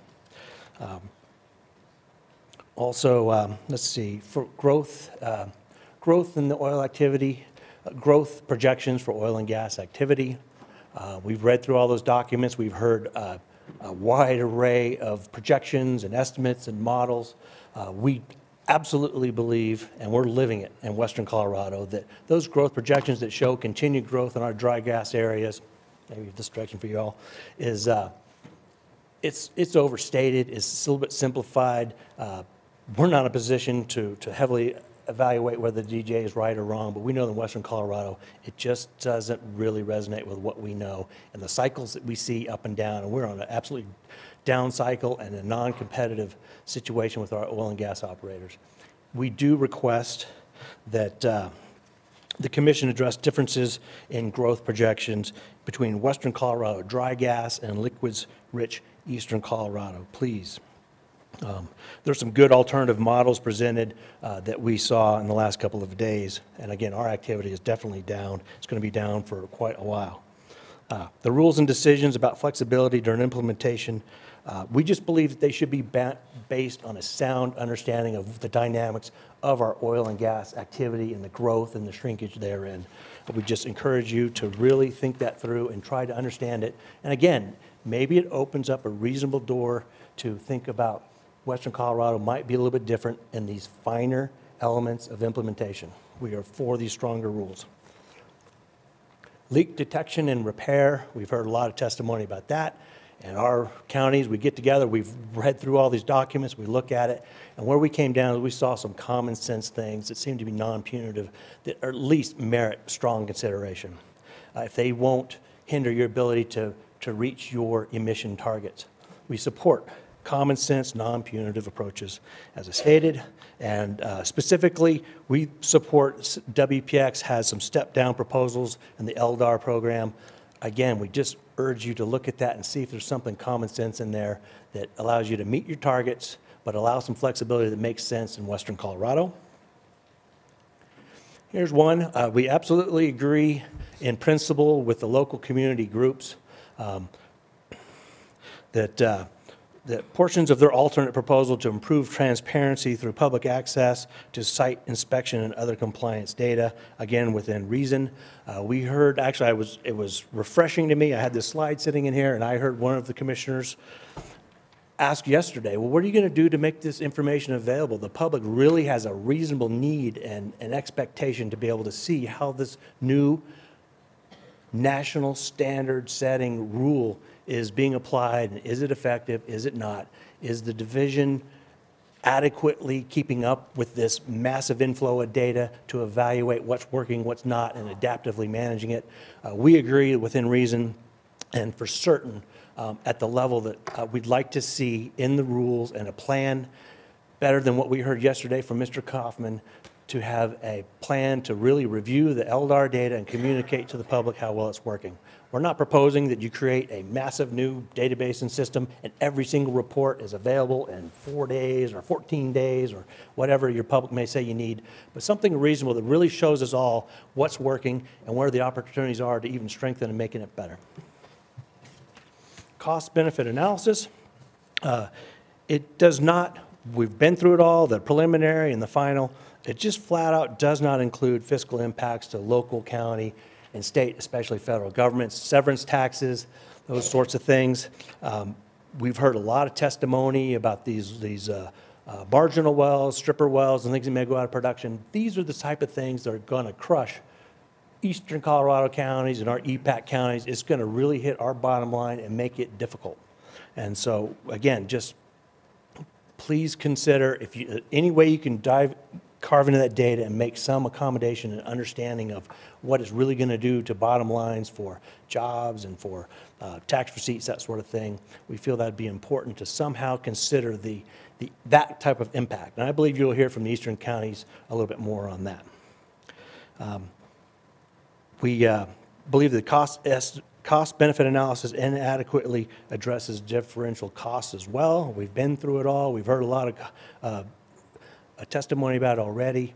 And really, geographic and other differences between liquids-rich and dry gas basins, it just makes sense that there's going to be a differential cost. And it's as simple as, and we're not the experts, we just ask you to really be thoughtful and think creatively about ways to look at different parts of the state and what the costs might be.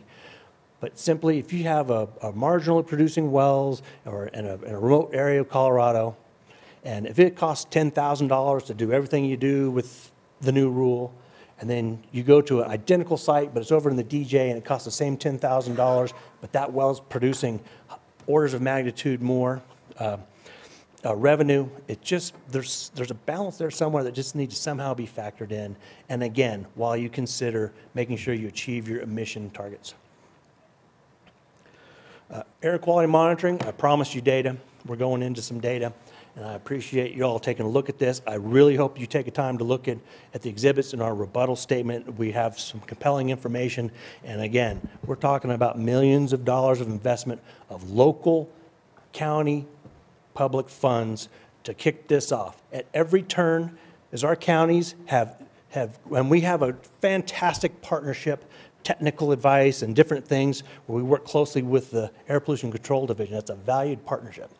At every turn, we say, you know, maybe we'll just kick in another $90,000 a year in perpetuity next year, add this site, do these things. We now have a methane monitor. State's excited about that. It's great.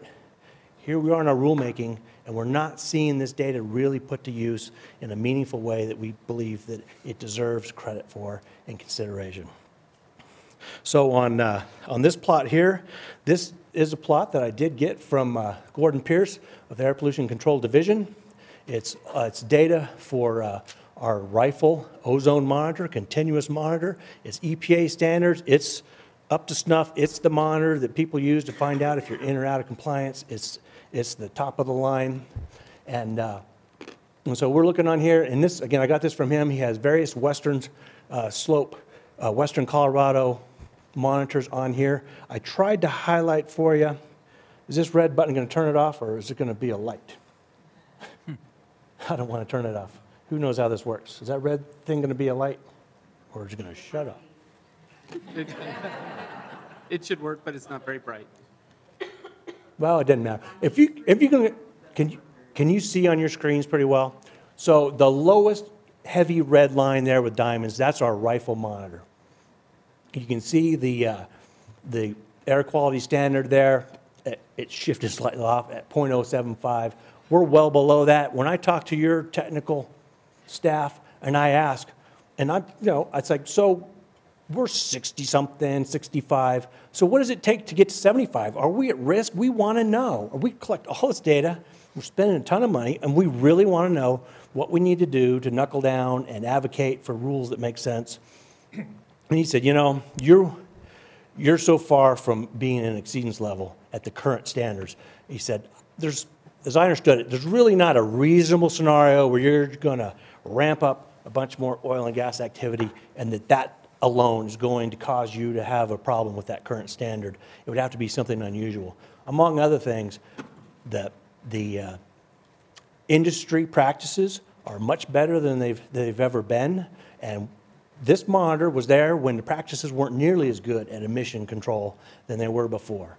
Further, we heard from one of the industry representatives, I believe yesterday, the expert. He talked about the source of things that cause ozone and ozone itself. He made it seem like a pretty compelling case to at least look at about our ozone problem is 70%, 80% sourced outside Colorado, right here in Garfield County and a lot of other places around western Colorado. It's just worth thinking about that, what we can do. We want you to achieve the emission standards or the targets that you deem appropriate.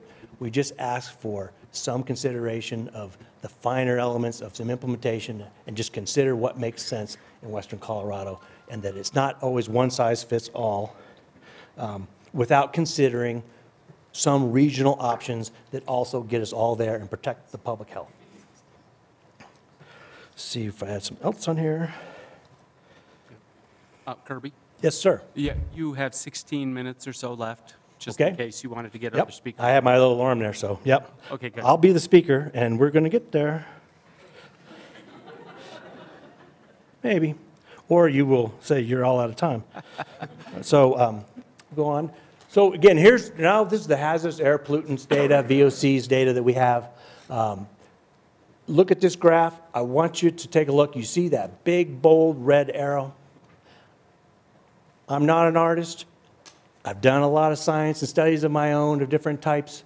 That arrow is telling you that if you look in our data, you will see trends analysis that's irrefutable that shows our downward trend. I didn't pick a convenient graph that just looked like, and that's from 2008 to 2012 on the left is our parachute site, 2008 to 2012 for rifle, and 2008 to 2012 for what's called Bell Melton was just a few miles just outside of and south of Silt, just right smack in the middle of a lot of oil and gas activity. This is the total speciated non-methane organic carbons, the alkenes, aromatics, heavy alkanes, and light alkanes. I'll just highlight a couple of them. But the bottom line is we have hard data. And I ask you to ask yourselves and to ask the other experts and people that will testify today, how do we have significantly downward trends over a 5-year period and people can suppose that our emissions are going up or they're stable? How do you put more or the same amount of material into the air in sites that are spread all over our county, and how do you have this kind of a sharp trend? Here's some more slides for you, and that is, on the left is our benzene data. And again, these are sites we're collecting roughly 60 samples per year. Every 6 days we're getting a sample. This is a robust data set. Parachute on the left, Rifle in the middle, Bell Melton. For benzene, we have a significant downward trend. It's in our reports over a 5-year period.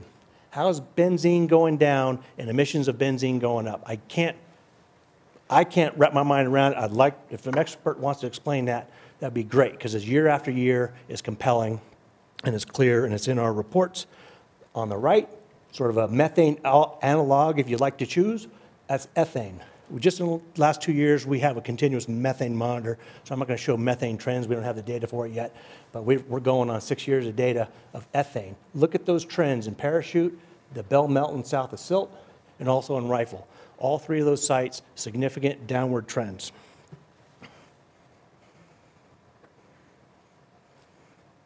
So again, we ask, maybe we're showing you, I believe, some compelling data about improving air quality in our area. Maybe that offers you an opportunity to think creatively instead of saying, let's do it state only, one size fits all, without considering if you have opportunities to be thoughtful. We offer you a compelling data set that we're continuing to collect going forward. We'll be able to show you in some ways whether or not the new rules are having an effect. Maybe we'll see the trends more steeply decline or something. But we're collecting a lot of data. We're happy to work with you to collect the kind of data that will allow you to verify your rules. We'd be happy to discuss and negotiate those sort of things going forward that would be helpful. We're vested in this type of work. So again, one size maybe doesn't fit all. Attainment for all criteria pollutants in our area, including ozone, long-term declining VOC trends, monitoring demonstrates attainment and no upward trend for ozone in most areas. Aggressive county-funded measurements of emissions and air quality. I didn't really talk about it. We handed over $1 million to CSU to do, people talk about this bottom-up. We're collecting emissions data. We've got CSU working closely with our operators. They're sampling and putting tracers on the wellhead as they're doing drillings and completions, and they're measuring out a couple of kilometers. They're doing the best science that's ever been tried to understand and inform all of us about true emissions. And we're funding that, and we look forward to seeing that come out in about 1.5 years. That'll be helpful to you. Again, we request flexible time frames and some kind of implementation of control measures and LDAR that, in a manner that accounts for, one, please take a look at the science that we make available to you. We want to work with you in the future and again, do some more of this national trend-setting science with you. Look at our hard data we already have and we're currently collecting. Look at the non-attainment versus attainment areas when you think about possible flexibilities, areas with proven decreasing emissions, dry gas versus liquid-rich areas. We've heard a lot of compelling testimony, and that's what I have for you. And I appreciate your time. I hope that this is different, compelling, and interesting for you. And I'm happy to answer any questions. Thank you. Commissioners? Start with you. Yeah, hit that Mics clock. are hard to run. Hit the clock, whatever you I do. have a couple questions. Turn it on. I turned it back on? No, okay. You know, I guess I'd like to know how engaged your operators are in your air programs, because it would indicate to me that with those trends, you must have some sensitivity in your operators. So I guess number one, how many operators are engaged in your monitoring program, and what would be the break between small and large operators in their engagement? I'm sorry, I didn't mean to interrupt you. You mean our long-term trends monitoring program? Yeah. Where we're collecting And how, near-field ambient air quality? and are your operators interested and engaged in your studies, or is it just something that the counties are interested in? There's two pieces there. Hopefully it'll be clear. For our long-term monitoring program, we foot the bill, we manage the program, it's our program. We collect the data. We don't talk to anybody about when we're collecting the samples. It just kicks off every 6 days. And as those of you in the know of the air business, that's so that you don't miss sampling Monday or Sunday or whatever. You catch episodic things that might be weekly events or whatever. And so it's every 6 days, over 80 parameters of these HAPs and different things, continuous ozone at a couple of sites, methane. That's a county-funded program. We are in partnership with Air Pollution Control Division. They help us technically. We have air quality management meetings. We have like a regional group, and we get a lot of help from experts. Industry is interested in that. They talk during those meetings, but they're not actively participating in the program. They're receptive of it. We're not trying to measure this well pad or this completion. This is a different program. This is ambient near-field data collection. We've got a monitor right in the middle of Rifle. We've got a monitor a few miles south of Silt. We've got one up in Battlement Mesa, which is right next to Parachute, Colorado, if you know where that is. And we have one right in Parachute. So that's our program. It's something our commissioners put in place. Our citizens were certainly behind it, and they probably asked them at one time or another, but it's several $100,000s a year, 1.5 full-time equivalent employees running it, along with paying consultants to actually do all the data collection, the data handling, and the data analysis, and publishing the data and the interpretations online. The other program where the operators are very involved, and it's key, this bottom up that you've heard people talking about. How can you really measure what are the actual emissions instead of guessing? I mentioned before about the hypotheticals. You're trying to do some rules, and out of necessity, data are lacking for different types of data elements. One of those is, what do these wells on average during drilling and completions, what are those emissions? Don't tell me what they might be, don't guess. Let's really try to measure them better than they've ever been measured. Colorado State University, Dr. Collett, again, it's a $1.8 million study. Industry, essentially, truly, this is how it is. They gave a gift to the university, $800,000, throw it over the fence. We don't get to dictate anything about the study. Throw the results back over when you've done your best science, and we don't get an opportunity to review it. It is what it is. Garfield County, we're a public entity. I couldn't even explain the intricacies for you, but we have a little more control of just fiduciary responsibility to ensure that they're progressing, and we give them money every year. But it's $1.8 million. Industry's right there. You could not do this study if Dr. Collett could not go right on the well pad, which he's been doing, and he sets up a tracer, and he's using like acetylene. Well, I just have so maybe a better question is, do you feel like your operators are doing a better job because they know you're collecting the air data?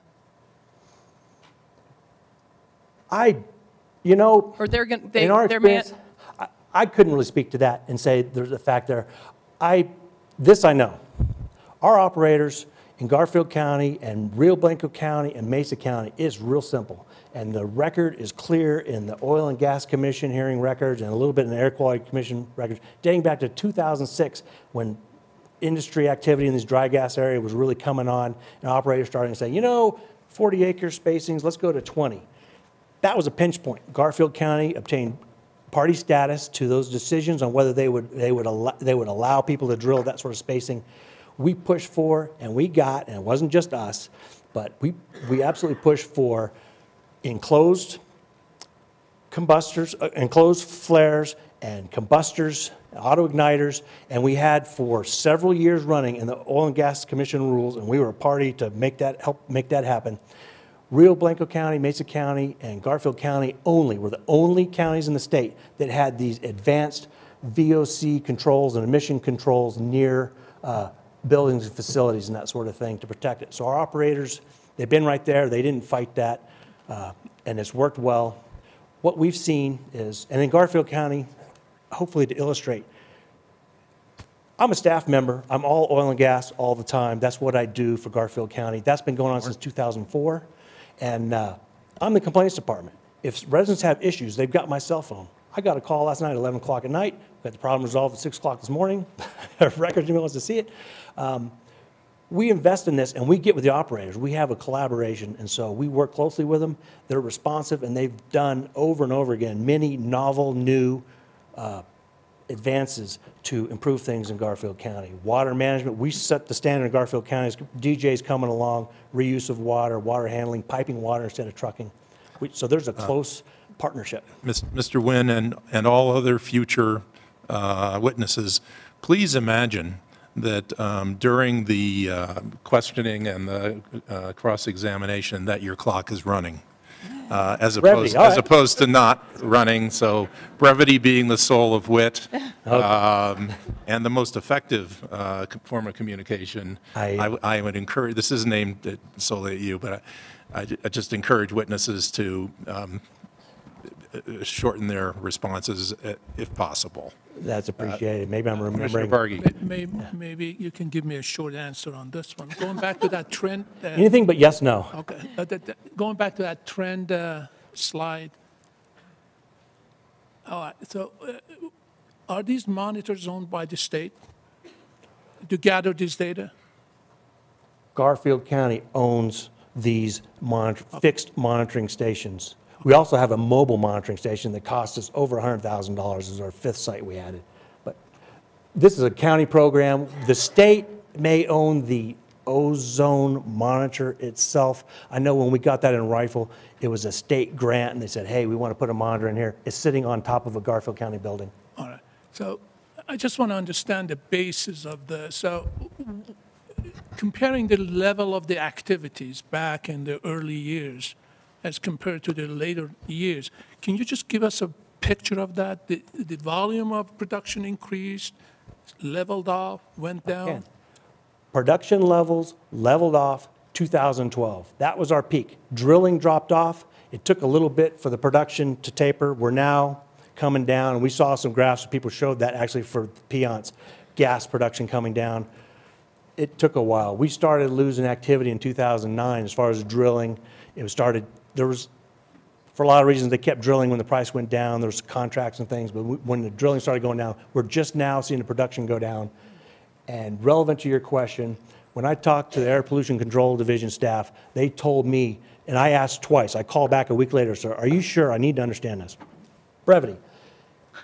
These trends that you see, I said, how much is that due to less drilling as far as drill rigs being there, and how much is that is due to improvements in technology to control emissions? He said, very simply, it's a big part of this has to be the advanced controls that your operators are doing ahead of the curve. He said, because it's the production that causes these emissions more than just the drilling activity. So a big piece of this, I am told by your staff, is because of our operators having improved control strategies already. All right. So do you have a slide showing the level of the production? Let me just ask this question. I can dig one up pretty readily. I'm sorry? I can dig one up that shows our production levels through 2011.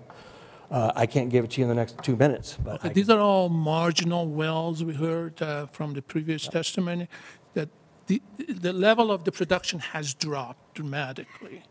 That is causing less pollution, correct? You heard the experts, which I am not, speak of the production decline curve, and they talked about dry gas wells a little bit. Nobody talked near enough about Western Colorado. All I want to know. So I'm not an expert. I can't answer to you about how one well behaves, other than I know there's a steep decline curve. I can answer and tell you, absolutely, our peak production was maybe 2011 going into 2012. We had not dropped significantly. We were still climbing in production in 2010. All right, thank you. Does that help? I mean, countywide. You have a question? Based on OGCC data that I look at regularly. So I have a question that relates back to the public testimony that we heard a couple days ago. And if this is a long answer, feel free to tell me it's a long answer and maybe we don't have time today. A couple of folks at least mentioned concern about not having a monitor in Silt, or perhaps the monitor was shut down. Can you quickly explain what's going on with that situation? I have a request into our environmental health department at one time from our environmental health manager. I had that answer and I knew it. I heard the comment. I will be getting back with that citizen and her husband without question. It's this basically, and I could be wrong to a degree, but simply, we had a monitor near silt, not in silt. There was no monitor in silt that was canceled. There was a misunderstanding there, and we're going to clarify that. I can't state why that monitor was moved to now it's the Bell Melton site, but there was just basically some programmatic reasons, and we have a regional group that advised on monitoring locations. So that's something we'll address, but we feel like we have our county covered. Commissioner Coons. A couple of quick questions, Kirby. One, as I know you're very well aware, WPX Energy has just within the last couple of weeks announced that they're going to be making some significant investments in drilling and production in Garfield County.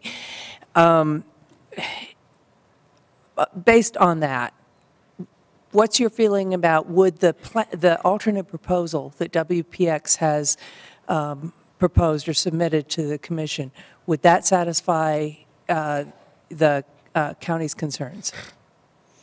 It would, and we have a long history of letting the state do its job and listening to the operators who are the true experts on how to run a site. That common sense sort of approach, you can flavor it, you move it around a little bit. It seems meaningful to us. It seemed compelling, so that's why we mentioned it. So given that they will be the largest producer, their proposal is adequate as far as you're concerned? For the step down, LDAR, those sort of things, yes. Okay. One other quick thing, you mentioned that the county has been a leader or was a leader in proposing enclosed flares. We've heard a lot of testimony that enclosed flares are not always appropriate. Have they worked well in Garfield County? I'm not an expert on this. You should be asking industry folks. As the oil and gas liaison, I go around in the oil and gas area a lot. I've learned a lot in the last 2.5 years. We don't have the open flares at all like we did in years past. That drove people crazy in Garfield County, and those things have gone away, and it's limited use of flares. And we get notices every time there's a flare. All of our operators, they send me a note, and so if anyone has a concern, I can let them know how long it's going to be and what's going on. And so those have gone away a lot in Garfield County. Thank you. Okay, any parties wish to cross? Thank you very much for your testimony. And thank you for my patience with my answers. Thank everyone for your time.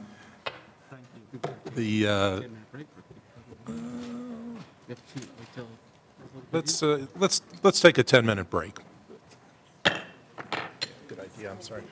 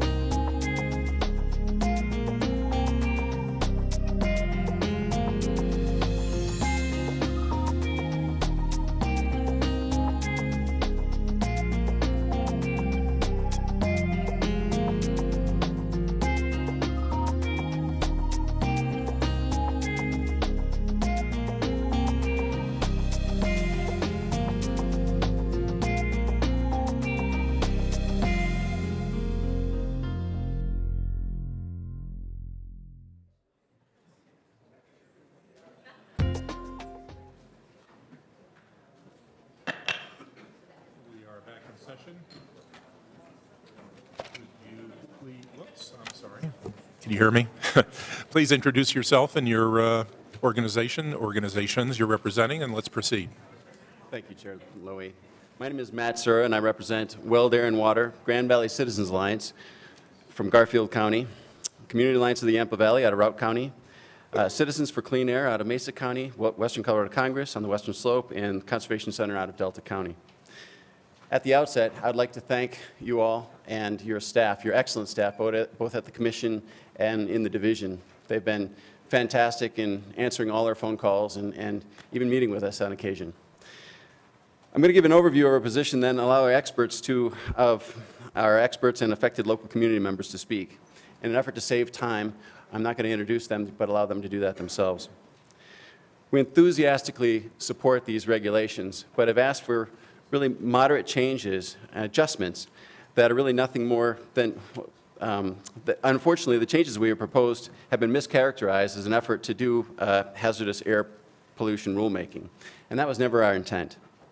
We raised the issue of hazardous air pollutants near homes because we believe that with some slight adjustments, the rule would provide co-benefits in addition to reducing methane and addressing greenhouse gas emissions. It would also address the concerns of local people who have oil and gas facilities near their homes.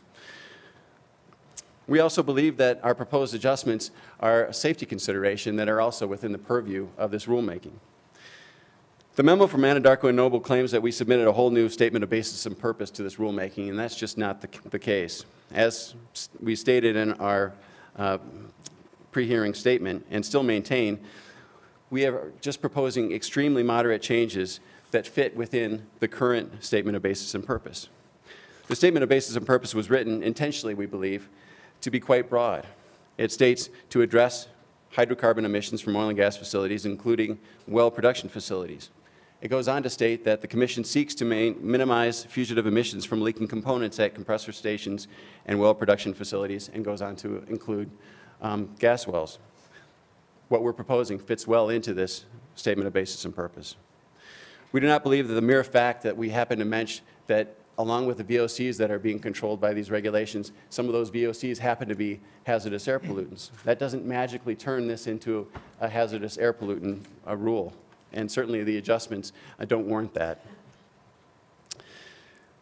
These minor common sense adjustments would go a long way towards reducing emissions in locations that deserve additional attention when wells and production facilities are located next to homes and schools. Deputy Director Kaufman stated that the issues of proximity to homes should really be dealt with through local zoning. And I couldn't agree with Director Kaufman, Deputy Director Kaufman more. However, it is currently not possible.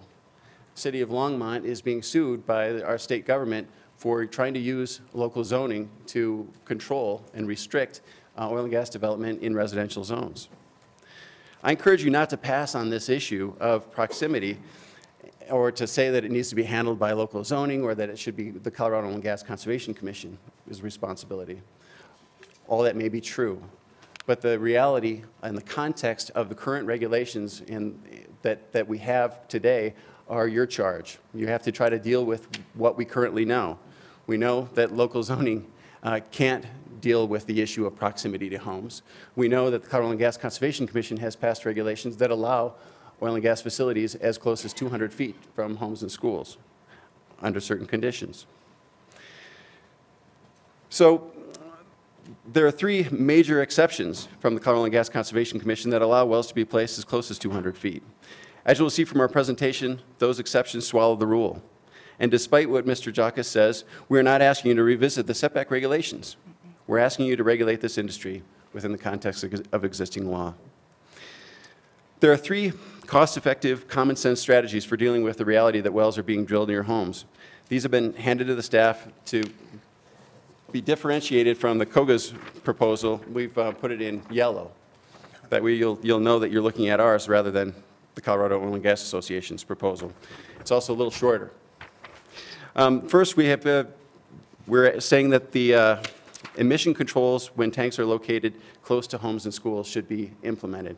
And we're asking for, within 1,320 feet from homes and schools. Tanks with emissions of 2 tons or more should have those emission controls that are being proposed, similar to glycol dehydrators.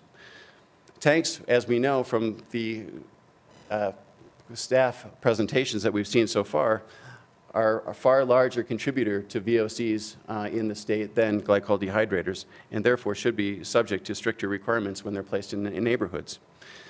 There's also, this is really nothing more than a safety standard. There are over 13 references in the proposed regulations that give exceptions from certain regulations, and such as venting prohibition. If venting needs to happen because of worker safety, it is allowed, and that's as it should be. But similarly, these common sense safety considerations should also be applied to neighborhoods. If we're putting these gas wells and production facilities next to a child's playground, that should be a consideration in the rules. We'd also like to require at least one instrument-based LDAR inspection a year. We're supporting the conservation group's proposal that all wells should be subject to at least one inspection-based inspection, that is instrument-based inspection a year, but at least those that are within a quarter mile or 1320 feet of a home. And Director Kaufman stated it's really a policy choice for the commission to make, and the issue of whether or not there should be one or one every 2 years is something that deserves further consideration, and I maintain that that further consideration should happen before these regulations pass. As a safety consideration, again, a well next to a playground should be inspected more than once in the lifetime of that production facility. Faster repairs of major leaks. I'm not talked with any operator who believes that a well that is leaking next to a school playground or in the middle of a neighborhood should be allowed to leak for up to 5 to over 15 days. All the operators that I've talked with, all the representatives of the Colorado Oil and Gas Association, everyone agrees that responsible operators are getting out there and they're getting that taken care of sooner. But these major leaks, I believe that needs to be written into the regulation. Finally, transparency. Inspection and violation reports should be posted online. That's something that we now hear that the energy production attainment counties agree with as well. Again, I'm going to turn it over to our witnesses and I'll let them introduce themselves.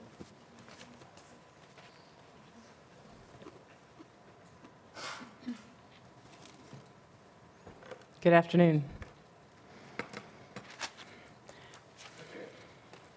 Thank you, first of all, for giving me the opportunity to share this information with you. I hope it helps in your deliberations. My name is Carol Kwiatkowski. I'm the, let me get my slides up here, that will help. I'm the Executive Director of TEDx, the Endocrine Disruption Exchange. I'm also an adjunct faculty member at the University of Colorado, Boulder in the Department of Integrative Physiology. The Endocrine Disruption Exchange, known as TEDx, is a US-based nonprofit organization founded in 2003. At TEDx, we compile and disseminate scientific evidence on the health and environmental problems caused by low-level exposure to chemicals that affect our health, primarily those that interfere with our hormone or endocrine systems. A major concern with endocrine-disrupting chemicals is that they can cause health effects at very low concentrations, particularly when they are experienced prenatally or in early childhood. TEDx was one of the first organizations to begin identifying and sharing health information on chemicals used in what is now called unconventional natural gas development. Since then, we've developed a variety of resources that we provide to the public. This includes 2 peer-reviewed publications listed on this slide and a video tutorial for the public about natural gas operations. It also includes a spreadsheet on the internet showing chemicals used in natural gas development with a list of 980 products and 649 chemicals with their associated health effects as identified in the scientific literature. Also on our website, we provide an analysis of chemicals used in a drilling operation in Wyoming and in drilling reserve pits in New Mexico. That's all a matter of providing some background. As a result of this work, we began to realize that while much of the country was focused on potential water contamination, it was air pollution that was perhaps the most serious threat. And as far as we could tell, it was not being addressed at all. Here's a table based on our 2011 paper in which we reviewed the health effects of 353 chemicals used during natural gas operations. And we did this by searching government and scientific literature for published studies. This table shows the percent of chemicals that have health effects in each of 12 different categories. Nearly all of the chemicals are reported to have skin, eye, and sensory organ effects, followed by respiratory effects, effects on the gastrointestinal system, on the brain and nervous system, and more, with a substantial number of carcinogens. And contrary to what was stated earlier, not all of these were conducted on cells or on lab animals at high doses. Many of these studies were studied via inhalation of low levels in humans. And I can address that more in the Q&A if you have questions. So 37% of these chemicals that we reviewed are volatile. And as you can see, in every category but one, the volatile chemicals are more likely to have health effects than the soluble ones. And keep in mind that these 353 chemicals are just those that are used during drilling and hydraulic fracturing. There are several other sources of air pollution, as you know, including volatile chemicals that come up from underground, chemicals used during development and maintenance of the well pad and equipment, and numerous mobile and stationary combustion sources. So it was clear to us that we needed to find out what was in the air. In 2010, we engaged in an air sampling study in Garfield County, which is heavily impacted by natural gas operations. Air samples were collected at a neighborhood location 0.7 miles from where a well pad with 16 wells was being built. There were also 130 wells within a mile of the sampling site. I want to emphasize that this was purely an exploratory study. We just wanted to see what the average citizen living in a gas patch might be exposed to. A little bit about our methods. During the course of a year, weekly air samples were collected by a trained technician following standard operating procedures for collecting and shipping samples. We used independent accredited laboratories to analyze the samples, and they conducted EPA standard analytical protocols. Given what we knew about the chemicals being used, we had the samples analyzed for a wide variety of chemicals, 153 in total. 61 chemicals were identified through our sampling, many of them associated with natural gas operations. Shown here are the chemicals identified in at least half of the samples. Methane, ethane, propane, toluene, formaldehyde, acetaldehyde, and naphthalene were found in every sample. The chemicals marked in yellow have been referred to as the natural gas fingerprint. They're not the most dangerous chemicals health-wise, but they can be used to identify the source of air pollution as being associated with natural gas development. As you can see, they're found in a very high percentage of our samples. In contrast, we rarely found chemicals that, like ethene and other alkenes, that have been sourced to road-based air pollution. I should mention, this was in a very rural location, and also it was using a closed-loop drilling system and green completion methods.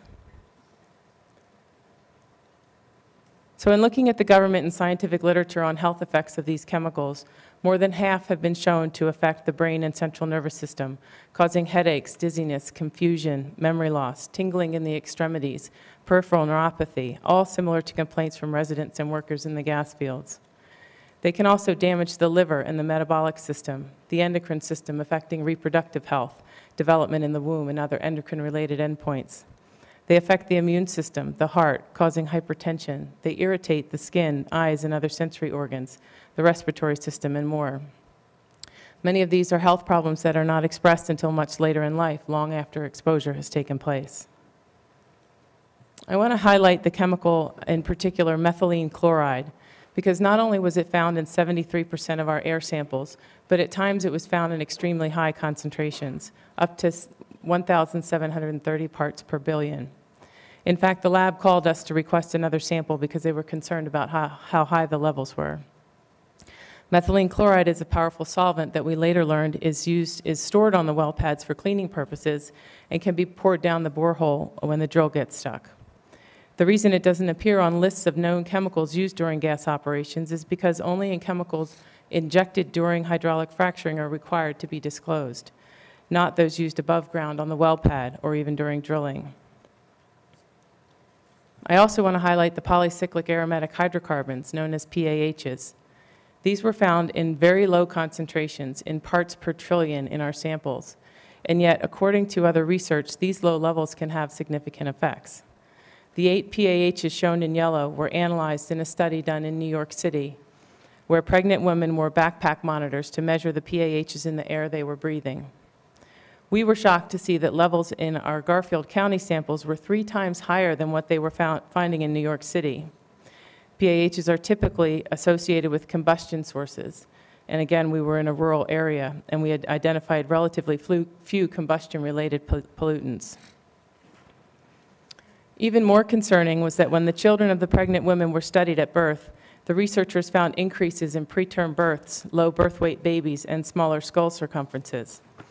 As they tracked the children's development over time, they've documented lower scores of mental development at age 3, lower IQ scores at age 5, and attention and behavioral problems at 7 years of age, and most recently, childhood obesity, all associated with PAH exposure. These are the kinds of effects you see from prenatal exposure to endocrine-disrupting chemicals. So far, I've demonstrated that there are chemicals in the air associated with natural gas operations, and numerous health effects have been associated with those chemicals in the scientific literature.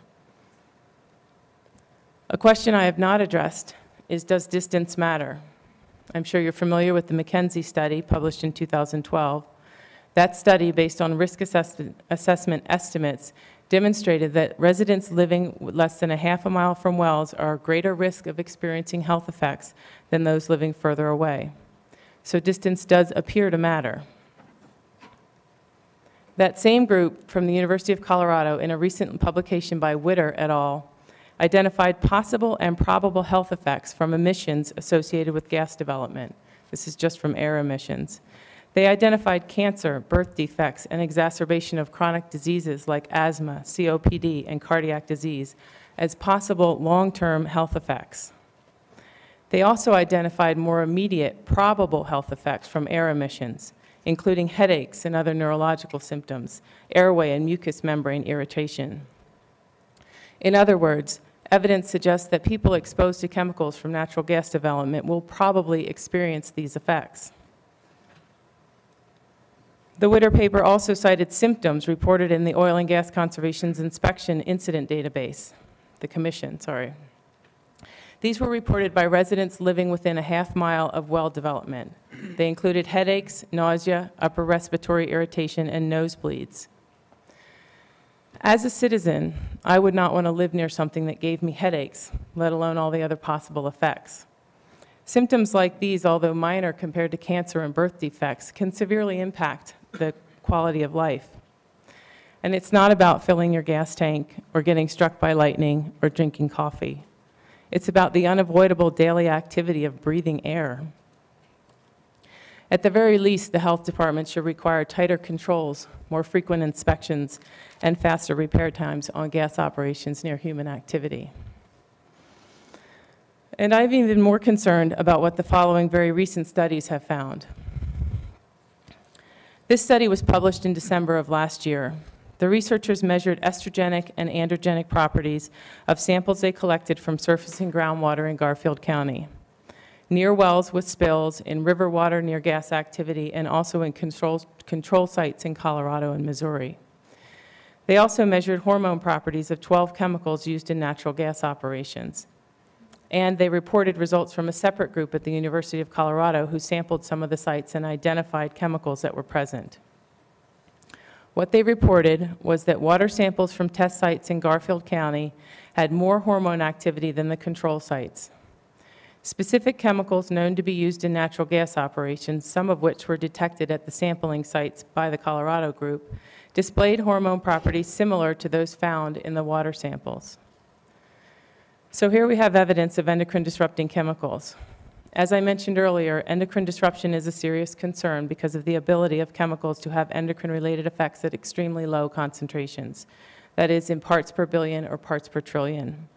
These are concentrations at which hormones function in our bodies.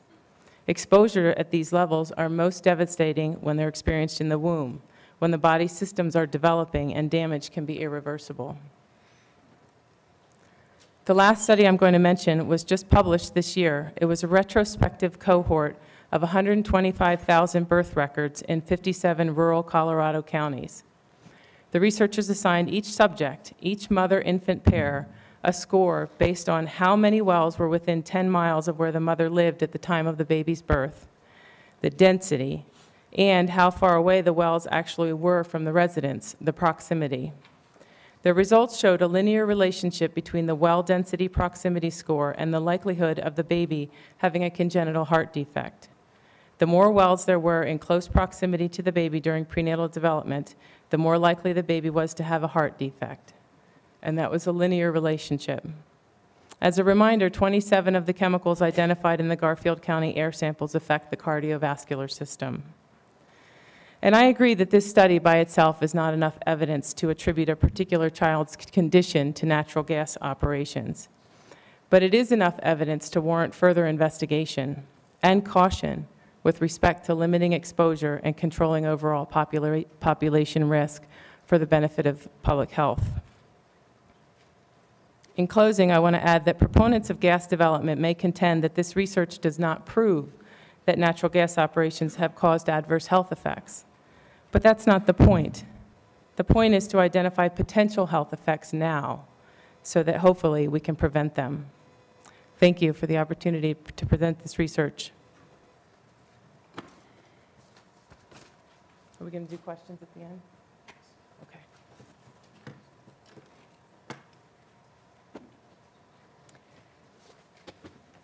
Good afternoon. My name is Karen Schoberg, and I am from Grand Junction representing Citizens for Clean Air, which is a growing group composed of bipartisan volunteers formed a little over a year ago to promote improvement in our air quality. In Grand Junction, we are breathing air pollutants from many different sources, including emissions from oil and gas operations. Because of our topography, we experience wintertime cold air inversions when you can often see the air, as in this photo, because it's brown. I've obtained this photo along with the next few slides from a presentation during a public forum that we sponsored that was held last September in Grand Junction, and they are from the Mesa County Health Department. I am not. Air monitors throughout the Grand Valley are telling us we do have a problem. We're being exposed to pollutants that include ground-level ozone, particulate matter, and carbon monoxide. The 8-hour daily maximum ozone readings from January 1, 2011 through March 2013 indicate ozone levels peaked at 75 parts per billion, and as you know, 75 is the national ambient air quality standard. The 3-year average from 2008 through 2012 was 68 parts per billion. The EPA standard of 75 was reached after a contentious process, partly because there is now evidence that even healthy people experience adverse effects from ozone exposure at 60. If the standard is lowered to 70 parts per billion from 75, Mesa County will more easily move into non-attainment, and if to 65, it's pretty certain. Right now, there are more than 1,000 active wells in Mesa County. FRAM Operating has a proposal into the BLM for 108 more wells to be developed in and near the Grand Junction airshed beginning as soon as this summer. Colorado should not allow these wells to be developed without strict controls on VOC and methane emissions. Our children, the elderly, and those with already compromised health issues are among those susceptible individuals who are now suffering impacts created by air pollution. I know because I've talked with people in Grand Junction who are experiencing bronchitis and asthma for the first time in their lives, and others who are seeing the return of childhood asthma. I've heard from retirees who have expressed regret after having moved to what they believed was a lovely place due to air quality issues. I've heard from people with respiratory problems told by their doctors that they should spend the winter months away from Grand Junction because of the bad air. Citizens for Clean Air will continue to work on sources of air pollution that our local governments and we as individuals can address, and we ask you now to do your part. Adopt the proposed new rules as they stand statewide with the only adjustments being to further protect families living within a quarter mile of oil and gas operations. And as a postscript, I would also add that I am a member of the Mesa County Air Quality Planning Committee, which serves as an advisory committee to the Mesa County Board of Health. And as of last Tuesday, this committee made a recommendation to the board to support the proposed new rules statewide. Thank you.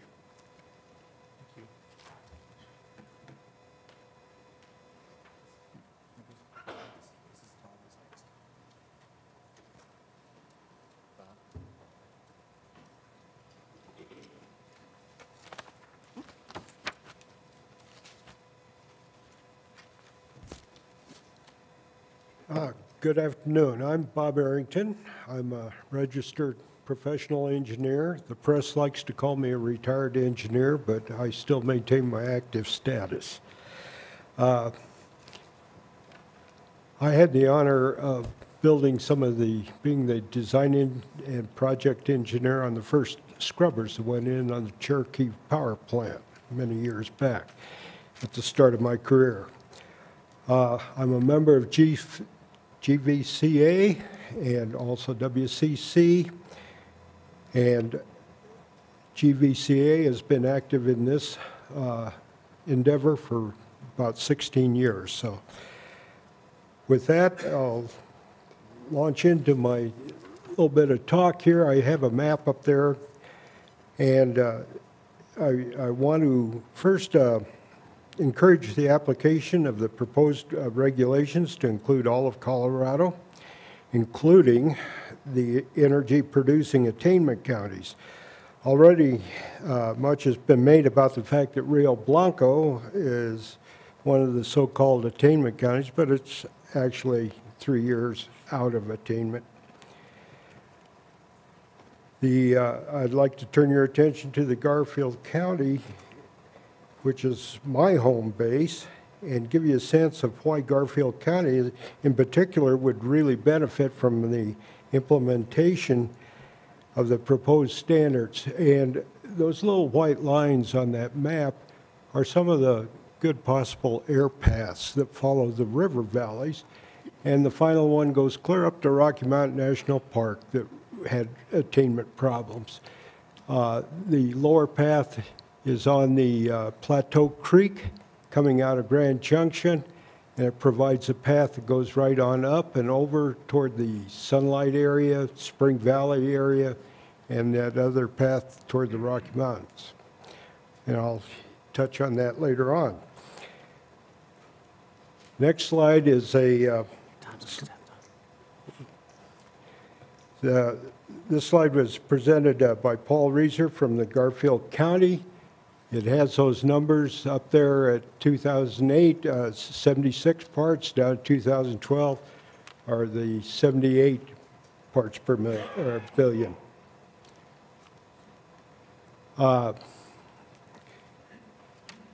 This slide gives you, well, the only active ozone monitoring station with a continuous 3-year period in Garfield County, despite all the pomp and pageantry.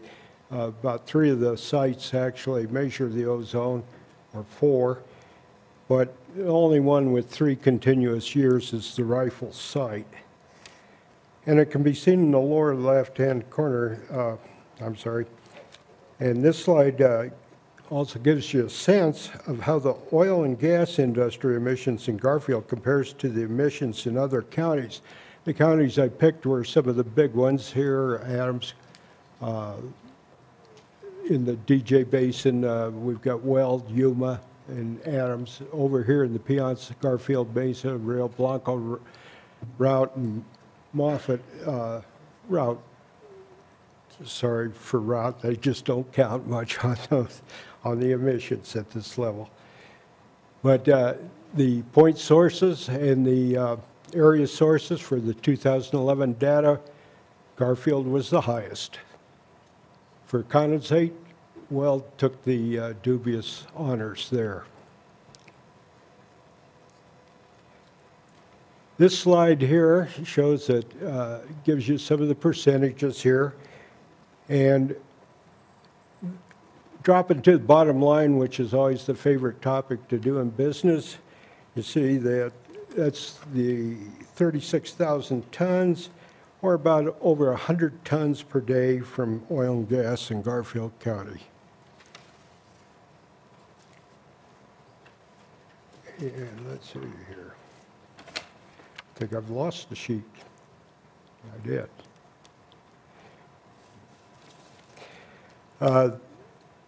This inventory of the Department of Health is the NOx and VOx charts. And despite Mr. Wynn's nice little downward trends, we see that in the VOx overall, that for the data up through 2010, it was really climbing. And so we know what happened at particular monitoring stations. But that isn't the whole story across the county by the inventory of what their losses are, which is all data presented by the oil companies and coming back through programs that they developed and on that you're all familiar with. Here's a nice little chart of the ozone readings. Instead of just a line chart from fourth lowest points of a 3-year average, this tells you what the data trend is. 1 minute. So you can see that actually if you look at the real data, that thing, the mass of it is going up. There's an upward trend. That's not the line chart. And by the way, we had 3 of the 4 points on the line chart from Garfield were 0.2 low, one of those accidents that happened. This is the rifle area. Some of the lines, the charts here. I kind of wanted to point over here on the side is rifle. And if you look at that, there's some river valleys down there. Rifle's a unique little town. It sits between 2 plateaus. And the second-story building that the monitoring equipment is on top of is not higher than the surrounding plateaus that are a block on either side of the town itself. So it's kind of a strange little location for the station. You're out of time. Okay, I'm out of time. And so I want to say one remark, and I want to say dollar signs do not equal health, safety, and well-being of people. Thank you. Thank you.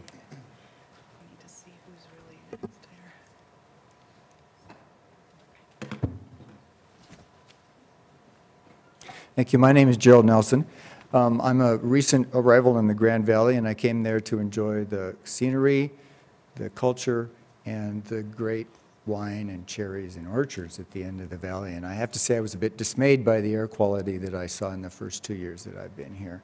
But I'm also a professional economist. I'm Professor Emeritus at the University of Illinois, Urbana-Champaign, and also served for 5 years in Washington, D.C. at the International Food Policy Research Institute doing research on food security and climate change. I have an extensive peer-reviewed publication record. You can find it by Googling Gerald Nelson, Food Security and Climate Change.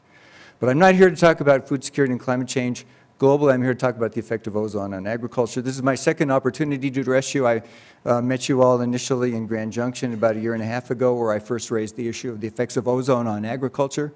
This commission is, and my group is rightly concerned about the effects on human health, but there is also an effect on agriculture. As the slide says, USDA says that ground level ozone, tropospheric ozone, causes more damage to plants than all other air pollutants combined. The pictures show you some of the examples of the effect of ozone damage on crops. This graph also from the USDA demonstrates some of the research that's available on the effect of ozone on crops. It's commonly, the 40 parts per billion level is a common number that's used to begin the range at which there's effects, negative effects on yields of ozone on crops. And you can see that as we get out to 60%, that the yield declines range from 40 to 30%, depending upon crop. In the area that I live, we have ambient ozone concentrations that range 60 to 70 parts per billion in the summertime when the crops are growing. So we're at least 50% above that beginning range of when ozone affects agriculture. Now, of particular interest to those of us who live in that area is the effect on wine production. And this study done in Austria, looking at the effects on Riesling grapes, suggests two kinds of effects. The first is on the quantity of grape harvest every year. And you can see that there are intertemporal effects, with the increasing effects over time as ozone levels continue, so that the charts become much more steeply negative as you get into the third year. There's also an effect on juice quality, the content of sugar in the grapes, and that affects the quality of the wine that you can produce. There are other effects on other crops, which I've mentioned briefly in the paper that was submitted as part, and I'm happy to provide additional information as requested. This is just a back-of-the-envelope calculation in the effects of reducing ozone by a 5% increase in the value of agricultural production as the potential for benefits from reducing ozone. This focuses just on crops. There are similar sorts of effects on livestock, which I don't have time to go into, but it's a substantial increase in the value of agricultural production if we reduce the ozone concentrations. Let me say just a brief word about ozone. Most of the conversation has been about volatile organics. In some technical sense, it should be about non-methane hydrocarbons, because methane is also a volatile organic, and it is an important precursor to tropospheric ozone. The difference in the greenhouse warming effect from ozone between 20 years, or methane between 20 years and 80 years, has to do with the fact that it decays in the atmosphere, and one of the products that it decays into is ozone. The chemical reactions that convert methane into ozone need water vapor, they need warm temperatures, and they need ultraviolet light, and we have lots of those in abundance in the Grand Valley. So I think it's important to recognize the importance of controlling VOCs and methane emissions for its effect on agriculture. It's essential for the health of the Grand Valley agriculture, and I would say for Colorado more generally. Thank you very much.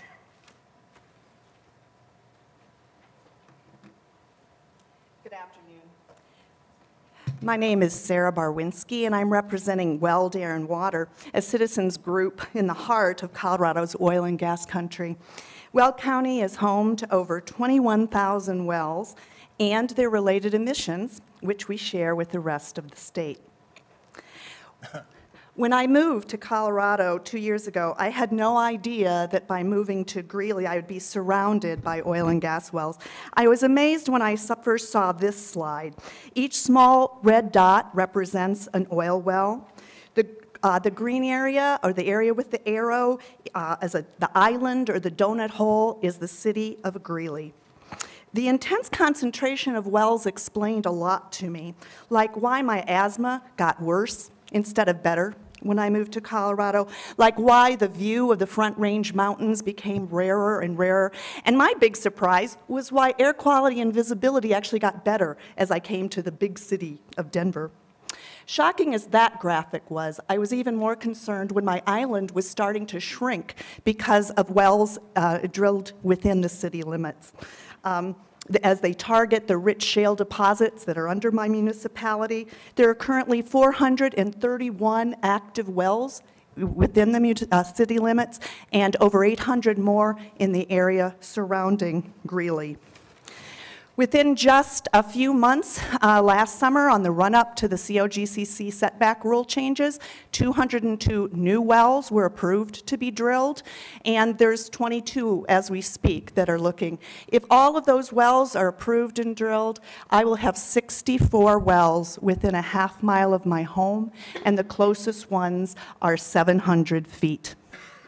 You know, you can sort of have the wells blend in the background when you've got that much oil and gas activity, but when you hear the statistics that you've just heard about studies and impacts of chemicals and pollution on human beings, it gives you pause. And you know what? I know we need more studies, but none of them say this stuff is good for you. We really want to know just how bad it is. So for Benjamin's sake, my grandson, We need air control emissions now, even while we get a handle on the scientific data. Weld County had a wake-up call just a year ago in Windsor. There was a blowout, and it took 30 hours to control the situation. Thankfully, it was in the middle of a field. If this had happened at the wells near my home, I would have been evacuated, and so would have the school.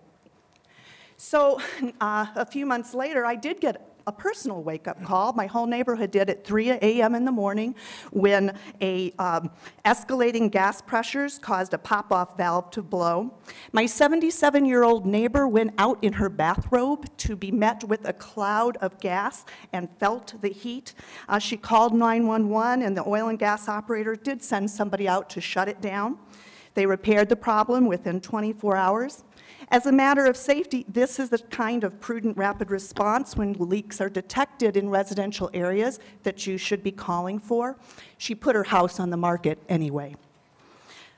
Last June, the green arrow is the wells that are existing there. We found out that this site was going to expand. There will be, this is the location. The wells will be 411 feet from the track and 352 feet from the nearest home. The fracking will begin in April when our kids are running around that track. The number of wells at that site will triple from the 6 vertical that are there now to 18, and that will require 32 tanks in this high-density neighborhood. You know, it's important to realize that the increased setbacks that were put into place don't apply to sites with existing oil and gas activity. And this slide shows the predicament that Frederick, Colorado is in. If those sites were expanded, as they could be, you're making a bad situation worse. But you know, even if they're not expanded, those wells should be inspected more than once in their lifetime, and they should have emission controls. This is another approved site.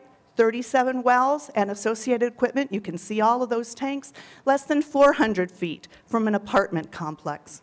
Here's an egregious one, 67 wells, probably the biggest approved in the state, 600 feet from an elementary school, 350 feet from a playground. So when I started to try to protect my neighborhood, I quickly learned that I wasn't going to get help from the city and county. One, the city really does feel like their hands are tied because of the situation with preemption and zoning in the state. But also, the oil and gas industry is so interdependent economically in my neck of the woods, we really do have to turn to you for help. I actually even had more success in dealing with the operator of the wells. We sought a consultation with Synergy, and we put aside our differences about residential drilling temporarily, and we identified a huge area where we could agree. That industry should invest a small amount of their massive profits into state-of-the-art technology that can capture and control emissions. We worked together to successfully craft an agreement that mirrors and exceeds the conditions outlined in Regulation 7. Now, I learned from Synergy that these technologies pay for themselves and are just good business. You have an article that quotes them extensively that was in the Greeley Tribune last Sunday. When they started their aggressive leak and repair program, they had to do it to avoid a heavier fine because of problems that they were having. They have now adopted it wholeheartedly because it saves them money. Initially, they found a gasket that had to be replaced. That's in the article. Cost them big bucks. The gasket was only 2 years old. But by maintaining a frequent plan, inspections, they're actually saving money because they say now it can just be handled by the pumper with tightening up a wrench instead of letting it get bad. I encourage you to have an aggressive leak detection repair program and not dilute it with a step down. You know, Synergy also agreed to retrofit the existing wells because what keeps them up at night are the safety issues related to the older wells that dot the landscape, the marginal wells, the vertical wells that actually may have more safety issues because they are older. Now, Synergy has gone on record as supporting the draft rules. And you can see that they, again, think it's a good part of doing business. I wanted to highlight them for you because I don't agree with everything they do, but they are a small operator. They're not one of the big guys. They have found that it is cost effective and they don't mind doing it, and it makes them a better community partner. You know, I took you know what else they do? I just found this out. They're going to buy a FLIR camera to own, to go around to the different sites. Previously, they've been doing, they've been contracting that out. They're going to own their camera and contract it out to have a backup system, and they're still making money hand over fist. So when I want to commend the process to you. We had a good process. It was hard. It took hours. It's what government should do. I shouldn't have to do all that research and all that frustration. And so I was glad when this model was announced with governor and industry and the environmental community. These are proven, agreed to best practices that should not be seen as controversial. So we urge you to restore our confidence in state government by passing them with our recommended adjustments for wells within a quarter mile of a home. Finally, I do want to thank you. You have been subjected to hours and hours of testimony, and you're not done yet. My goal today was to put a human face to go along with all of the charts and the graphs and the data and the dollar signs. And so there's so many reasons for you to do the right thing and make Colorado a leader. But if you need one more, do it for Benjamin. Thank you for your service to Colorado. And you're not done yet. And excuse me, just to let you know, you have about a little more than 10 minutes left of your time. Okay. I'm Roger Steen, and I represent Community Alliance of the Yampa Valley. We're a community organization based in Steamboat Springs. We're also affiliated with Western Colorado Congress, which is a more regional citizens organization. I'm currently retired, 3 months, and in the past 12 years, I was an air pollution consultant working primarily for Shell, first in the oil shale region of western Colorado, and then more recently on the North Slope of Alaska in north of Prudhoe Bay and in the Chukchi Sea on their exploration work. My job was, among other things, was to specify the air pollution control technology to be used and our anticipated compliance monitoring. So that's me. As an overview comment, we believe the regulations as you've currently proposed, in general, there'll be small tweaks, but in general, applied uniformly across the state, is great. We like it. I do have one request for your consideration, which is to require that the compliance monitoring and demonstration records from both the operators and APCD be made transparent. And it seems like the obvious way is to post it to the internet. We have suggested, we have a 2-sentence suggestion in our pre-hearing statement. It happens to be Reg 7, Part 17.F.A. We suggest that for your consideration to be put in the regulations in order to get the transparency. Now, the reason for this request is that by publicizing the records, you do encourage. I think it's intuitively obvious that you encourage compliance from the operators, and you encourage the APCD to do as good a job as possible. Those are somewhat. I could say it more positively. By putting it on the internet and making it transparent, you also offer the data for analysis, for other purposes, which is also valuable. But back to this, by making it public, you maximize the effectiveness of these rules, which really equates to minimizing the VOC emissions. And that's really the purpose of what we're all doing here. We're attempting to control and to minimize the VOC emissions. I would assert that by making the records public, you get the low-hanging fruit. It's a very useful and it's a very useful exercise. I want to provide an additional encouragement to do this, and that is that in 2013 we attempted, we in Routt County attempted to see what sort of compliance was being monitored in northwest Colorado, and that being Routt and Moffat counties. And we searched around the records, determined that the compliance was handled by two agencies, COGCC and APCD, in some coordination. Relatively easily, we got to COGCC and their records, which are on the internet. Their compliance, their site surveys, their site work, their site forms are published on the internet. Then we went to APCD and asked for those, and it took us the better part of 3 months to get, and frankly, I got to be a real pest. We finally got one record, and it was a record of not a production site, but of a compressor station in the wrong county and in the wrong year. And that was frustrating. And I think for that reason, I'm not passing judgment on the work that APCD does.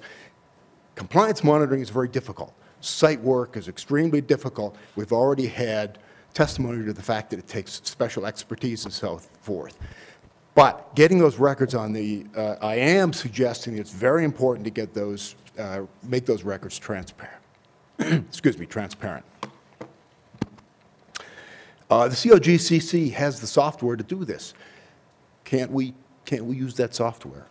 I do want to point out that I did go through 130 of the COGCC site records to see what they did for air quality, how they went to the field and passed judgment on the air quality of these sites. Turns out of those, there were 5 that made comments at all on air quality issues.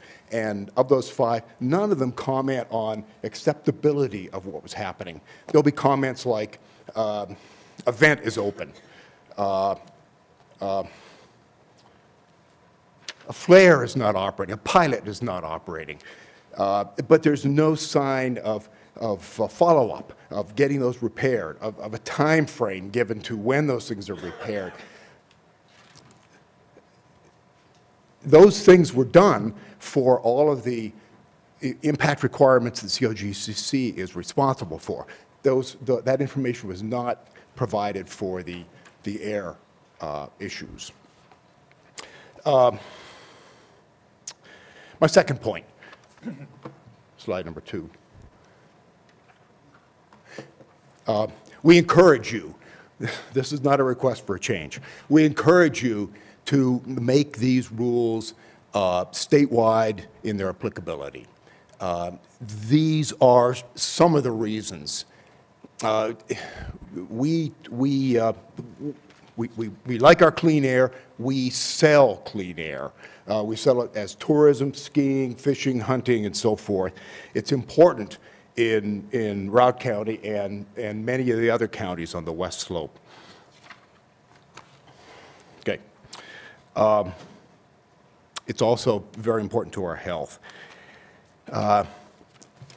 The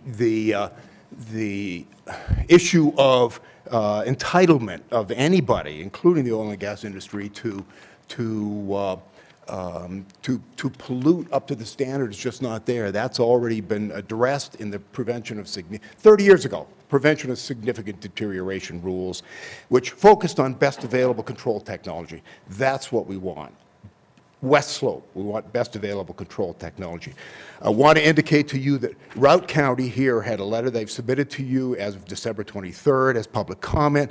They are an energy producing county. they want the regs equally applicable across the state. I also want to point out that Rio Blanco County, as you probably know, has measured non-attainment. It is becoming non-attainment, and it is west of Routt County. Its emissions affect us. These are regional problems, and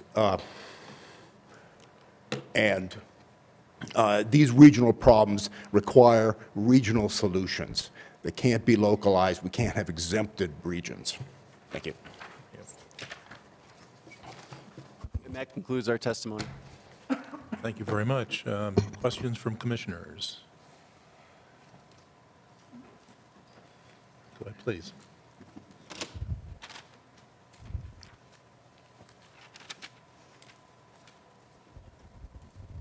Sorry about the delay. So we've had a little bit of conflicting testimony about the McKenzie et al. Epidemiology study and the relationship with distance from well sites. Could you just address the conflict directly? I think what you're asking about is the graph that was shown that had the circles like a bullseye, and then there was an arrow going up and an arrow going to the side. I don't actually understand. I didn't feel like the graph was well explained in terms of what her contention was. It sounded like she was addressing a proximity issue when actually what the McKenzie paper did was it created a density and proximity score for each subject in the study. And so it accounts for how many wells are within a certain distance and how far away. And then categories were created to say low density, moderate density, or high density, and compared with no wells within 10 miles. And the relationship had, you know, a linear odds ratio and linear percentages. And so I can't really address why she had put those different odds ratios in a different order on that slide.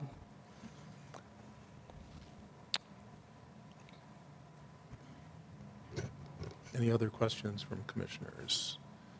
Any cross-examination of these witnesses?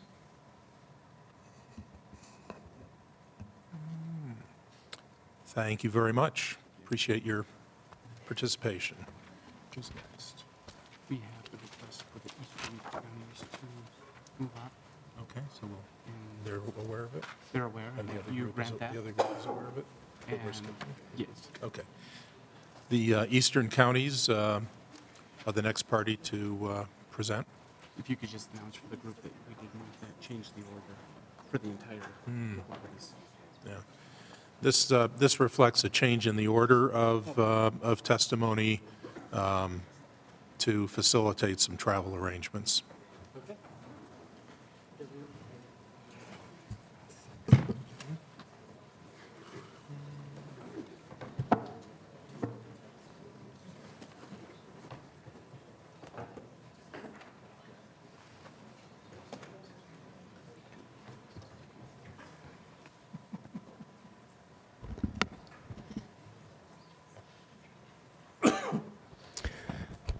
Right. Hello, everyone. I'd like to thank everyone for allowing the Eastern counties to testify. If you'll notice that the counties involved today are Cheyenne County, Phillips County, Washington County, and Yuma County. I'd like to introduce the folks that are going to be here. I'll do the presenters in a minute, but we do have representatives from all the counties here. Randy Schaefer, Phillips County, Rod Pelton of Cheyenne, Terry Hart, and David Foy of Washington County, and I am Trent Bushner. I am a Yuma County Commissioner.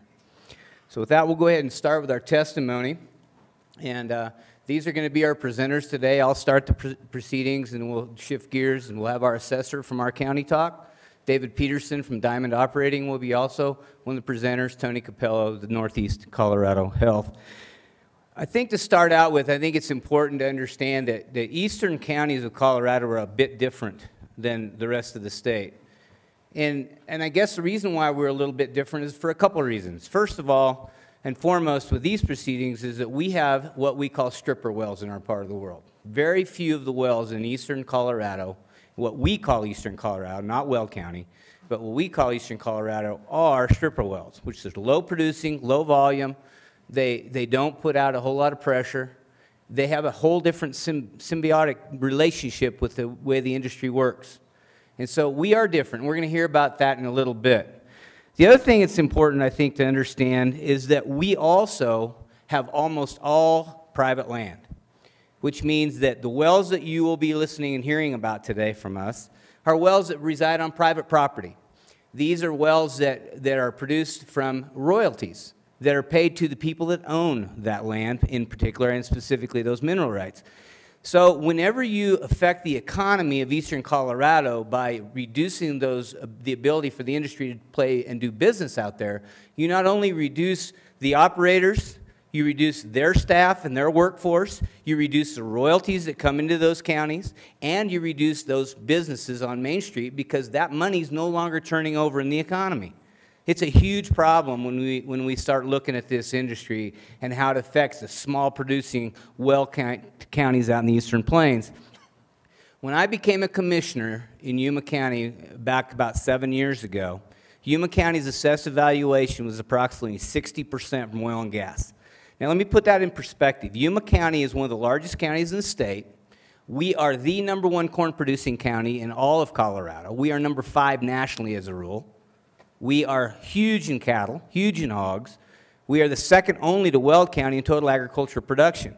But 60% of our county assessed evaluation was in oil and gas. As I stand here today, we are down to 29%. 29%, that's half of what we had when I first became a commissioner.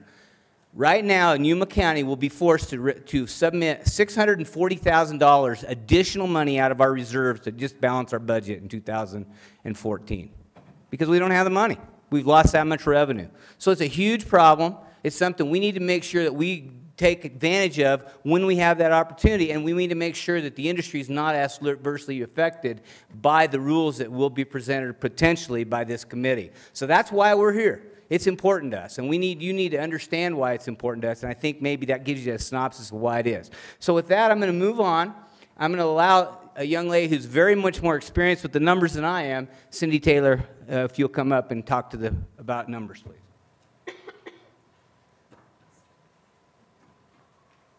Good afternoon. I'm Cindy Taylor. I'm the Yuma County Assessor, and currently there are approximately a little over 3,800 wells in Yuma County. Which way do you? Click the side button. The side button. Okay, there. Okay, so right here is a graph showing all the operators within our county and the count of each well that belongs to each county. You can see we have the quantity of the MCF that are produced for each one of those companies. The gross received is the amount of dollars that they have received for the sale of that gas. The net back deducted are for expenses that the gas companies are able to deduct. And anyway, they are approved by the Department of Property Taxation, who puts out our tables and everything, tells us what we can assess those wells at.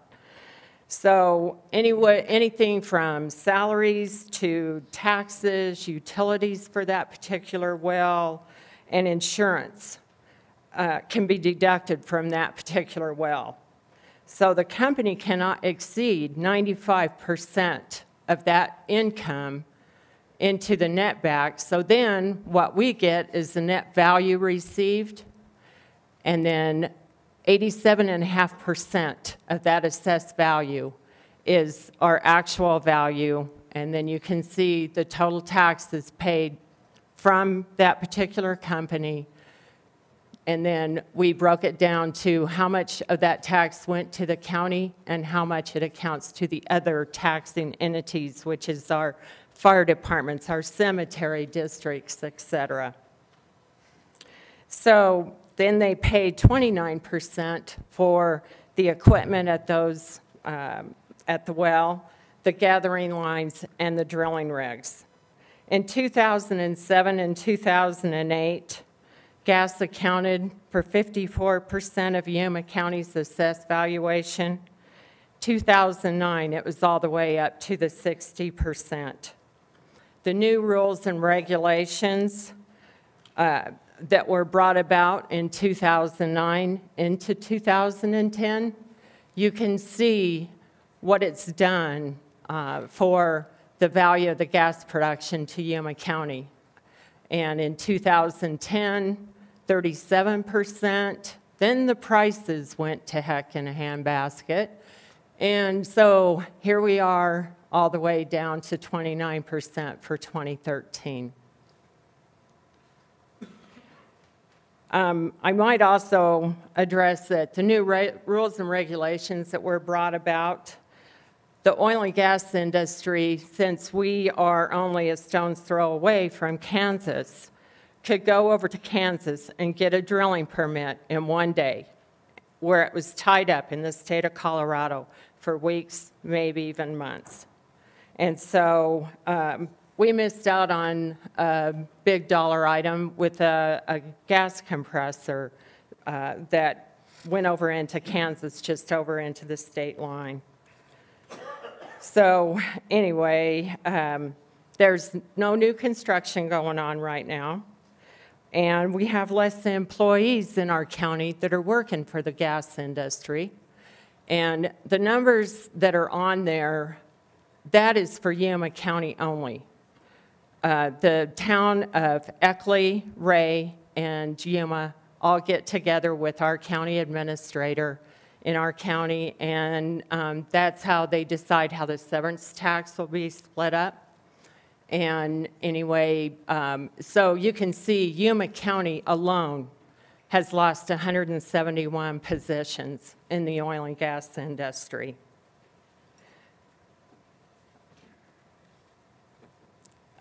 Most of our wells are stripper wells, and so the Department of Property Taxation, they publish 8 different valuation sheets for the different basins within the state of Colorado. And anyway, I might add that we don't drill directionally. We don't have to drill through rock. All of our wells are drilled in one day. They're very simple. I mean, they're babies compared to what they are over in the western slope. So anyway, the equipment and the drilling rigs, we get those prices. So being how they are a stripper well, they get minimum value, no matter what kind of equipment is out there at that well or anything else, or the years old, it's minimum. So anyway, just basically, I guess my opinion is there is a part of the state of Colorado that's east of Fort Morgan. I know that they don't show us past Fort Morgan on the weather channels or anything else, but we're out there. And anyway, one size does not fit all in this state. We have fresh air out there. You know, we have 2 to 3 people per square mile in Yuma County, based on the last census. We don't have, you know, the problems with our air and everything. And we all know the wind blows most of the time, so we don't have the air pollution unless there's dust blowing. So anyway, you know, I guess with all these new regulations that were implemented, I mean, you're talking about, these are our friends and our neighbors, coworkers, husbands, etc., that, you know, they could lose their jobs because these oil and gas people, they're going to pass that extra cost down to the counties in those netback expenses because that's more labor, that's more expense towards that well. And anyway, you know, it's just going to be a trickle-down effect for our schools and our businesses on Main Street. So we're hardworking people. We don't mind getting our hands dirty. And I, for one, don't think these rules should apply to us. It should be noted that Noble Energy sold in Yuma County this last year. So not one of the companies that has decided on any of these new rules and regulations and agreed to them do business in Yuma County. And I don't think that the remaining companies that are within this county, that they shouldn't place any undue restrictions on any of the remaining companies that want to do business in our county. So thank you.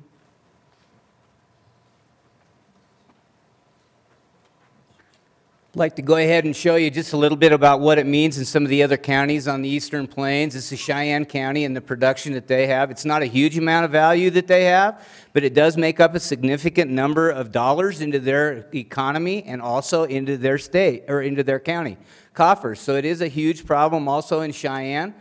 Phillips County, similar. As you'll notice, their value has also gone down, 19.9 in 09, clear down to 10.3 now in 2013. Again, a significant dollar value out of their county. This also shows the grand totals of all the taxes that's paid and how much of that goes to other parts of their county. And I think one thing that's important we need to understand is that school districts do not benefit when these numbers go down. Your taxing entities don't benefit. Your cemetery districts, everybody takes a hit. Everybody takes a hit. And that's the thing we have to understand. Washington County's numbers look like this. They've stayed a little bit, I guess you might say, consistent, but again, they're also starting to fall as well. So we've got a huge issue with the problems that were created with these new regulations and the ones that took effect here a while back, and anything new and additional is going to be a real burden on the industry in our part of the world. We'll go ahead and move on to Dave Peterson, Diamond Operating from Boulder.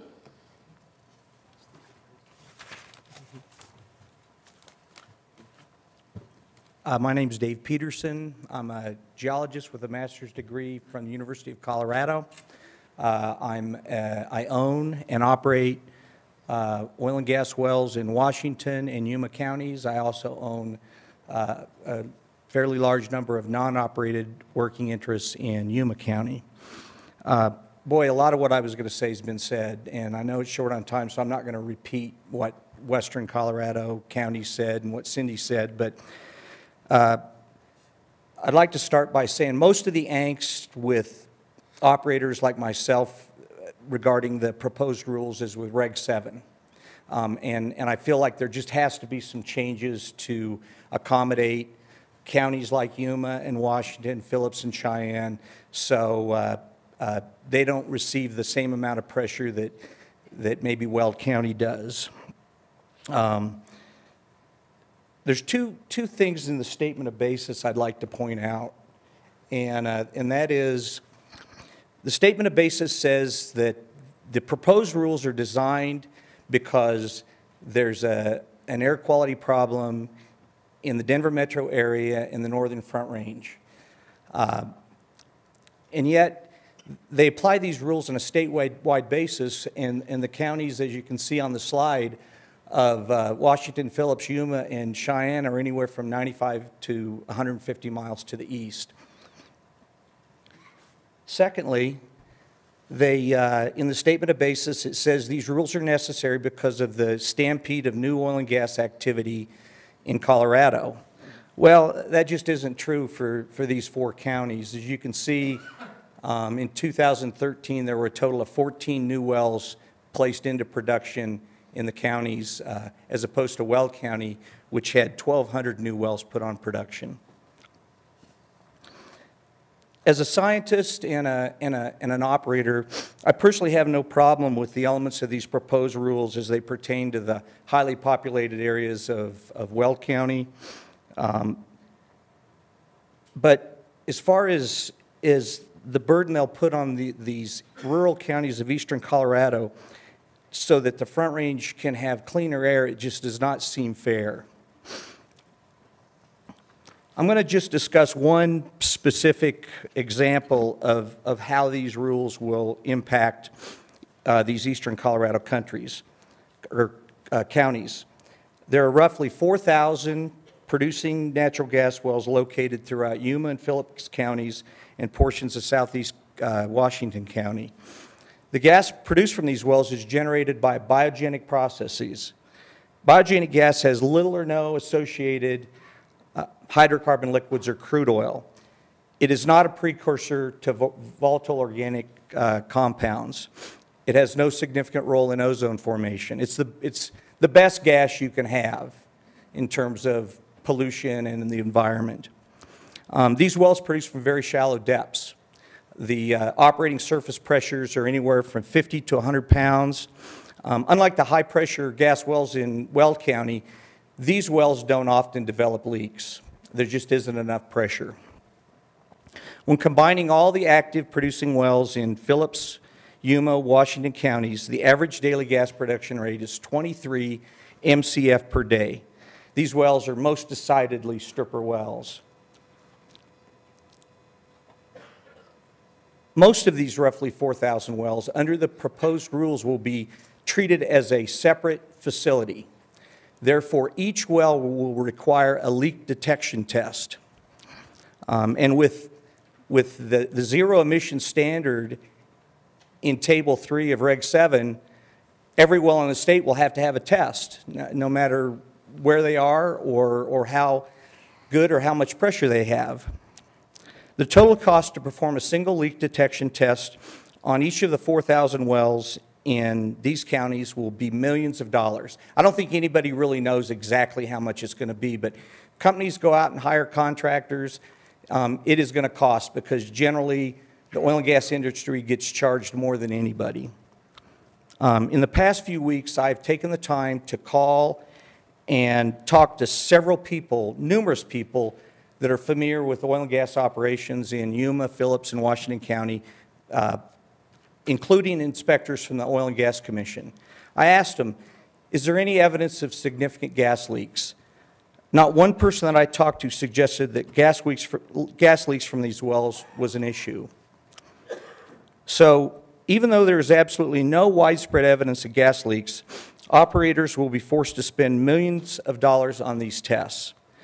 It begs a simple question: how can this be justified?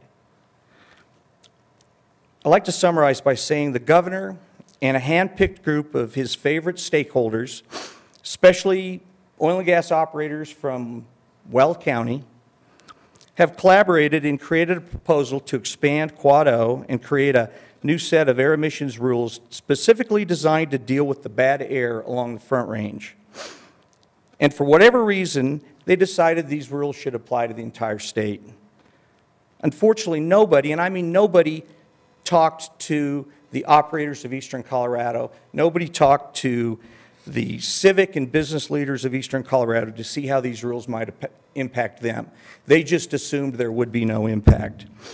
We're asking that the division, the commission, right this wrong with some minor modifications to the rules, some minor modifications to the tables, to Table 3 and Reg 7. The impact to these stripper wells is going to be greatly minimized. Thank you for my time.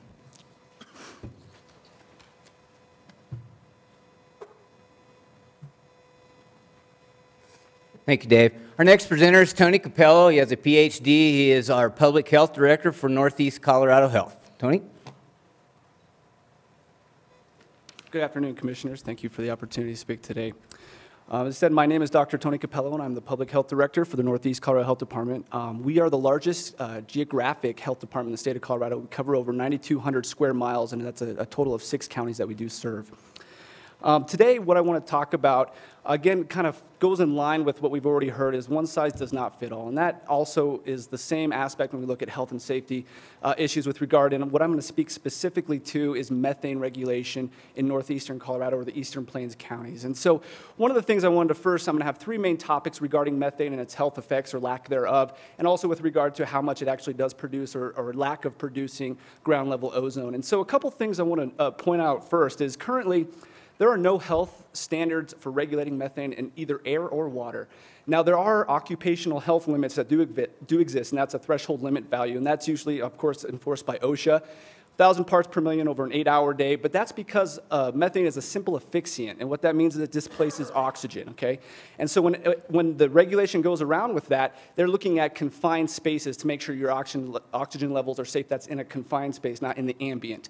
A couple things to note, methane is not considered a carcinogen, and so it does not cause cancer. There are no known reproductive developmental effects, which means it's not a teratogen. And I say these because there seems to be a misunderstanding, and methane kind of gets grouped in with all of these other chemicals that do maybe cause these, but that's not the case for methane, and that doesn't seem to be pulled out. And when I talk to a lot of people who are concerned about these regs, that's one thing that seems to kind of maybe be missed, that methane itself is not considered a public health issue. Currently also, there are no chronic or long-term effects with regard to methane that have been documented. And therefore, if you look at it from a logical public health standpoint, providing regulation of methane itself is not going to provide any immediate public health benefit. It's not going to protect public health per se in that aspect. Now, I know what a lot of people are thinking is, well, it then contributes to ozone generation, right? That's what we've heard a lot about. Well, a couple of points I want to make with regard to our counties. Again, one size does not fit all. Currently, the Eastern Plains counties all comply with all federal air quality regulations, which include ozone. So in that case, all Eastern Colorado Plains counties are attainment areas. They have clean, fresh, and safe air, which includes ground level ozone. And one important aspect we wanted to look at with regard to the chemical composition of methane, it is actually a chemically stable compound, and it's an inert gas, which means that it lacks the general ability and strength to undergo routine chemical reactions. That doesn't mean it's not going to happen. It's just not going to happen all the time. And under special conditions, it will happen, but we're not looking that all methane is actually going to contribute to ground level ozone. And that has been a really kind of a ground-marking identification in a very popular MIT study, which is actually the role of methane in tropospheric chemistry, and that dates back all the way from 1989, and it's still a sound practice today, is the fact that ozone emissions coming from methane is very minimal, and that study found that both in rural and urban areas that this is just not something that you can use or should be used for modeling, and actually that study said that they should remove that from any kind of regulation purposes for monitoring. And then also that study went on to mention that little would be gained actually from monitoring methane and the emission source in the ambient, given that fact that not all methane is actually going to create ground level ozone.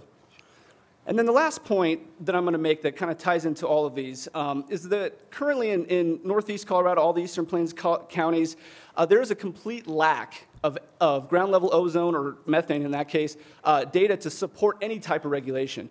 Right now, the only monitoring station in all of those counties is in Lamar, Colorado, and that's according to the CDPHE air quality report. And right now, that monitoring station only looks for particulate matter. So even if we're looking at the fact that, again, all eastern counties comply with all federal regulations, all air quality standards, including ozone, we don't have any kind of data that's going to support any kind of further regulations in that area regarding methane or ozone generation. And just to kind of give an example, if we look at even the Denver area, which is considered marginal, as we've heard today, a marginal non-attainment area, which is actually the lowest level of non-attainment in the levels of the EPA, the CDPHE website even says this marginal non-attainment designation does not impose any new planning requirements in Colorado at this time. So if that's being stated by CDPHE in a non-attainment area, it just questions the fact that why would we impose then any further regulations on areas that are in attainment, aren't having these issues, and again, we're looking at the fact that not all methane is going to contribute to ozone generation. So overall, in looking at this, there's absolutely no data in northeastern Colorado that's going to support any kind of regulation to methane or ozone related to ozone production. Overall, especially given the fact that, again, methane is not going to convert 100% to ground level ozone, we're just looking at a way to regulate communities that do have clean and fresh air, have the ability to stay under federal regulations. But again, because we don't have that data, there's no surprise, I'm a public health director. I like regulation. It's part of my job. But I don't like it, and I can't really support it when there's a general lack of data, there's a general lack of immediate public health benefits, and the fact that in doing this data cannot support, and we use public health data all the time to support economic cost, technical feasibility, reasonability for enacting these kind of regulations, and my commissioners and my communities look to me to have that data, and right now I cannot provide that. And I'm not saying I'm against it, but right now, there is no way that this would be justifiable in our area, and again, really highlights the fact that one size does not fit all and would be detrimental to northeastern and the Plains counties. I want to thank you for your time, and there's some references. Appreciate it.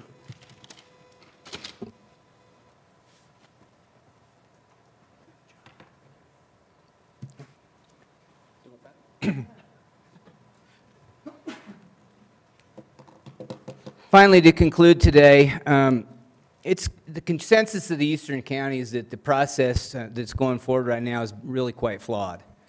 And what we mean by that is that we were not even made aware of this process until November. I checked with many of the operators that operate in Yuma County and in the Eastern Plains in general. David is one of them sitting right behind me. None of them had a clue about this. It was basically a situation where we had 3 big operators that got behind closed doors, in our mind anyway, and cut a deal.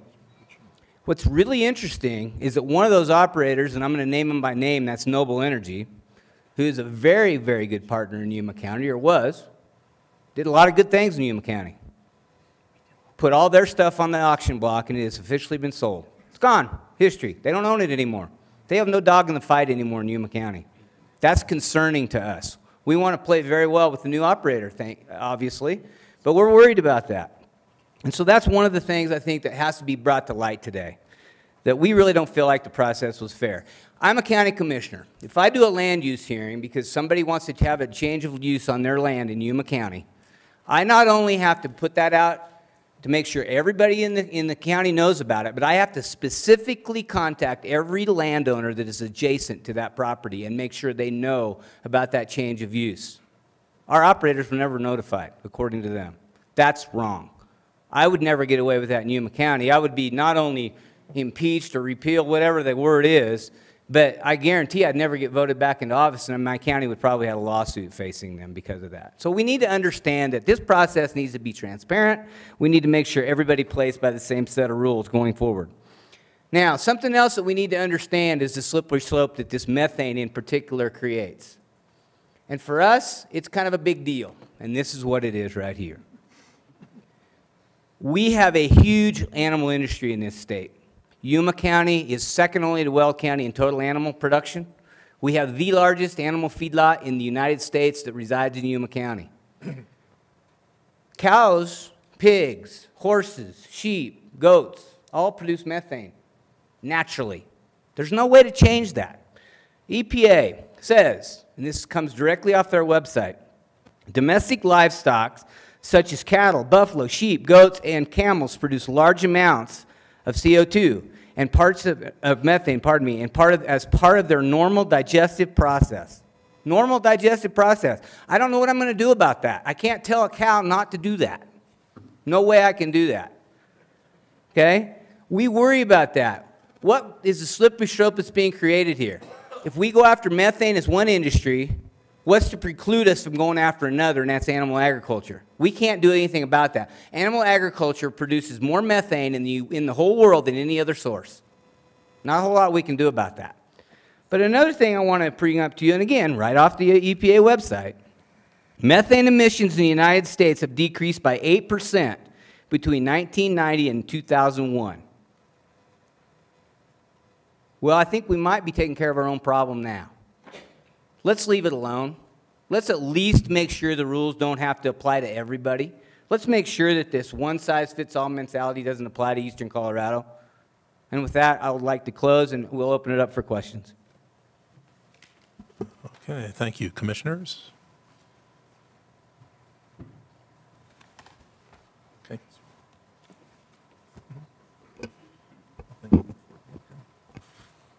I had a question about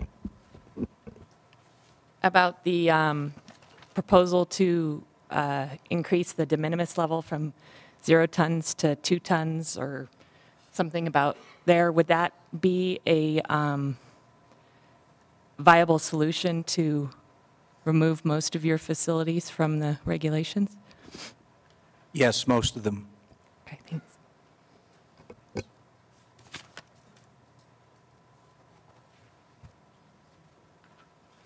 Go ahead.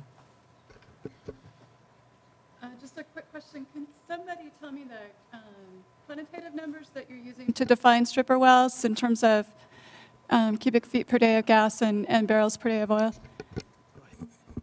The stripper wells are wells that produce 60 MCF or less a day. And anyway, they get a minimum value, and that's according to the Department of Property Taxation. And I'm not sure what the oil is because we don't have any oil. I think it's either 10 or 15 Barrels per day. Commissioner Brown? Has your reduced valuation been due to a combination of pricing, mainly price of the product, or is it a combination of less activity, or both? Both. They started passing new regulations in 2009. And anyway, right after that, then the price started going down because they started drilling more gas wells back east. And anyway, there is a pipeline going back east, and so our lines have been full for years. And anyway, so supply and demand. And anyway, but for the past 2 years, it in halved, and then the price in halved again. So, and they have to report to us again by April 15th of this year of stuff that they took out in 2013. So we're always a year behind. And I would concur with that as well. I would never suggest that the price hasn't had some effect. It has, absolutely. When I've been a commissioner now for almost 10 or 8 years, we were doing 60 well permits a month. It was giddy, it was fun. Now if we get one, we are in high cotton because we haven't had one in a very long time. And a lot of the ones that we're doing now, there's some wells that they're being told may go into production, but they're ones we permitted a couple years ago. Commissioner Toole. Thank you. I'm curious about the concern about the thresholds for leak detection and repair. And given the description of the nature of these wells, I would assume that the vast majority of them would fall into the lowest threshold that would, under the division proposal, require a one-time instrument-based inspection. Is that accurate? I think so. We haven't looked at every well that we have, but it's my understanding that the calculation to determine what the emission rate is in tons per year is a function of the various components in the facility between the well and the gas sales meter. And it's my understanding that if for the shallow, low-pressure gas wells out there, based on the low throughput, that calculation would put most of them below 3 tons per year. And do you believe that a one-time instrument-based detection requirement would create a financial burden that would cause substantial numbers of wells to shut down? Well, I don't know about shut down, but certainly when your average well produces after deducting royalty, and this is 2013 numbers, after deducting royalties, county taxes, and lease operating expenses, I projected the average well makes $5,000 to $6,000 of net profit a year. It doesn't seem like much, and it isn't. You know, there's all kinds of cost analyses of what it would cost to have a contractor go out and do a leak detection test, but I think most people think it could run in the range of $3,000 to $5,000. So basically, you know, 1 year, you know, you would forego that profit from the well. Okay, thank you. Mr. Peterson, what is the average production? Maybe you said this earlier and I missed it, but what's the average production of, I'll take that back. You basically said you have dry gas wells out there, correct? Biogenic gas, yes. Biogenic gas. So very little oil production out there, correct, or condensate? None. You know, a typical gas analysis of the gas out there would be 90% C4 methane, 5% nitrogen, 3% CO2, and maybe 1 or 2% longer chained hydrocarbons. Thank you.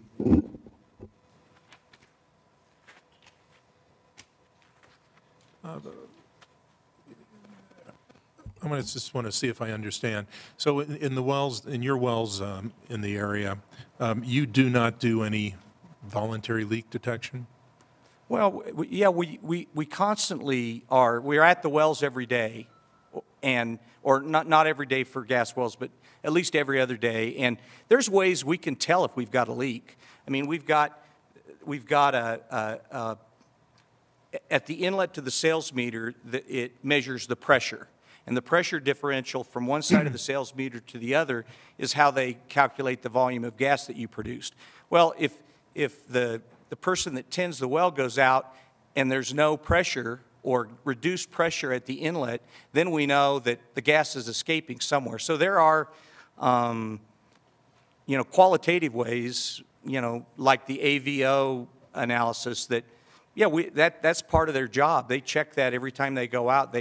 They check for leaks, they listen for leaks, and when we find them, we repair them. Okay, thank you. Any other questions?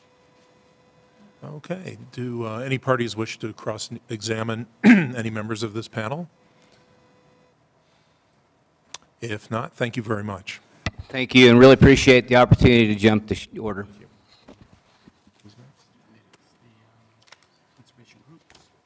All right. The conservation groups, so-called, will be next. Sorry. I'm getting punchy. Hmm? I'm getting punchy. So am I.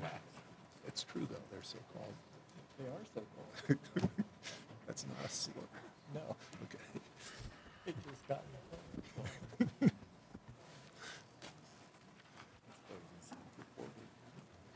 Oh, Good afternoon, Commissioners. Hi.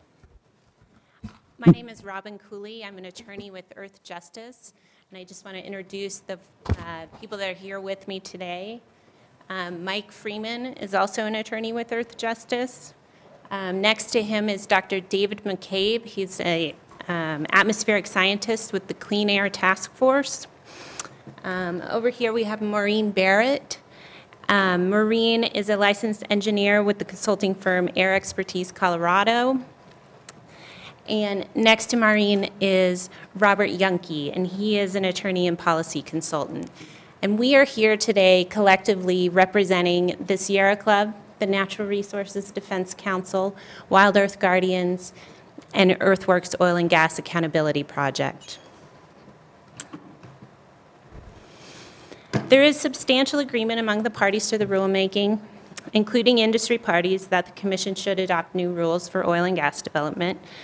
Oil and gas is, I think we've seen this slide many times, is the largest source of VOCs in the state and is expected to grow into 2018. The division's proposal represents a good first step. It will reduce smog-forming VOCs. It will reduce the very potent greenhouse gas, methane, and it will reduce toxic emissions like benzene. So we'd like to spend our time today focusing on 4 areas. The first is supporting immediate adoption of the rules on a statewide basis. The second is demonstrating that LDAR will result in substantial and cost-effective emission reductions. The third is supporting targeted improvements to the LDAR proposal and other provisions.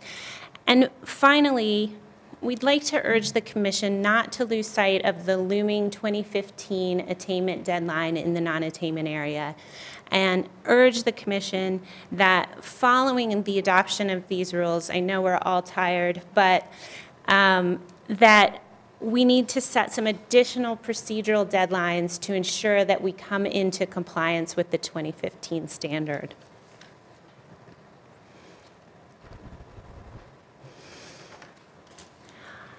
Other parties to the rulemaking are seeking to limit the rule to the non-attainment area. Now, this change would remove the majority of the wells in the state, more than 26,000 wells, from the rule's coverage. This is bad for public health and the environment. Regardless of whether production is increasing outside the non-attainment area or not, there are currently 26,000 active wells that have very real public health and environmental impacts. As we've heard from many of the other parties, they're responsible for local ozone formation, regional ozone that is likely transported to the non-attainment area, greenhouse gas emissions, and other toxic emissions. We've already heard a lot about this today, so I'll keep my comments very brief. We just wanted to reiterate 2 points. The first is that the Rangeley monitor is now in non-attainment. The 3-year average is above the standard. And this is a significant public health issue. Last year, the ozone levels in that area spiked to over 106 parts per billion. These severe wintertime ozone violations occur when there's stagnant air in the basin and snow cover on the ground. And because it is a period of stagnant air, it is likely that local emissions are a contributing factor. There is substantial development on the Colorado side of the Uinta Basin, and Wild Earth Guardians, one of our clients, has petitioned to designate the Uinta Basin, including the area within Colorado, as a non-attainment area. So this is an issue that affects Colorado, and one that this commission will have to address. Other monitors on the West Slope and the Four Corners region have 3-year averages that are within the level that EPA said poses a threat to public health, and particularly to vulnerable populations. And the division's inventory data shows that oil and gas is the primary source of ozone precursors in these areas. Finally, in addition to posing a threat to public health, applying the rules only within the non-attainment area conflicts with one of the primary purposes of both the Clean Air Act and the Colorado Pollution Control Act, and that is to ensure that the air quality does not decline to the level of the NAAQS in all corners of the state. This is an extremely important goal in a place like Colorado, and it is particularly appropriate here where the proposal is for regulations that are proven and also cost-effective. And with that, I'll turn it over to Mike Freeman and Dr. McCabe to talk about cost-effectiveness.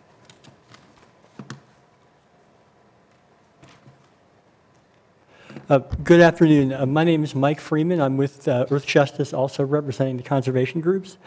And I'm going to talk a little bit about the leak detection and repair requirements of the rule. We think these are really the most significant innovation in the division proposal. To require tanks, well production facilities, and natural gas compressor stations to be inspected on a regular basis for leaks and to have those leaks repaired. As you've heard from other parties, the LDAR requirement is expected to reduce VOC emissions substantially by more than 15,000 tons per year, according to the division's analysis.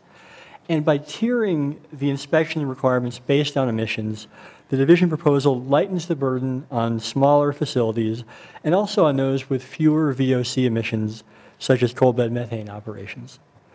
The LDAR rule will also substantially reduce leaks of methane from the facilities that it covers. Because methane represents a marketable product, stopping these leaks reduces the net cost of the rule, often substantially. But requiring the oil and gas sector to control its methane emissions will also be an important step for Colorado to start addressing its contribution to climate change. Much of the impetus for expanding natural gas as an energy source results because it's a cleaner burning fuel than coal. That's part of the goal of the Clean Air, Clean Jobs Act, for example. But if methane leaks from the oil and gas sector erode or could even eliminate natural gas's climate advantage, And as more studies have been done on this issue, and other parties have discussed those in greater depth, there's now substantial evidence that methane emissions are higher than past EPA estimates involving the natural gas sector, and that they're particularly high in parts of Colorado. But there's also substantial evidence that LDAR is an effective tool and a cost-effective tool for eliminating large emissions of methane from the oil and gas sector. To address that topic, we are presenting testimony from Dr. David McCabe. Dr. McCabe is an atmospheric scientist with the Clean Air Task Force.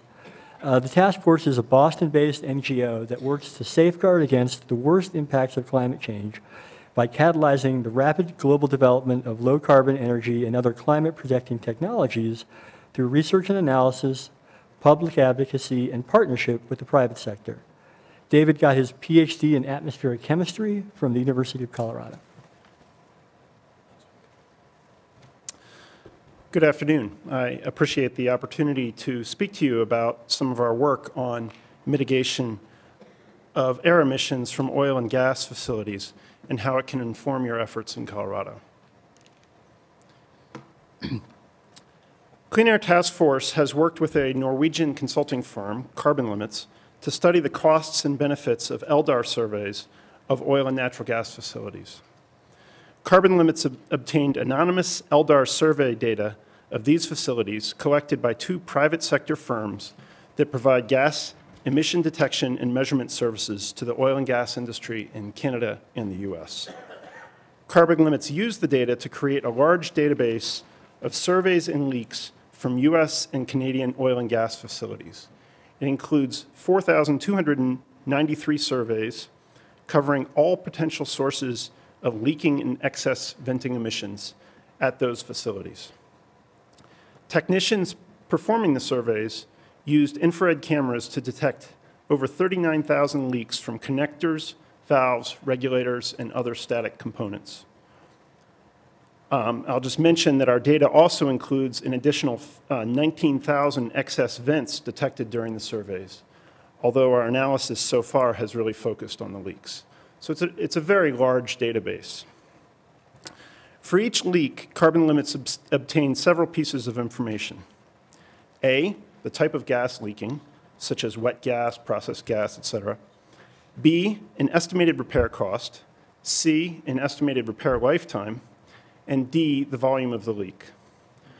Once the technicians found the leaks with IR cameras, they either used high-flow samplers to measure the size of the leak in cubic feet per minute, so it's a direct volumetric measurement, or estimated the size of the leak from IR imagery. The estimates are used for a little more than 20% of the leaks. The high-flow sampler I mentioned it's a quite common tool for directly measuring the size of the leak, and it's been used in other studies measuring natural gas emissions. Carbon Limits compared their analysis results for facilities with significant amounts of emissions from estimated leaks versus facilities where the vast majority, over 80% of the leak emissions, were measured. So we compared facilities with a lot of estimated leaks and very few estimated leaks. The results were the same across those two data sets. This is a very small difference. It's not significant. So we have a real confidence that these estimated leaks are also accurate. Carbon Limits then combined this data for tens of thousands of leaks from thousands of surveys with the survey cost data, which was also obtained from the LDAR firms, to create a database that allows us to directly calculate the costs of finding leaks and repairing them, as well as the methane and VOC emissions reductions that result from those repairs. In our study, we conservatively estimated the value of the gas as $4 per 1,000 cubic feet, even if it's a higher value product, such as you might find in a gas processing plant. I'd like to highlight the most important results of our analysis of this data. First of all, it shows that LDAR is cost-effective at all facility types. We'll see some more of this, but the aggregate costs for quarterly surveys are below $15 per ton of carbon dioxide equivalent for methane and below $800 per ton of VOC. For monthly surveys, costs are below $3,500 per ton of VOC.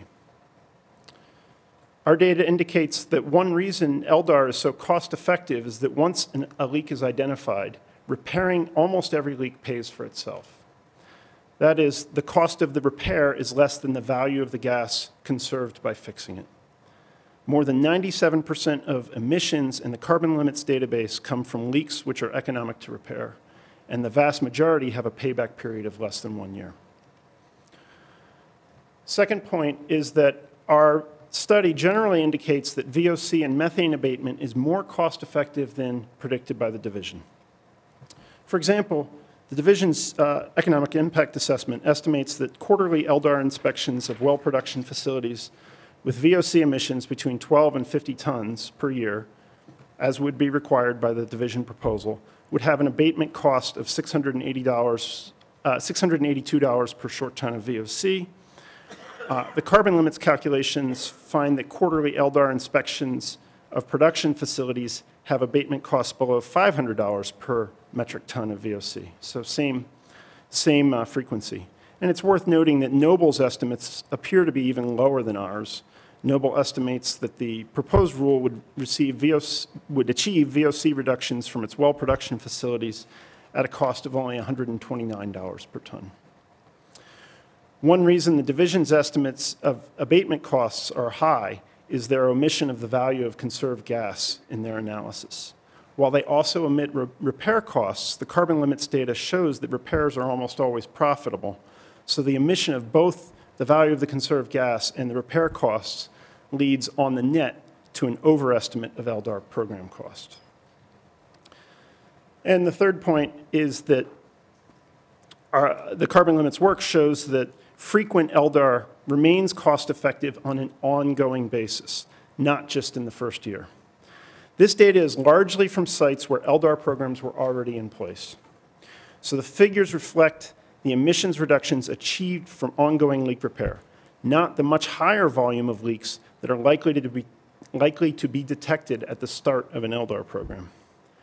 To address claims by some parties that the cost-effectiveness of LDAR drops significantly over time, carbon limits examined abatement costs in Alberta, where, as we've heard, surveys have been conducted for several years.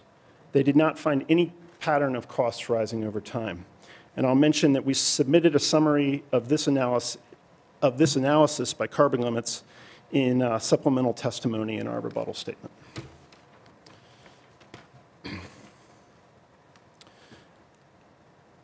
The conclusion that LDAR remains cost-effective over time appears consistent with the analysis that Trihydro did for WPX. The Trihydro data on leak percentage demonstrates that leaks continue to occur over time, even with LDAR in place. That's what we see here, and this is their case study 2 data. Over 3 years, you continually observe roughly from 0.2 to 0.4% of components are leaking. I want to make one key point. This is leak detection and repair. So the leaks that have been detected in 1 quarter were repaired. This is as required under subpart KKK. The leaks detected in the next quarter are new leaks. If we didn't go out and do LDAR every quarter, then say after a year, you would detect the sum of those 4 quarters of leaks. So there's really no dispute that in the record that these leaks continue to occur, and as a result, the leak detection and repair programs continue to be fruitful. And as our data shows, because of these continued leaks, the programs remain cost-effective even after some years in place. Our study indicates that leak detection surveys are very cost-effective at any frequency, including quarterly or monthly surveys. As has been mentioned, the surveys in our database were generally conducted once a year. However, using the simple assumption that new leaks occur regularly throughout the year, Carbon Limits was able to calculate the cost-effectiveness of surveys with various frequencies. For example, if a facility was previously surveyed a year ago, we simply assume that the average leak detected at that facility was leaking for 6 months. On the other hand, if the previous survey was only 3 months ago, then the average leak has only been leaking for 1.5 months. With that assumption, it is straightforward to calculate the emissions reductions that would result from LDAR programs of various frequencies. This is not, I want to be clear, this is not using any external assumption about LDAR effectiveness. As was asserted this morning, we did not use the 40-60-80 rule of thumb that the division mentioned. We show here in these slides, and I apologize, they're a little hard to read, abatement costs in dollars per metric ton for abatement of VOC on the left and methane on the right for the various facility types in the carbon limits database. Monthly surveys, which are the dark green bars, cost less than $3,500 per metric ton of VOC abated for all facility types.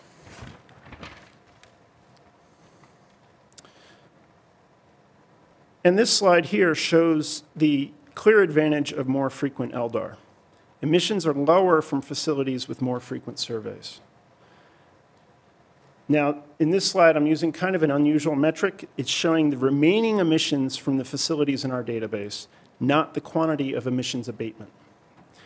Since the surveys in the carbon limits database were conducted at facilities where LDAR was already in place, we can't calculate how much emissions were reduced from the pre-LDAR baseline, so we can't show the total emissions abatement. Nevertheless, as I've discussed, we can calculate the remaining emissions under surveys of various frequency. And as you can see, they're much lower for more frequent LDAR.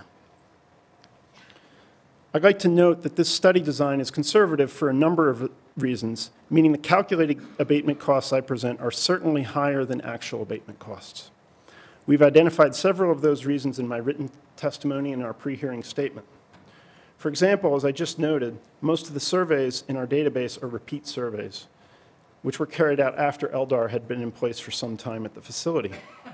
Therefore, the true emissions abatement from the LDAR program is from the baseline level when no LDAR program is in place, such as is currently the case in Colorado.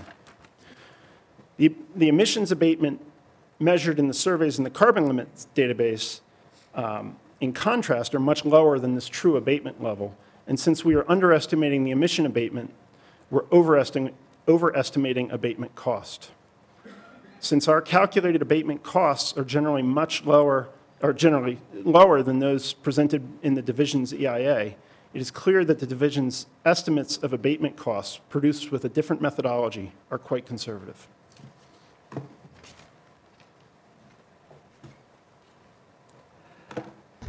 Next, I'm going to briefly address some of the alternative proposals that have been offered regarding the LDAR rule, both by the conservation groups and by other parties. First, we oppose the proposals offered by WPX and some other parties to allow skip monitoring or a step-down regime. As Dr. McCabe has described, if a company conducts inspections less frequently, leaks will be allowed to continue for longer periods and result in greater fugitive emissions. In addition to the carbon limits data that he described, the same point has been made by several other parties to this rulemaking, including EDF and CANA in its rebuttal pre-hearing statement, and the division itself. And we'd also note that I think Noble observed yesterday that its voluntary LDAR program has not incorporated skip monitoring. The WPX data you saw this morning doesn't rebut that because that data did not involve a program involving skip monitoring or step-down monitoring. WPX pointed this morning to a number of federal LDAR regulations that allow skip monitoring and sometimes use the 2% trigger that WPX has proposed. These EPA regulations differ from the division proposal in important ways. For example, the rules that WPX mentions typically require use of a Method 21 or other federal method rather than IR cameras. Method 21 is a much more expensive method per component and requires much more detailed record keeping than the IR inspections allowed under the division proposal. Moreover, enforcement of proper conduct of LDAR requirements, even at the federal level, has been an issue. For example, EPA reports that it did an inspection survey of refineries. 76 of those refineries had maintained records reflecting that they had leak rates using these federal LDAR regulations of under the 2% threshold. But when EPA actually went out and inspected these facilities itself, it found that only 17% of them, about a fifth of the percentage that were claiming leak rates under 2%, actually met that standard. On average, EPA found that the refineries had reported an average of 1.3% leak rate, while in fact the actual leak rate was about 5% there.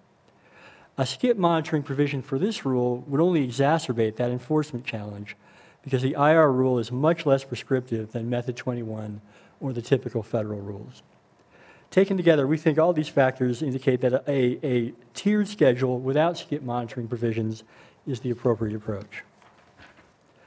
Next, the conservation groups have proposed 3 targeted changes to the federal LDAR rule that I'd like to discuss today.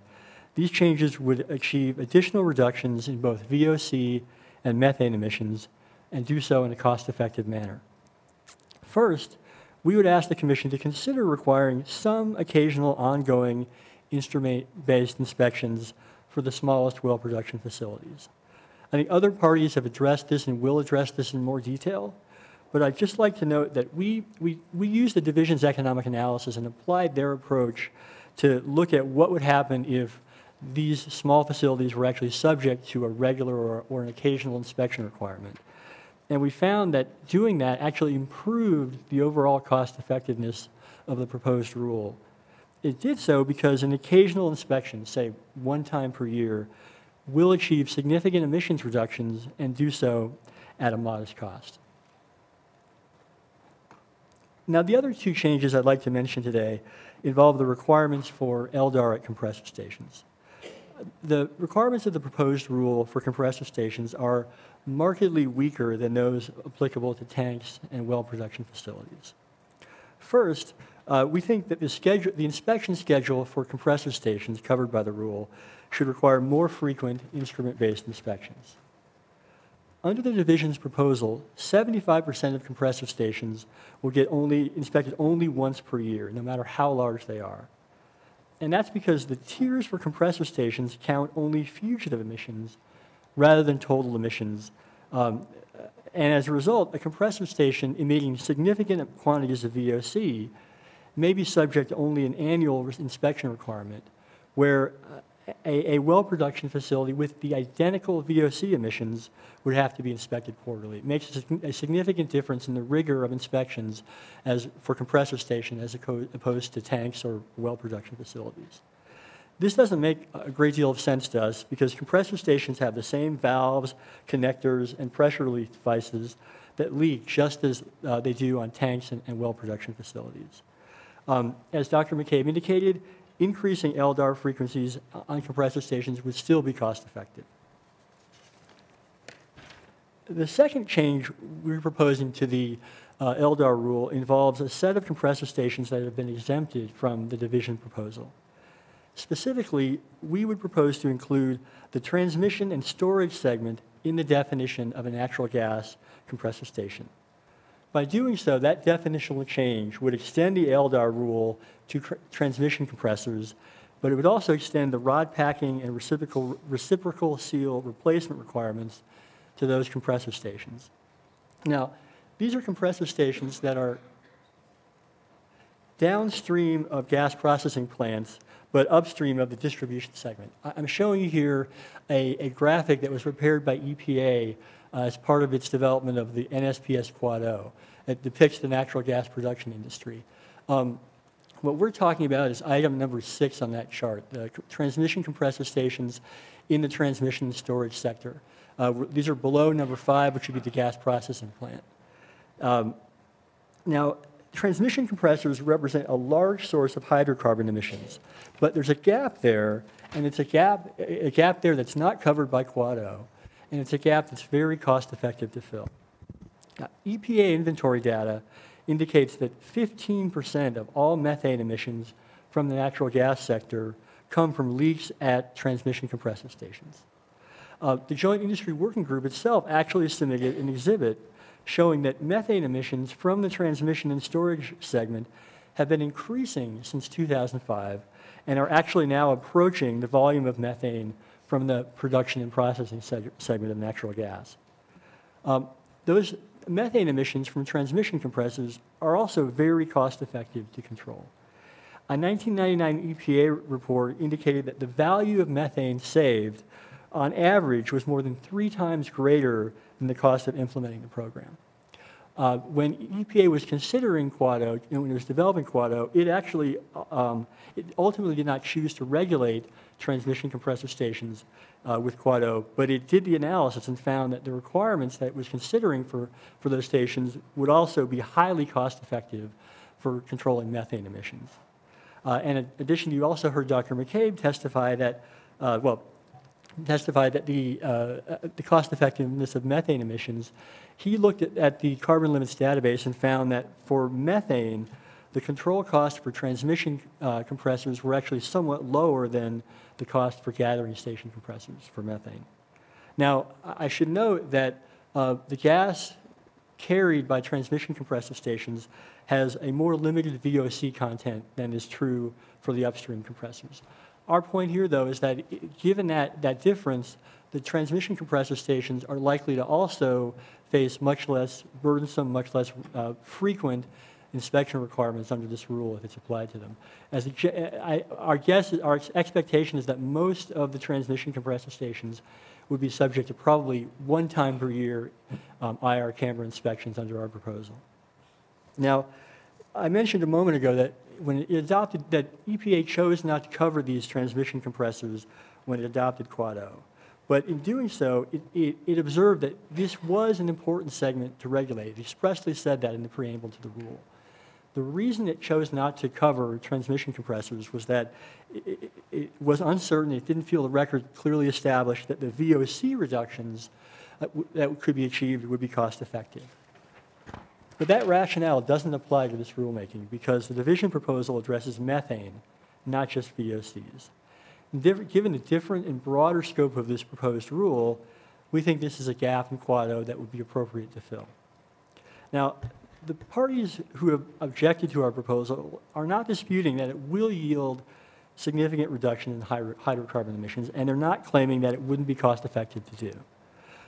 What several industry parties have argued instead is that this commission doesn't have the legal authority to move forward with our proposal because it's outside the scope of the hearing and outside the scope of the notice for the hearing. They assert that the scope of this hearing is limited to the upstream production and processing segment of the industry. With all respect, we would disagree with that. First, the hearing notice for this hearing refers to oil and natural gas operations. It doesn't limit the scope of the hearing to any particular segment of those operations. I think the breadth of that notice is reflected in the order last week rejecting the Tallgrass request. Moreover, many of the companies that could potentially be affected by our proposal are already parties to this rulemaking. They're at the table, they've had notice, they've objected to it. We think that our proposal meets all the requirements for consideration and adoption by this commission. We think it's a cost-effective, meritorious proposal. We hope you'll consider it. Next up, Dr. McCabe is going to be discussing intermittent bleed pneumatics and some other issues.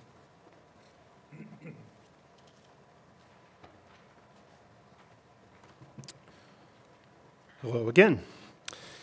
I'm going to turn now to a new source that actually hasn't been addressed very much in the hearing to date, or up till now, which is pneumatic controllers, and specifically intermittent bleed pneumatic controllers. I'll start with some background. Pneumatic valve and instrument controllers are a major source of methane and VOC emissions in Colorado. Pneumatic controllers, which use high-pressure natural gas as a signal medium and use it to do work, bleed gas into the air, either continuously or intermittently. Continuous bleed controllers are often further sorted into high bleed and low bleed devices. A low bleed device is one that emits less than 6 cubic feet per hour of gas.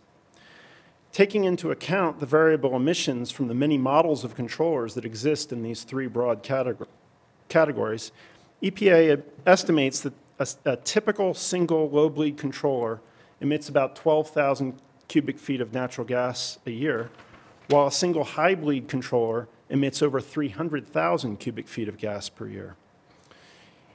An intermittent bleed controller emits about 120,000 cubic feet of gas per year. Better than a high bleed, but much more than a low bleed. Data from EPA's Greenhouse Gas Reporting Program shows that, as I've shown here, intermittent bleed devices are emitting the lion's share of the pollution from pneumatic controllers in Colorado. For example, in the DJ Basin, where operators swapped out their high bleed controllers under the existing rules and replaced them with low bleed controllers, we see that over 80% of the methane emissions from pneumatics, at least 25,500 metric tons of methane per year, comes from the intermittent bleed controllers. These emissions are from well pad pneumatic controllers, actually exclusively, so they are emitting unprocessed natural gas with significant VOC. I'll just note that for a variety of reasons which are discussed in my testimony for the pre-hearing statement, the emissions that I'm showing here and on the next slide are certainly significantly underestimated. In the Piceance Basin, emissions from pneumatic controllers are even higher and even more dominated by the 37,000 tons emitted from intermittent bleed controllers, and that's 87% of the emissions from pneumatics in the basin. These emissions are disproportionately high. Emissions from pneumatic controllers in the Piceance are as high as those from some basins that produce 2 to 3 times more oil and gas. Yesterday, Commissioner Torr asked where the remaining VOC is. Intermittent bleed pneumatic controllers currently in the field appear to be a significant source of VOC, which is not addressed by the division proposal. The Commission should address emissions from high bleeding pneumatic controllers, new and existing, whether intermittent bleed or continuous bleed. While the proposed rules require replacing high continuous bleed devices with low bleed devices, they don't require any measures to address these large emissions from existing intermittent bleed devices, which typically emit more than the 6 cubic feet per hour threshold for a low bleed device. Replacing higher bleeding intermittent controllers with low bleed controllers is feasible. In its proposal, the division is requiring that all new pneumatics be at least low bleed, but not to require that for existing but they aren't requiring that existing intermittent bleed pneumatics, even if bleeding above the threshold, be replaced. If this requirement is appropriate for new controllers, it should also be feasible for existing ones. Similarly, in comments on NSPS subpart Quad O, the American Petroleum Institute described achieving a 6 standard cubic foot per hour rate with an intermittent bleed controller as, quote, quite reasonable, unquote.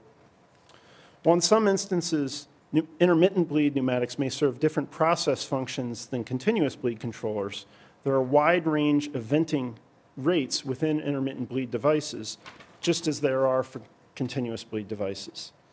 All our proposal would do is require the use of controllers with the lowest available rate, or under 6 cubic feet per hour where that is feasible.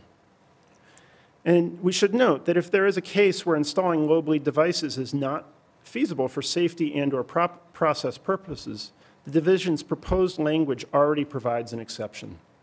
In these cases, an operator can simply submit a justification for its decision to the division. One objection we've heard is that it's impossible to quantify the emissions from intermittent bleed controllers. My professional opinion disagrees with that.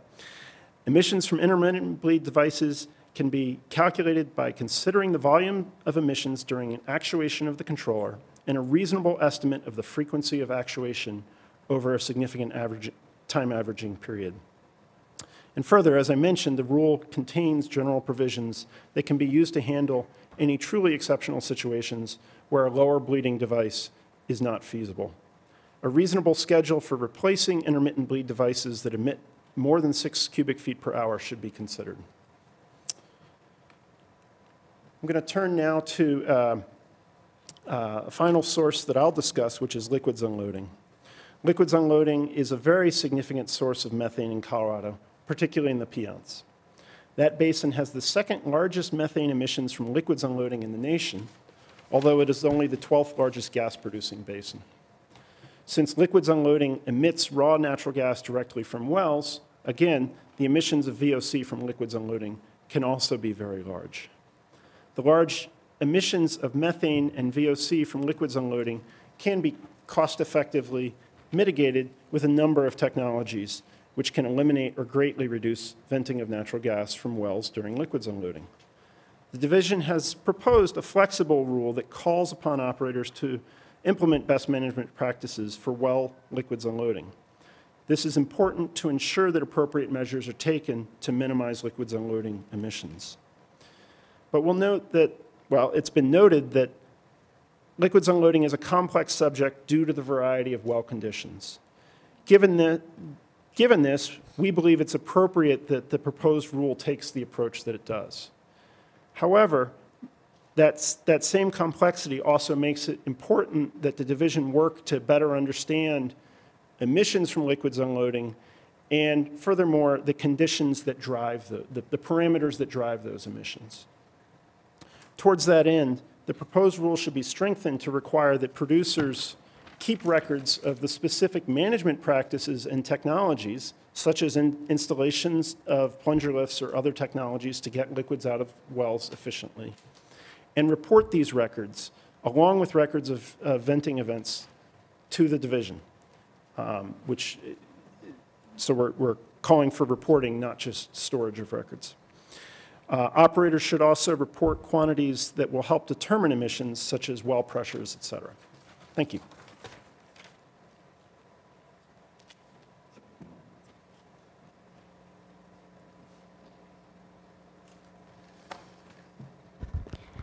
As I mentioned in the beginning, although we urge the Commission to adopt the proposed rule at the end of this hearing, there is still an open question as to what this rule means for our ability to come into compliance with the ozone NAAQS by 2015. Oh, thank you, Mike. Mr. Yunke is here to testify today that the current information suggests that this rule will not be sufficient to ensure attainment, and additional reductions are likely necessary. We are not asking for any changes to the rule's language, just that at the end of the hearing, the Commission direct the division to continue to look at this issue, to complete modeling on the impact of the rule by the end of June 2014, and to adopt any additional measures that are necessary by the end of the year. And what we are asking for is what EPA recommends for marginal non-attainment areas. This quote is from the proposed rule for implementation of the 2008 ozone standard, the current standard. And EPA recognizes that states should use available modeling information to examine whether a marginal area will attain within the 3 years, and where such modeling indicates that it's unlikely to attain, to adopt additional measures to prevent a bump up to a moderate non-attainment area. Time is of the essence. EPA will determine whether we are in attainment based on the monitoring from 2013 to 2015. And given the high levels that have already been recorded in 2013, it is essential that there are additional reductions in both 2014 and 2015. For that to happen, those regulations would have to be in place before the 2015 ozone season. And let me turn it over to Mr. Yunke now.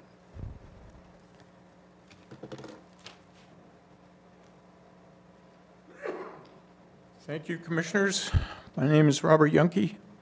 I'm going to speak to the public health consequences of ozone and the importance of bringing the area into attainment with the ozone standard.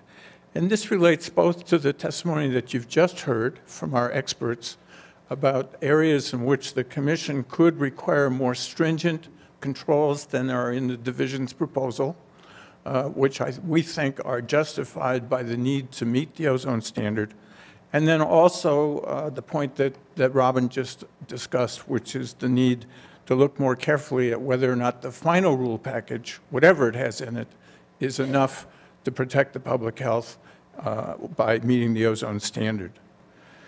Now, you've heard yesterday from the RAC representative that this rule was not developed for the purpose of meeting the ozone standard, and that it's probably not enough, and we agree with that. And we want to emphasize the public health consequences of not doing enough. First of all, EPA has estimated that once you reach the level of the standard and above, approximately 1% to 3% of the population exposed to ozone levels above the standard will be sick on any given exceedance day. So in the 9-county area that comprises the non-attainment area, which includes Denver Metro and the North Front Range counties, we're talking about at least 30,000 people on an exceedance day who are going to suffer some significant adverse health consequence. In a lot of those cases, it will be people who have an asthma attack that's triggered. In some cases, it'll require hospitalization. In some cases, it'll mean the kids stay home from school. And in a handful of cases, it will mean premature mortality. So their lives and their health and well-being are in your hands. And the importance of that consequence is something we hope you will be mindful of as you consider how stringent these rules should be. Now, my experience in this field, I discovered yesterday, is 1 year longer than Ken Lloyd's. He said he was at it 41 years. I've been at it 42. I started as Air Agency counsel for the Air Agency in Pennsylvania. I was tasked with responsibility for developing the legal strategy for cleaning up the steel industry. I wrote the first coke oven regulations ever written in the world. I later became the senior attorney at the Environmental Defense Fund, responsible for the Clean Air Act. And in that capacity, I played a major role in writing significant portions of the 1990 Clean Air Act amendments. And I've played a role in one way or another, largely an advocacy role involving ozone SIP planning in Atlanta, Chicago, Phoenix, the Bay Area, and Los Angeles. So I'm not new to this either, and I hope that I can offer some observations that will be helpful to you. We're asking you to look at specifically what the 3 million breathers in the 9-county area are exposed to. And this, this data from the air quality monitors for the North Front Range area has a number of lessons to teach us. First of all, when we go back to the 2008 to 2010 period, and keeping in mind that these are design values based upon EPA's methodology, the design values are what get compared to the National Ambient Standard, not a single monitor value or a single day, but it's the 3-year average of the 4th max value for a monitor. Going back to 2008, we were almost in attainment. If you remember, there was that early action compact that we had with EPA where EPA said, we're not even going to designate you non-attainment. We think you're so close, you're going to make it. And we didn't. But back then, the design value that included 2008 had only 2 monitors in the entire 9-county area that were in non-attainment. One of them was at 76, the standard 75. One was at 78. That's why we thought we were on a glide path towards attainment. But exactly the opposite has occurred. And what we've seen in the intervening years is that this design value keeps going up.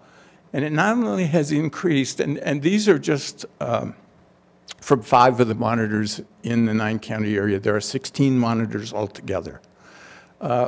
So at the end of 2010, we had 2 monitors that were in violation.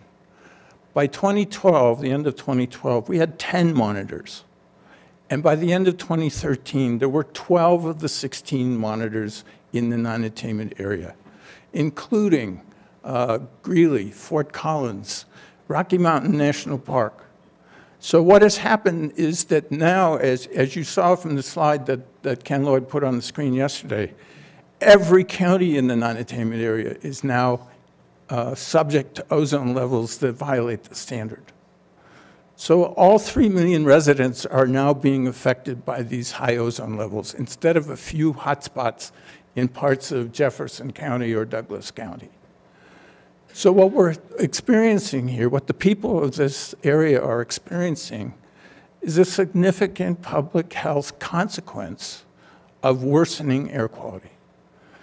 Now, EPA has basically said areas that were designated as marginal didn't have to plan for non-attainment because the assumption was that they were on a glide path towards attainment and that programs like the federal air tailpipe standards would get them there. So, for example, in our metropolitan area, the federal tailpipe standards are expected to reduce VOC emissions by 45 tons between now and 2018. But at the same time, what we're seeing is that emissions of VOCs just since 2008 to 2011 went up 144 tons. So all the benefits of that federal program are wiped out.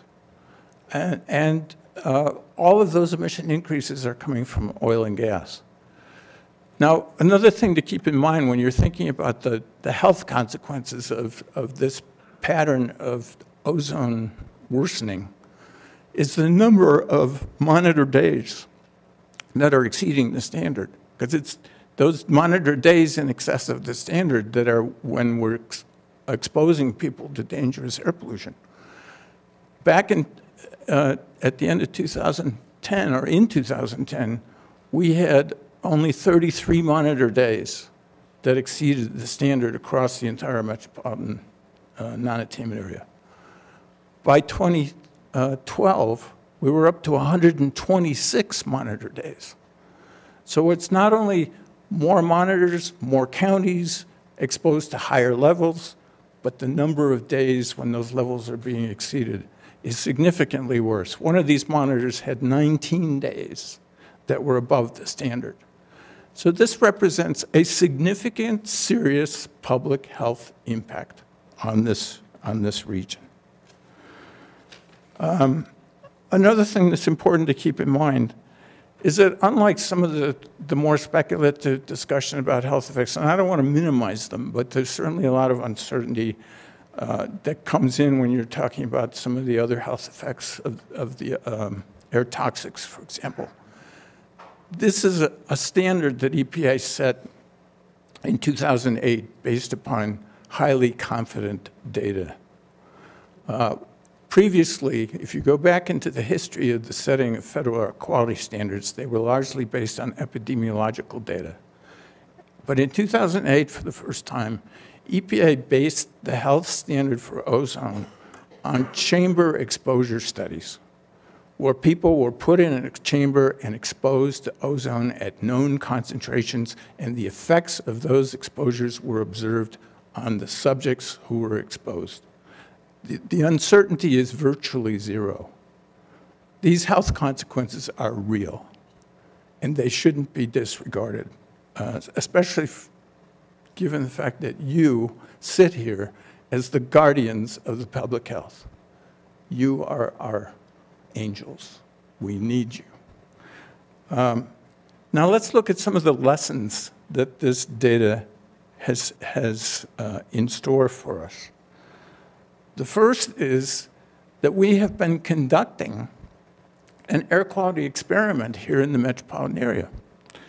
And what I want to point out here is what those increases in ozone levels compare with in terms of emissions of VOCs. Now, yesterday, the RAC representative put a slide up showing you that no other source category in the non-attainment area has increased its emissions since 2008. Every source category has reduced its emissions. That's both for VOCs and NOx. Only one source category has increased its emissions, and that's the oil and gas industry. The emissions increased from 2008 to 2011 by 144 tons, a 15% increase. That increase is the only plausible explanation for why the ozone has gone up. There is no other explanation. So what we're doing here at the expense of public health is conducting an experiment in the atmosphere of what happens to ozone when we increase the VOC levels. So the question that we asked the division and that we ask you is whether or not these rules will get us down to a level that will bring us into attainment with the ozone standard. And at some point, you know, the modeling that was done for the RAC is very instructive here. That modeling showed that if we brought total VOCs back down to the 2008 level, we would come very close and probably attain, right at 75 parts per billion by 2018.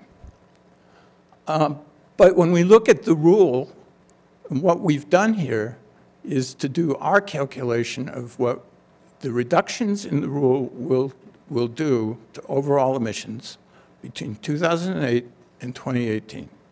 And what we see, it will still allow an 87 tons per day increase above 2008 levels. So it's not going to get us back down to the level, the minimum level that we need to be to have any expectation of being in attainment and protecting the public health. So more is needed. Now, exactly how much more in terms of emission reductions, you know, we can use this at 87 tons value as an approximation. Part of that can be achieved by adopting the additional reductions that our groups have requested you to consider in this rulemaking. That will help close the gap and bring us closer to non-attainment attainment. I mean, to ambient standard attainment. But we can't be sure that that will be enough by itself. So we're asking that you direct the commission, I mean the division, to do the modeling once we know what's in your rule package to determine whether or not we are going to come into attainment. Now, it's clear, another lesson is this point that the rule package is not going to get us into attainment by itself, that more may be needed. And that would then trigger an obligation to consider where else we could get reductions. And as we've suggested to you, there are some additional sources that could be controlled in this rule package that would get part of those reductions. But there may be more need beyond that. A third lesson that comes out of the ozone data is that the current program for permitting new minor sources is not working. The Federal Clean Air Act and EPA's rules for permitting of minor sources requires that that program be designed to make sure that areas do not backslide into non-attainment. Clearly, this permit program that we have now didn't accomplish that result. The air quality has gotten worse. And that the permit program needs to be redesigned to make sure that once we know what the level of emissions are that are consistent with providing healthy air, that we don't let the air get worse again and backslide to the point where we're making thousands of people sick on every exceedance day. And then finally, the timing of the reductions is a critical point here. The federal law requires us to be in attainment by 2015. We've already, and as Robin mentioned, it requires that it be based on the design value that's calculated beginning with 2013. You've already seen how bad the data were for 2013. The highest monitors were at 83. We have to bring that down from 83 to 75. To get to that, we're going to have clean summers this summer and next summer. It's not enough to let these controls slip by this coming ozone season. They need to be in place now for the 2014 ozone season if we're going to have any reasonable expectation of attaining by 2015. So I appreciate your time, and I appreciate your service on behalf of the people of Colorado, and we simply ask you to be the guardians of the public health that you are charged with. Thank you.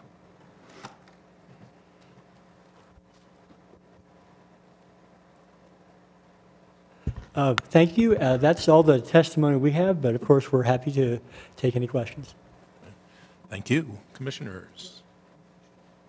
Quick question for, I guess, the witness on carbon limit study. Could you define cost effective for the record? And give an example also, if you don't mind. Our cost effectiveness calculations are an abatement cost per ton. So the net cost per ton of abated pollutant, actually per metric ton, which is a little odd, but they're Norwegian, so what can I do? And they're calculated in a net present value calculation. And then you compare it to what? That you can define it as a cost effective. Methodology-wise? The methodology is to calculate the costs of doing a survey and then making the repairs, and then using doing a net discounted calculation of the amount of methane or VOC reduced, and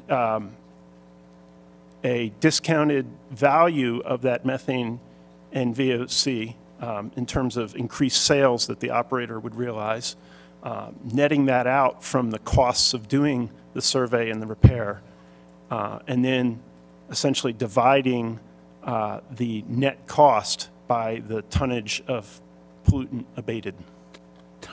Tonnage of reduction. So it's $1 per ton reduction. Correct. And how do you define that as cost effective? That's what I'm trying to get at, that the record can reflect that. I'm an atmospheric chemist. My understanding is that there's a general rule of thumb or something like that of $5,000 per ton of VOC abatement. Okay, so you have a limit that you're using to compare that. But you said also in your testimony that the VOC and methane reduction is more cost effective than the predicted amount of the division. How did you come up with that? A lower value, a lower dollar value per ton of abatement. That is, you saying it's more cost effective or less cost effective? If it's a lower dollar value per ton of abatement, it's more cost effective. Do you have also in your cost effectiveness calculation the benefits included or marginal environmental damage cost? No, sir. The only benefit that we would include is the additional revenue that the operator would receive. There's no external benefit included. Okay, so there are no external benefits included in your cost effectiveness. Correct, there are not. Thank you. Commissioner Coons, then Commissioner Tour, and Commissioner Campsey, in that order. Dr. McCabe, I have two, what I hope are quick questions for you. One, again, on the cost effectiveness calculation. What was the sale value of gas and/or oil that was used in the carbon limit study to calculate cost effectiveness? It's only gas, and we just set it all at $4 per 1,000 cubic feet, okay. Irrespective of higher VOC content. Okay. Thanks. And then my other question is, do you know what the proportion of VOC emissions is from pneumatic controllers to the total proportion of VOCs that's being emitted? What is that the VOCs emitted from pneumatic controllers, intermittent or high bleed, relative to other VOC proportionally? We'd have to do some homework on that. I don't, strictly speaking, we have methane emissions. You could scale using a broad nationwide or statewide, if we had it, gas composition. I haven't done that. But it wouldn't be more than, a 10-to-1 or 5-to-1 ratio. So the VOC totals would be significant. They would be thousands of tons from the pneumatic controllers. From the intermittent bleed? Correct. Okay, thank you. Thanks for your testimony. I have a couple of questions. First one is on the carbon limits study. And there was a witness from the Joint Industry Working Group who characterized the study and described that the database that you were looking at did not actually include facilities that had inspection regimes of more frequent than once a year. Can you speak to that? It is correct that the surveys that were used to calculate these abatement costs here are yearly surveys, because that is what the lion's share of the surveys, mostly in Canada, is yearly surveys. I'll mention that it's still several hundred surveys, several thousand leaks. So it's actually still a very substantial database compared to the other data sources that are on the record. So we simply calculated how much abatement you would get from more frequent surveys and how much the cost would go up. As the data shows, the abatement cost does go up, but it is a calculation based on essentially simple math of how much more abatement you get also. Okay, thank you. The next question that I have is, you've made and I'm not sure which witness this would be to, but you've made a number of proposals for modifications to the rules. And to what extent are you able to characterize the level of additional emissions reduction that would be associated with each of those modifications? So the first one was going to occasional instrument-based monitoring for the smallest facilities instead of a one-time monitoring. Right. So there were 3 proposals we made, and with regard to the first one, which was the small well production facilities, we haven't calculated the aggregate savings for that. We've looked at what it would be in terms of cost effectiveness, and I believe it came out to a figure on the order of using the divisions methodology. We calculated that for annual instrument-based inspections at facilities 6 tons per year or lower VOC would be an abatement cost of $256 per ton of VOC and $161 per ton of methane. We didn't calculate the aggregate reduction in emissions from that.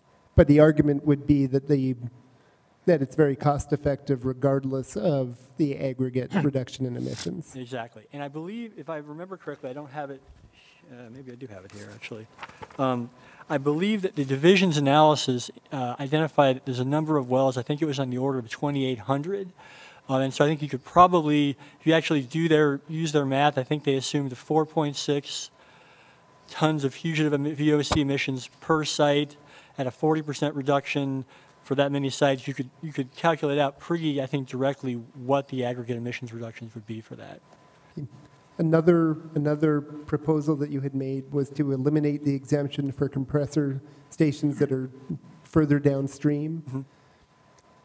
any ability to estimate the methane emissions reductions associated with that? No, we actually spoke with the division to try and get a number for exactly how many, what the data set is of the number of those compressors.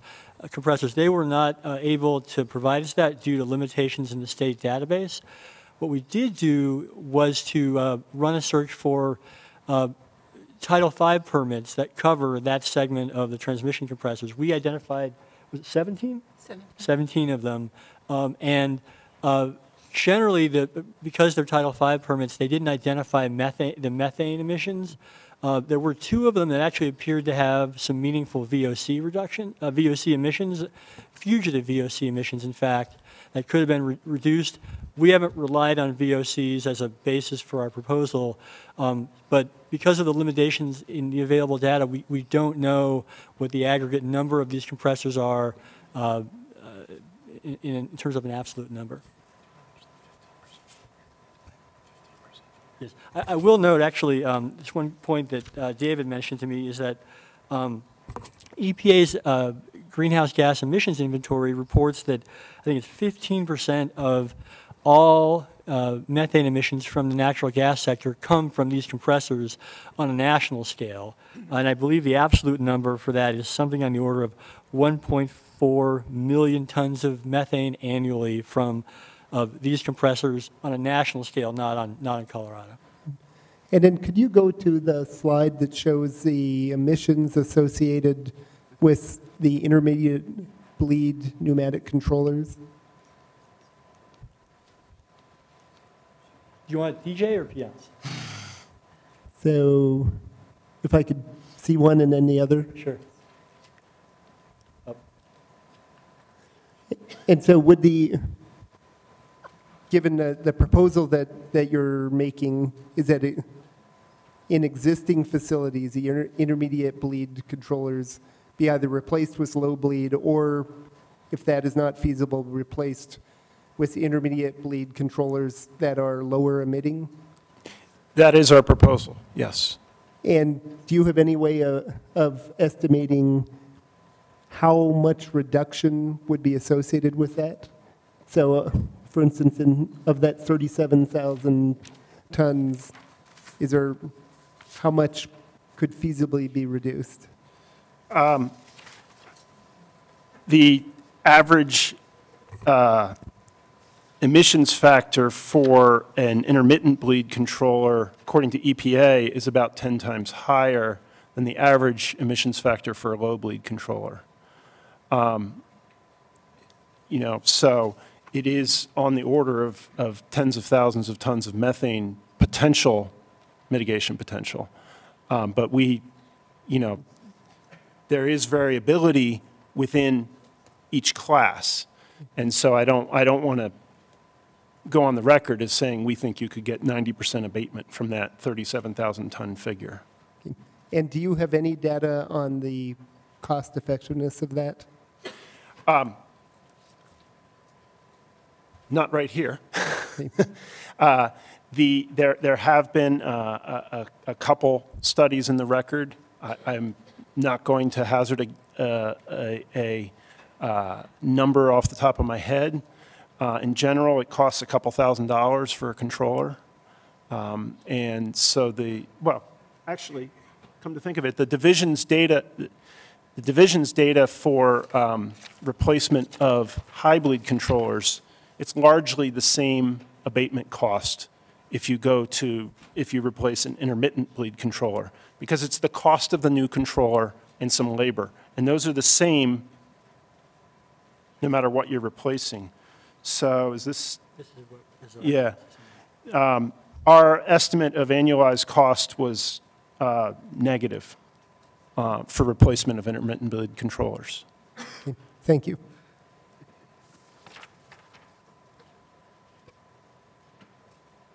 I had some questions about the carbon limit survey that you presented. And I believe you answered some of my questions. But if I remember, that included about almost 4,300 surveys. Is that correct? 4,000? In the entire database, there's Over 4,000 surveys, correct. Okay. And in those surveys, there were about 39,000 leaks found? Correct. So doing simple math, I came up with about 9 leaks per survey. Okay. Is it safe to assume a survey was a facility, whether it be a well pad or a compressor station or a processing plant?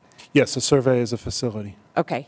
And then I think you already answered the question with regard to frequency of inspections, that there were none that were less than annual. Is that correct? I don't want to say none. The analysis we did of abatement cost as a function of survey frequency was entirely based on yearly surveys. Okay. So assuming there were annual surveys with 9 leaks per survey, I just did a quick calculation based on the worst emission factor under the EPA protocol, table 2.8, which I believe is what the division used to calculate VOC emissions. I came up with about 782 pounds per year associated with those 9 leaks. So I'm wondering if that's a representative sample, which I think is what you said before, that it's a robust sample because of the number of surveys. Completing annual surveys would reduce that 4.6 ton per year number to approximately 782 pounds per year, which would be like a 91.5% reduction just doing annual surveys. I'm probably comparing apples to oranges, but I'm just trying to get an idea of the reductions associated with an annual survey. So reducing that to something like quarterly would increase the cost by 4 times with a very small ability to reduce any further from that number. Would that be a fair statement? I can't comment on in real time on comparing those are 2 very different data sets that you're drawing from there. And so I'm just not sure there's enough congruence to do that calculation that you just suggested.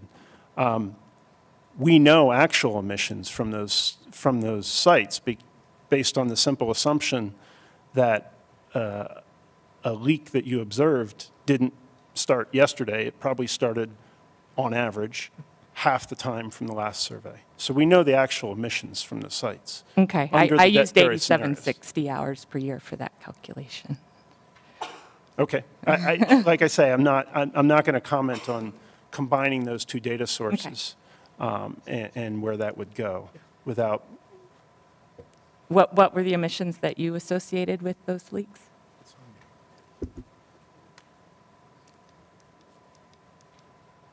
So this would be the remaining emissions from the facility, just from leaks, actual emissions in tons of VOC per year under the various survey frequencies. But you had to extrapolate anything under annual, is that correct? I wouldn't call that an extrapolation, it's just a calculation. So the annual was based on the actual data from the survey?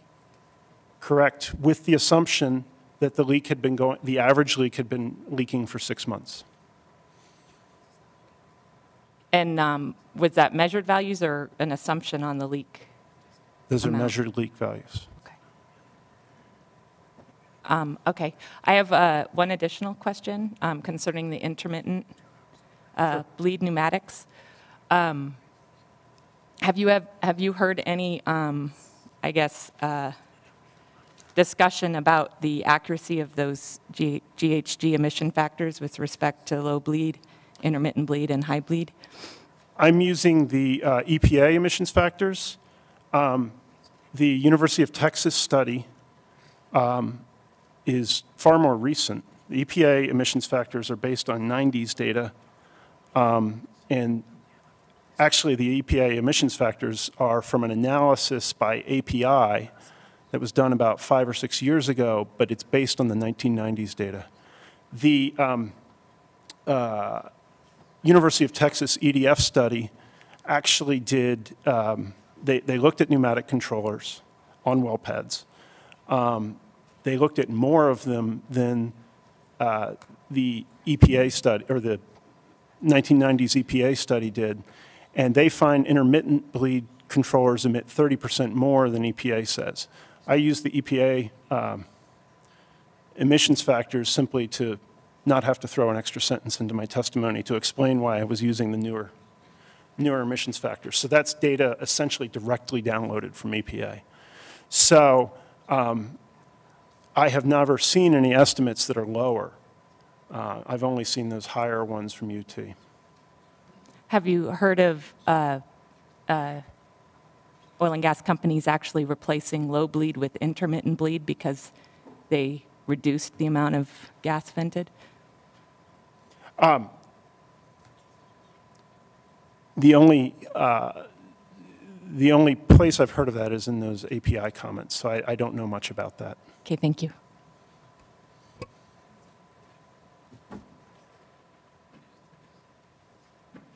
Any other questions? Yes, sir. I'll have one follow-up on my cost effectiveness. Can you give me your assumptions? You said that you use only for gas, right? Gas wells, right? Not oil, correct? It's oil and gas facilities, so it does include oil wells, but it's only gas emissions. All right. So you used, in your assumption, $4 million BTU gas for the revenues, for the operator's revenue, correct? We used $4 per MCF, yes. Okay. What did you use for oil prices? The price of oil doesn't work into our analysis. Oh, it didn't work in your analysis? No. So what was the time horizon you used? The data is mainly from 2010 to 2012. Oh, you used only 2 years for your study? No. It's surveys taken during that window. There's a couple surveys in 2009, a couple surveys in 2013, but the vast majority of it is from 2010, 2011, and 2012. Right, but how many years did you use for your study that you discounted back? Oh, that's just the repair lifetime, and it varies by the type of component and the type of leak. The vast majority of them are just a couple years, so the discount rate is almost immaterial. You can set the discount rate to 12%, and our numbers don't change because it's only a year or two out in the future. So net present value doesn't apply to your study, correct? Well, it's done with a net present value, but the lifetime is so short that it doesn't really matter. It doesn't apply. So comparing your analysis to the division's analysis, how do you compare it? There's, the slight difference from an annualized cost versus a net present value. But again, because the lifetimes are so short, it doesn't, that doesn't quantitatively have any effect on the bottom line. You heard, maybe you were in the room when we had a testimony about marginal wells. Some majority of the wells, old wells, are considered marginal. Yes, sir. They don't produce as much. Thus, the revenues are also low. Knowing their revenues being lower than what they are, do you still consider that this methodology is cost effective for those wells also as well? Our data is not based on any assumptions about the wells. Our data is simply based on the value of the gas that would leak out of the leak. So it makes the assumption that if you stop the leak, you sell that gas. It doesn't, so we don't apply any decline curve or anything like that. So it doesn't really matter if the well is producing X amount per day versus Y amount? No, it does not. It does not. Okay, thank you. Thank you. Any other questions? Any cross-examination of these witnesses? Yes, there are. So, is there two? You need to go. Let's go through the list to make sure we catch everybody. Okay, the division. Cross-examination from the division? Okay, Environmental Defense Fund? No, we're reserving our time. Thank you. And CANA?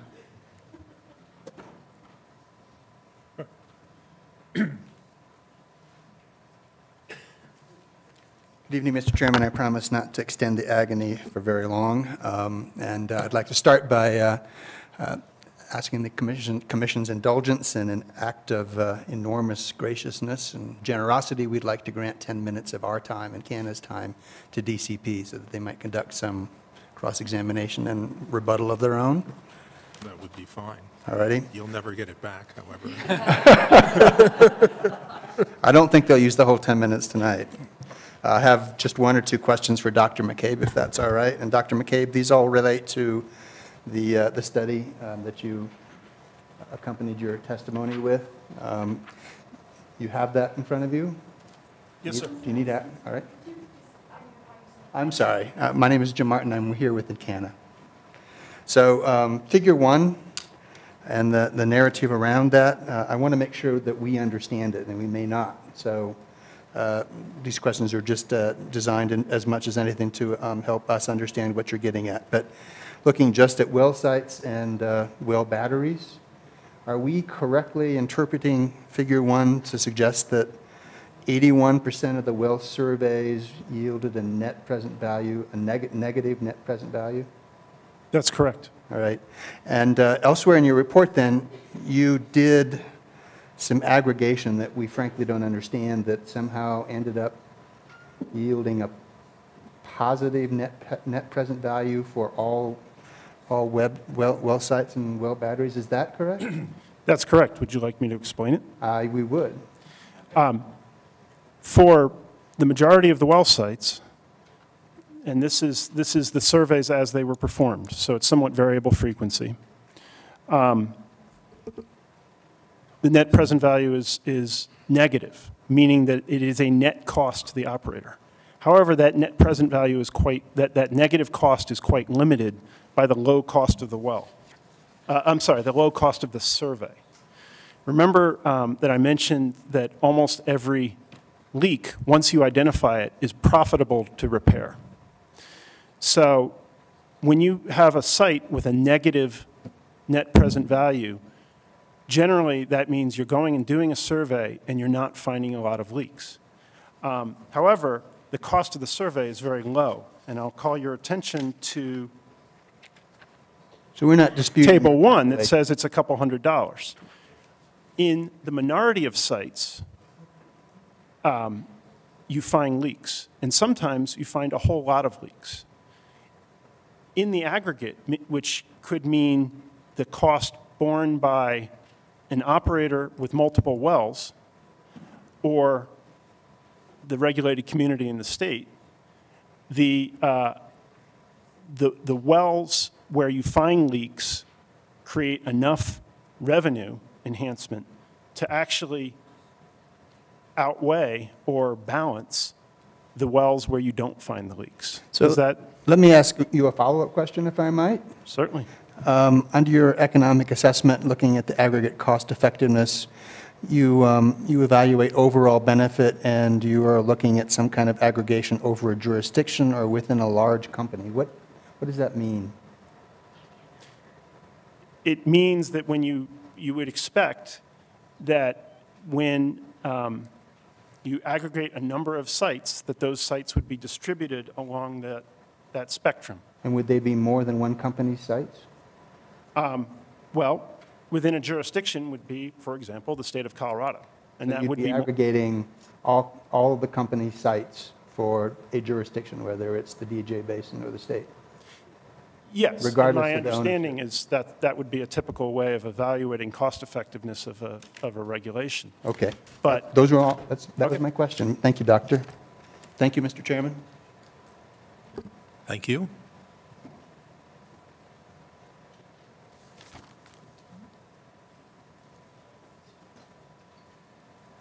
Jeff Schwartz on behalf of DCP, and Laura Weber, regulatory specialist for DCP, who's going to help me navigate a document that we want to look at real quickly with Dr. McCabe. Before we do that, there's the bar graph I'd like to go back to. Someone could navigate that with the, showed the disparity. The one that just everything was slid over to the left, and there was a large disparity between intermittence there. Could you tell us what the origin of that document and that information is?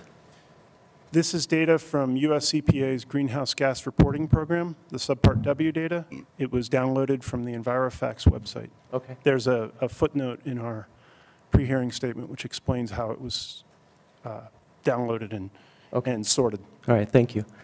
Dr. McCabe, are you aware of any specific case studies where intermittent bleed pneumatics were replaced and what the post-replacement emissions reductions were? No, I'm not at this time. All right, I'm going to move over to the table there real quickly.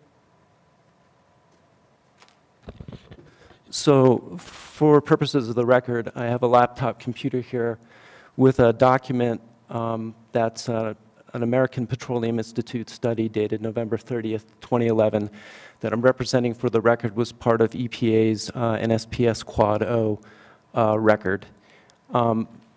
So I'm showing you the title of this document. We're going to navigate to a page in the document, in an appendix of the document. The first paragraph on the page of this appendix, page 7, right here, Dr. McCabe, could you read that, please, and give us your thoughts about it? If you could read it aloud for the record, that might be helpful. Sure.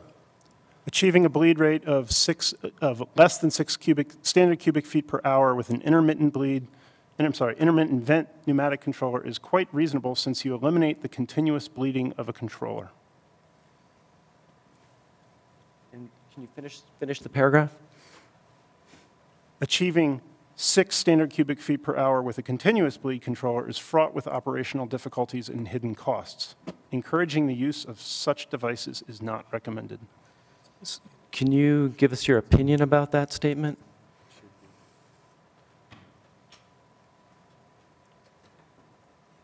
I could say a lot about that. My understanding is that the front range ozone rules required replacement of high bleed devices with low bleed devices under 6 standard cubic feet per hour. They did not specify, and I don't understand why you would ever specify that those devices be continuous bleed, but they did specify that they be under 6 standard cubic feet per hour. And so far as I know, there's been no difficulties, no exceptions requested to those rules. Perhaps I should be clear. We're not concerned with intermittent bleeds per se. We're concerned with emissions greater than 6 cubic feet per hour. All right, thank you. Our counsel has a question regarding the document you just referenced. Mr. Schwartz, is that document part of the record? Is that one of your exhibits? The document that you're referring It's part of the record as submitted in the pre-hearing materials, I believe, of the conservation groups. I don't know the exact exhibit number. Sure. I recognize the sentence. The document he's showing us looks considerably different from, I think, what our exhibit looked like, at least from an angle. Why don't we, I'd be happy to meet with the counsel for DCP afterwards, and we can get this straightened out. If it's not the same, if it's not in the record, then it should be made part of the record for this proceeding. All right, thank you. Thank you. Thank you. Are there, go ahead, sir. I forgot we were going down the list. That's okay. Mr. Chairman, Commissioners, John Jacobs for the DGS Client Group. Just a few questions for Dr. McCabe and Mr. Yunke. And I believe that some of these were already addressed by the Commissioner's questions. Actually, I'm going to move over to the table so I can face the witness.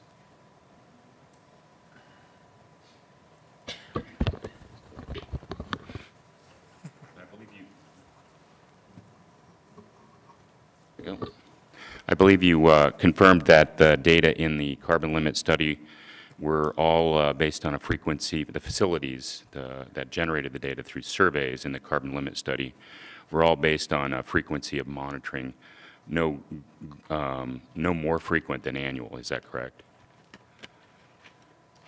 The overall database is variable frequency. The data from which the frequency analysis, if I may, is calculated is all precisely annual. And yet, on your prior slide where you show the 3 groups of different facilities and the bar charts showing reductions, there we go. More frequent surveys reduce leak emissions. That chart, they all slope down in a straight line. That's, in effect, a statistical analysis of annual data, is it not? There's no statistics put into it. It's a simple mathematical calculation that assumes random occurrence of leaks over the time period before the leak survey is conducted. But it is not involving any more frequent data. Is that also correct? That is correct. And the mathematical analysis or calculation apportions the benefits from the annual data to other shorter monitoring periods, does it not? Can you rephrase your question? I don't. Well, I'm having trouble with your distinction between a mathematical calculation of annual data to arrive at semi-annual, quarterly, and monthly benefits as not being statistical analysis. I think statistical analysis is mathematical calculation. It's arithmetic. And it apportions the benefits from the annual data across more frequent monitoring periods, does it not? Correct. Thank you. Is it also true that some of the facilities in the carbon limit study were able to employ skip monitoring under applicable regulations given their facility type? I can't comment on that. As I said, this data is precisely annual data. So you don't know if skip monitoring was available to them? I have no idea if it was available to them. Thank you. You also spoke to the 81% of well sites or well batteries at which the cost of repairs was negative. Did you not in your questioning? Correction, the cost, the net present value of the survey and any repairs would have been negative. The survey costs, did those include the costs of the company, people accompanying the surveyors? Yes. We assumed for this data, we assumed that the operator bore a 50% cost for internal costs in addition to the cost of performing the survey. We did sensitivity analysis, which is available in the report, between 100 and 0% for that internal cost. Thank you. I'm showing you the carbon limit study, and it is in the record. It's attached to the Conservation Group's pre-hearing statement. At page 15, there's a figure 8, and this shows the NPV greater and less than 0 for well sites or well batteries. And can you describe, actually, strike that. Isn't it true that there's a very small proportion of very high leaking, high value leaking going on that basically skews the average of repair cost, survey cost for all of these well site and well battery surveys? About 20% of the facilities have a net present value that's greater than 0. A smaller portion have higher values. And the highest value is probably less than 5%, and that's above 10,000 positive in NPV. Is that correct? That's correct. Thank you. That's all I have on that question. And your prior claim that all repairs, therefore, are cost-effective is based on the averaging of these costs, is it not? The aggregation of them, correct. Aggregation, average, another statistical measure. With regard to your pneumatics testimony, isn't it true that EPA chose not to regulate intermittent actuating pneumatic devices in its recent Quad-O NSPS thus far? That is correct. And that was after extensive regulatory analysis and stakeholder involvement, was it not? Yes. more so than involving intermittent acting devices in this proceeding. Also true? I don't know how to compare them. Okay, thank you. Just a quick question or two for Mr. Yunke, and then I'll be done. Thank you. Mr. Yunke, your growth in emissions statements, testimony, and diagrams for oil and gas were based on the Air Pollution Control Division's inventory, were they not? Yes, sir. Thank you. Are you aware of the division's creation of a 0.75 capture efficiency factor in more recent years after 2008, 2009 that affects the inventory for oil and gas VOC emissions? Yes, aware of it. And in your evaluation or representation of growth in oil and gas VOC emissions, did you control for that change in how the division has estimated emissions of VOCs from oil and gas facilities?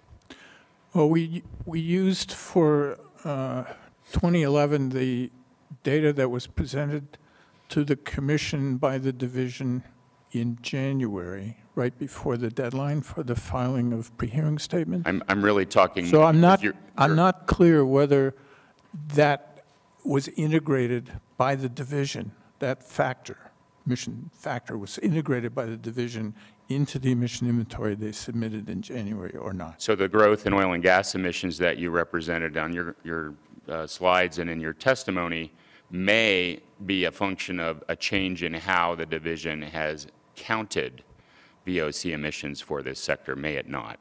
It may. I don't know whether it was or not. Thank you. That's all I have. Thank you. Any other parties wishing to cross-examine? Okay, I don't see any. Thank you very much.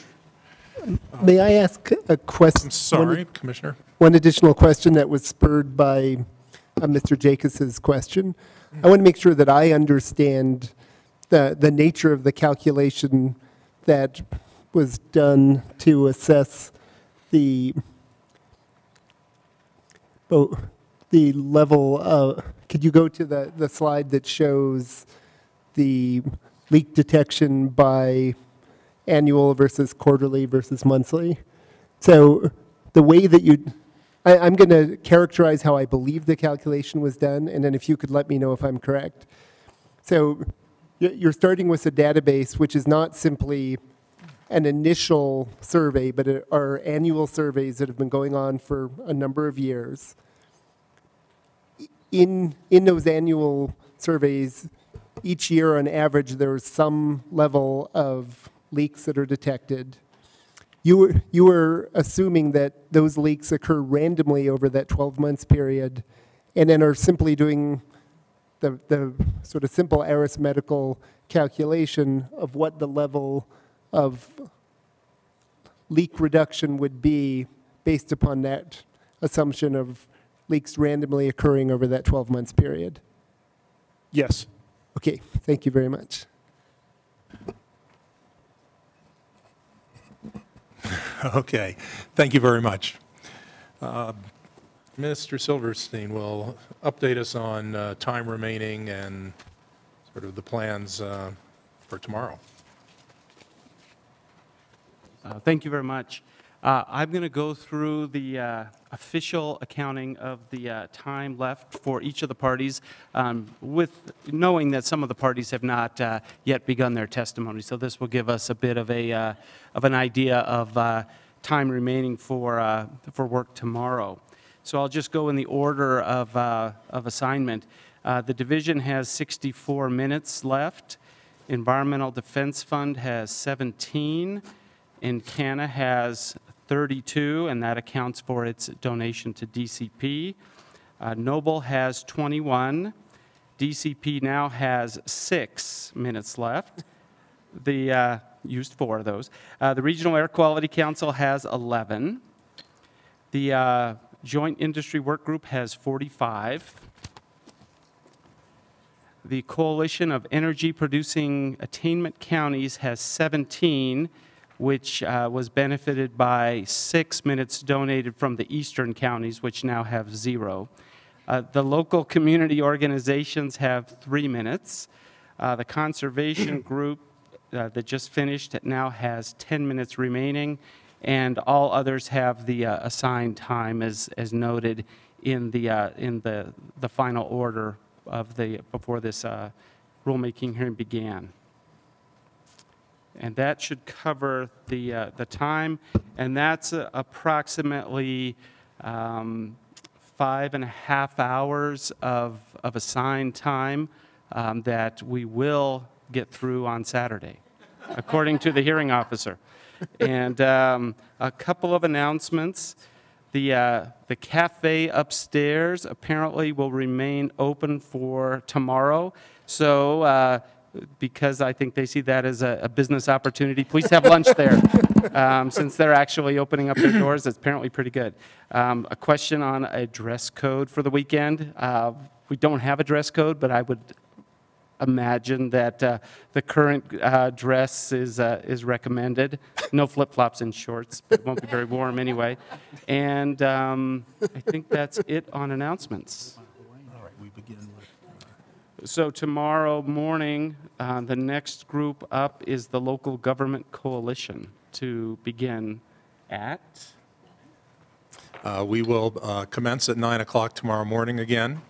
And I'd also wanted to note that this time exchanging process seems to me like has potential for a modified cap and trade kind of opportunity for some of the parties. And if you take Bitcoin, maybe that would be an effective transaction device. The commission stands adjourned until 9 o'clock tomorrow morning.